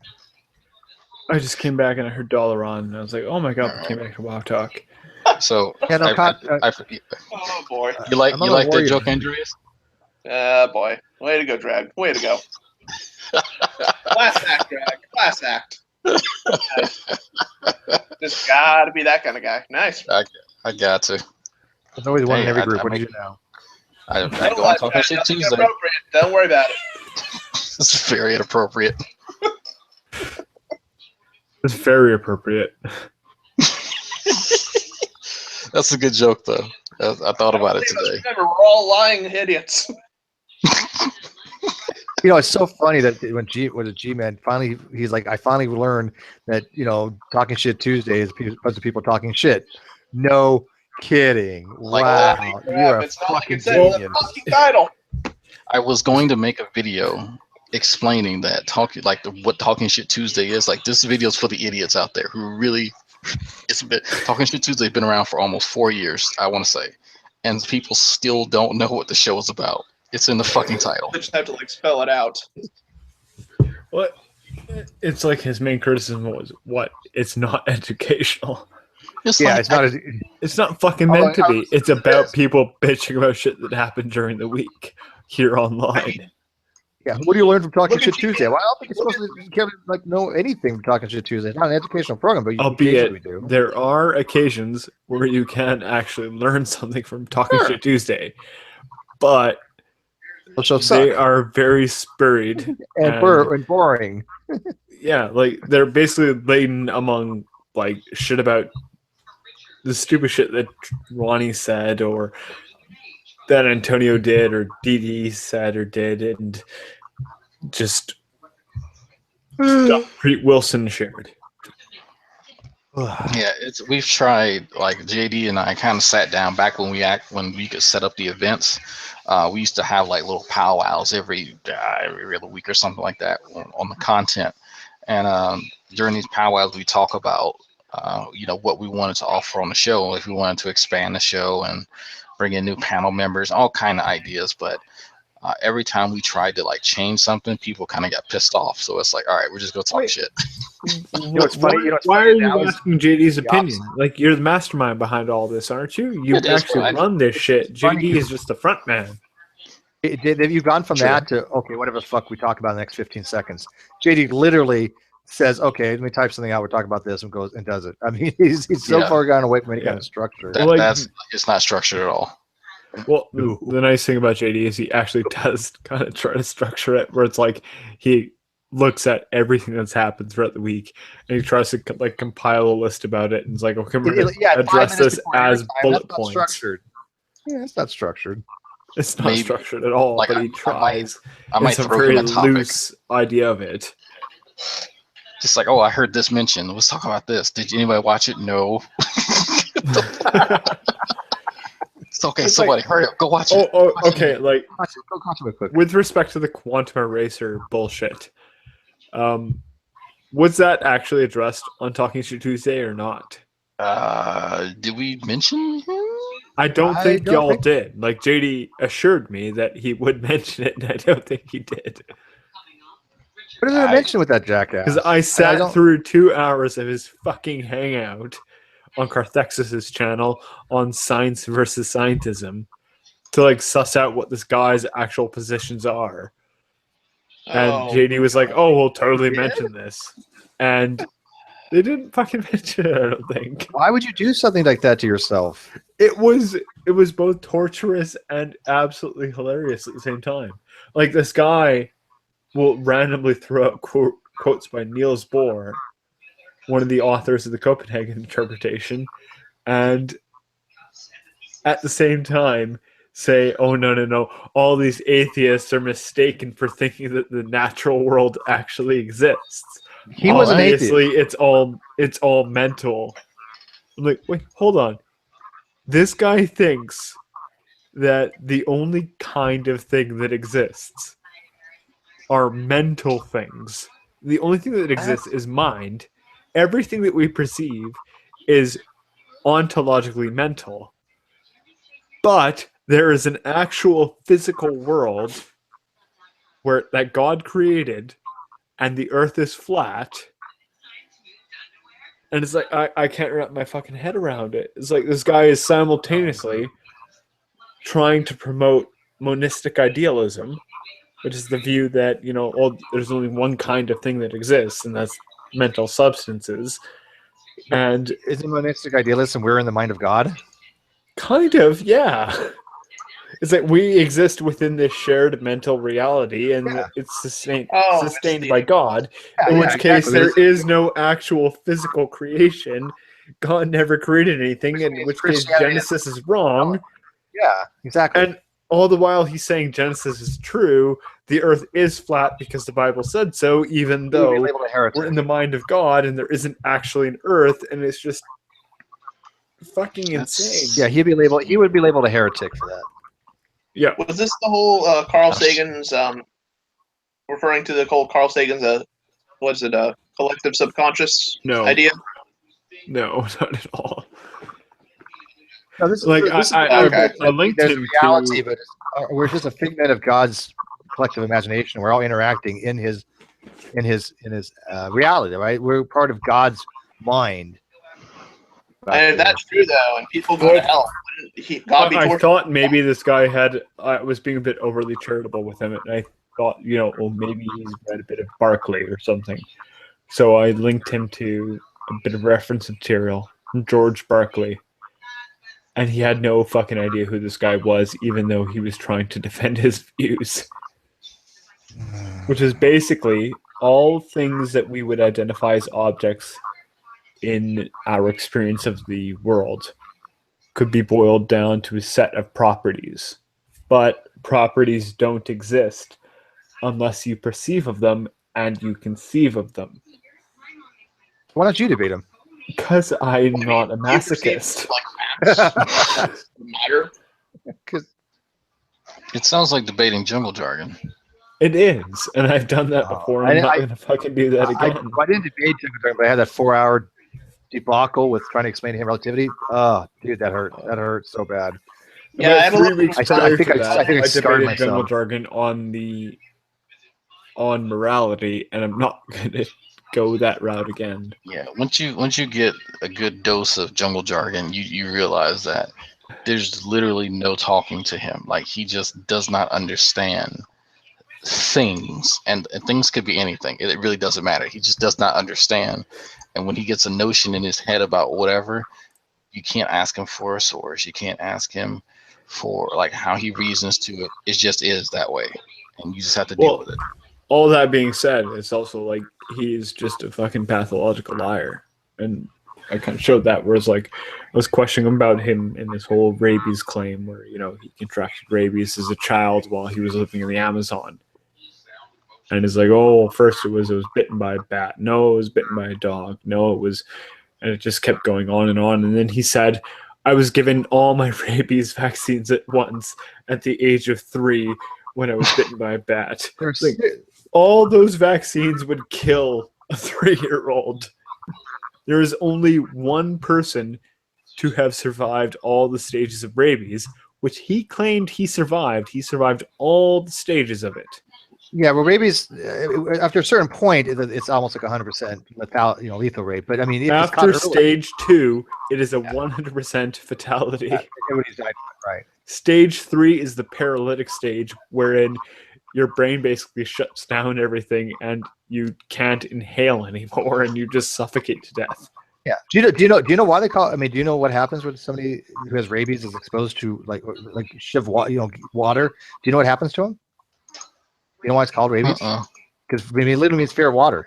Yeah. What happens is the people in the stage, hydrophobia third stage, is one of the symptoms of it. Water, and if you give them water, they start shaking uncontrollably, and they're literally they act like they're afraid of it. It's a reaction to it. That occurs during stage 2. Is 2? Okay, is it stage 2? Yeah, because I learned everything that I could about rabies because I actually had to go through the rabies shots not too long ago.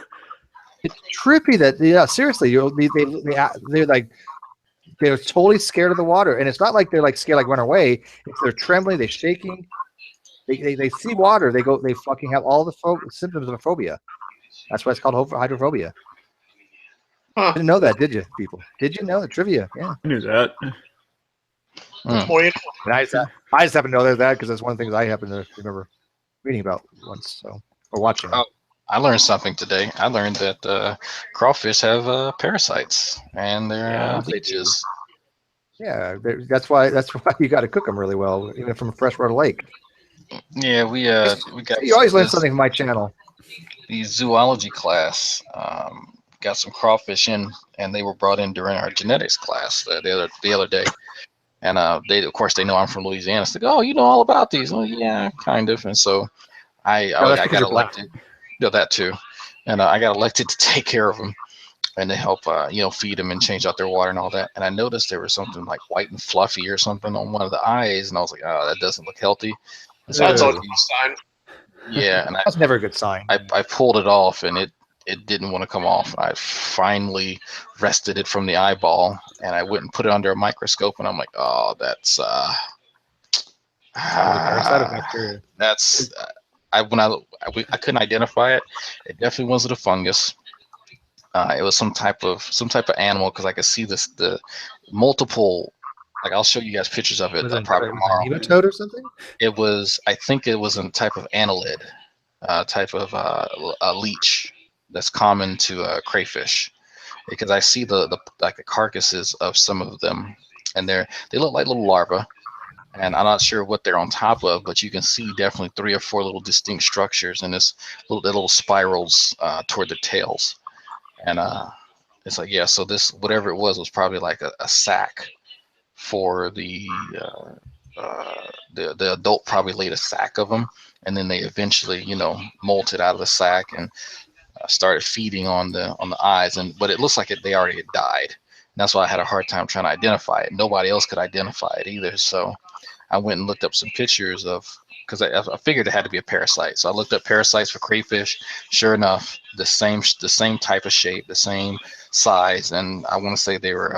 I can't pronounce the name. Let me see if I can find you guys the name of it. Starts with just like a BR or something. Branchio de Dibadella something. I can't say this fucking word. I'll just put it in the chat. Copy. Let me see if you guys can. In the side chat. That's the name of the parasite. Oh, Branchiodelidia.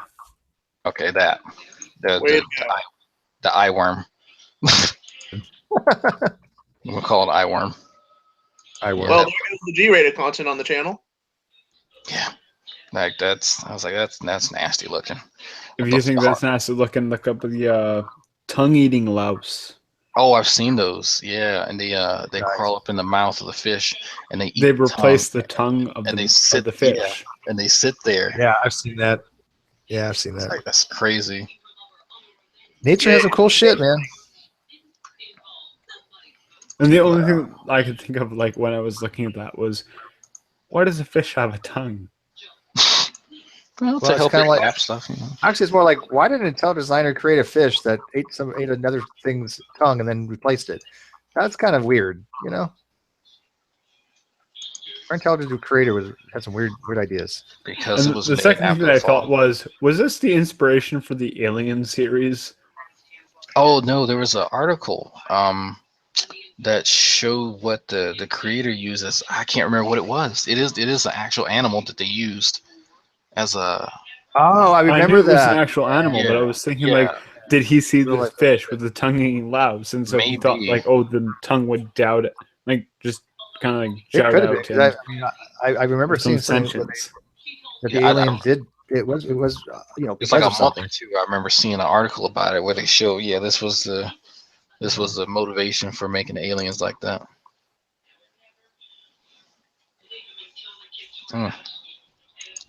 On that note, I gotta wake up in about 5 hours. So yeah, I'm gonna bring the script close, my friends. Well, apparently Nelson Alonso wants an invite to the hangout. Who's that?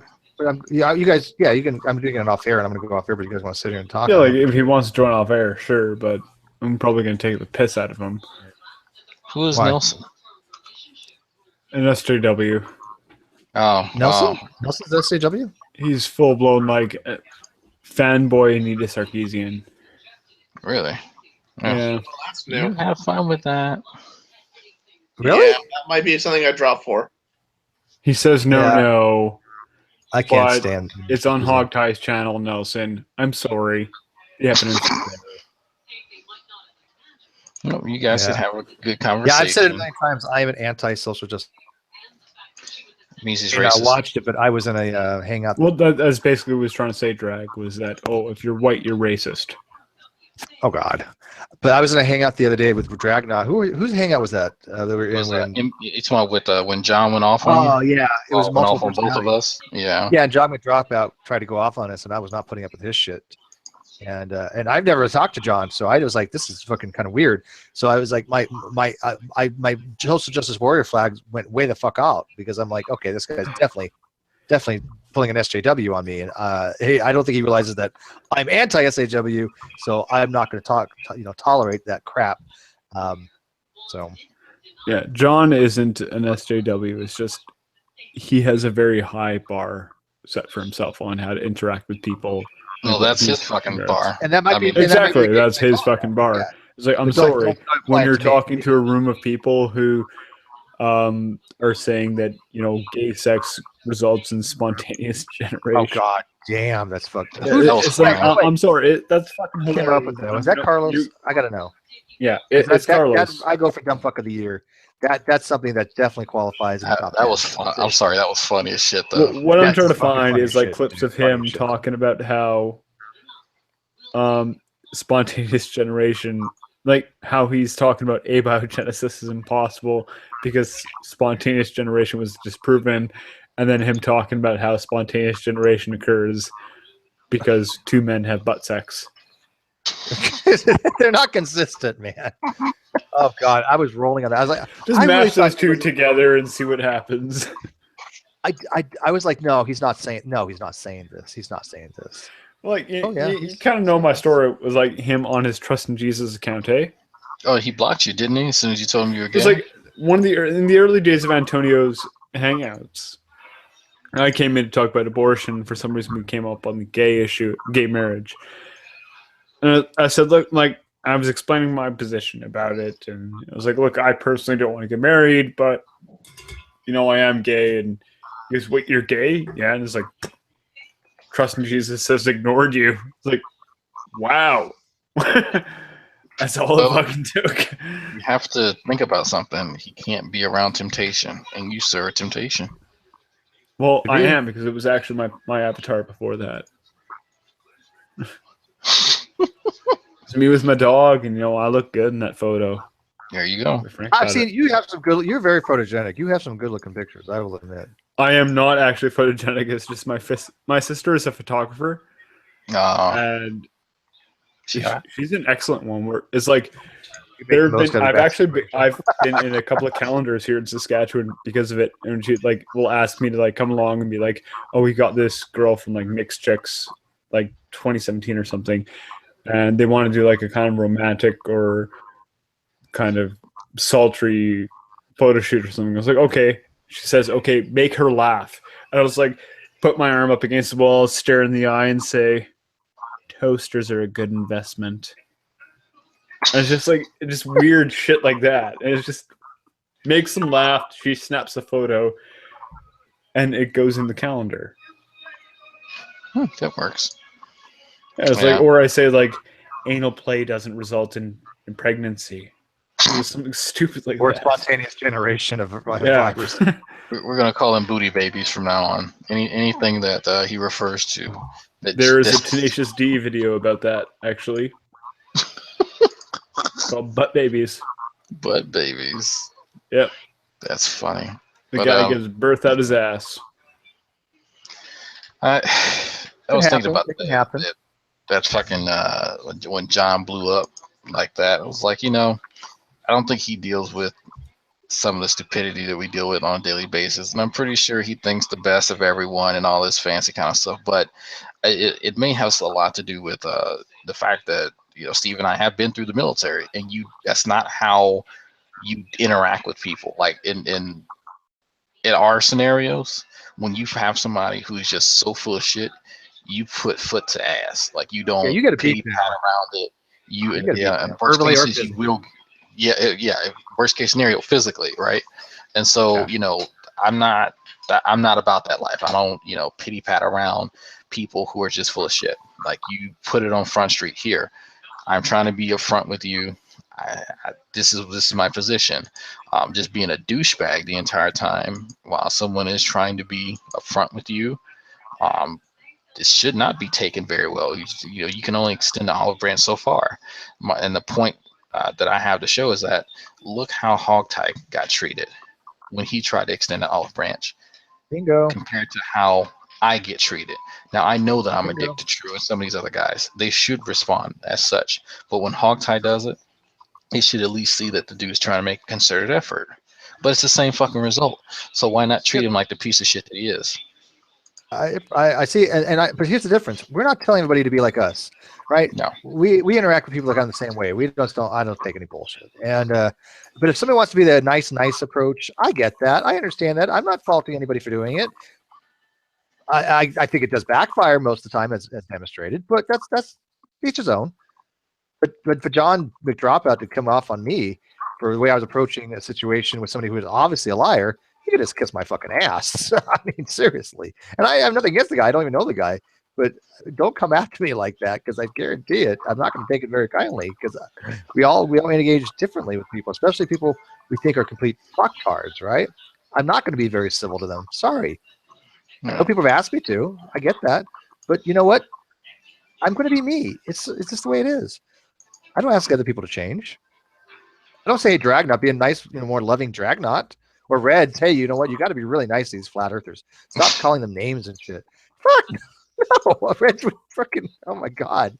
Yeah. Yeah. So it is what it is. We all have different ways of interacting. Well, on that note, I'm going to head out. You guys have a good night. Yeah, like I said, I got to end this hangout, so I'm doing some questing. So everybody, guys, thank you very much. Tomorrow at 2 o'clock Pacific time, I'm going to have Landon Knoll. He's a computer scientist. That's going to be fun. I don't know how long that's going to be, but we're going to have an open conversation about all kinds of different things. And then Sunday, obviously, is the Hangout on General Gems Solos channel at 1 o'clock Pacific, 3 o'clock Central, and of course that'll be my debate with Ronnie. Tomorrow, I think though, before my other one or after one, I might get with a few more people and go over the last minute things with this debate that I'm having. I don't know. I figured I spent a lot of time on it, so I'm kind of like, whatever, it's good enough, kind of shit, right? So we'll see. But anyways, I want to thank everybody for watching. Andreas, did I get it right this time? You got it right. By the way, Doc, Wolf, you guys are awesome. Love you guys. Everybody watching the live feeds, you guys are amazing. Thank you all for your Patreon and everything you do to support my channel. And with that, I will bid you guys adieu. So before you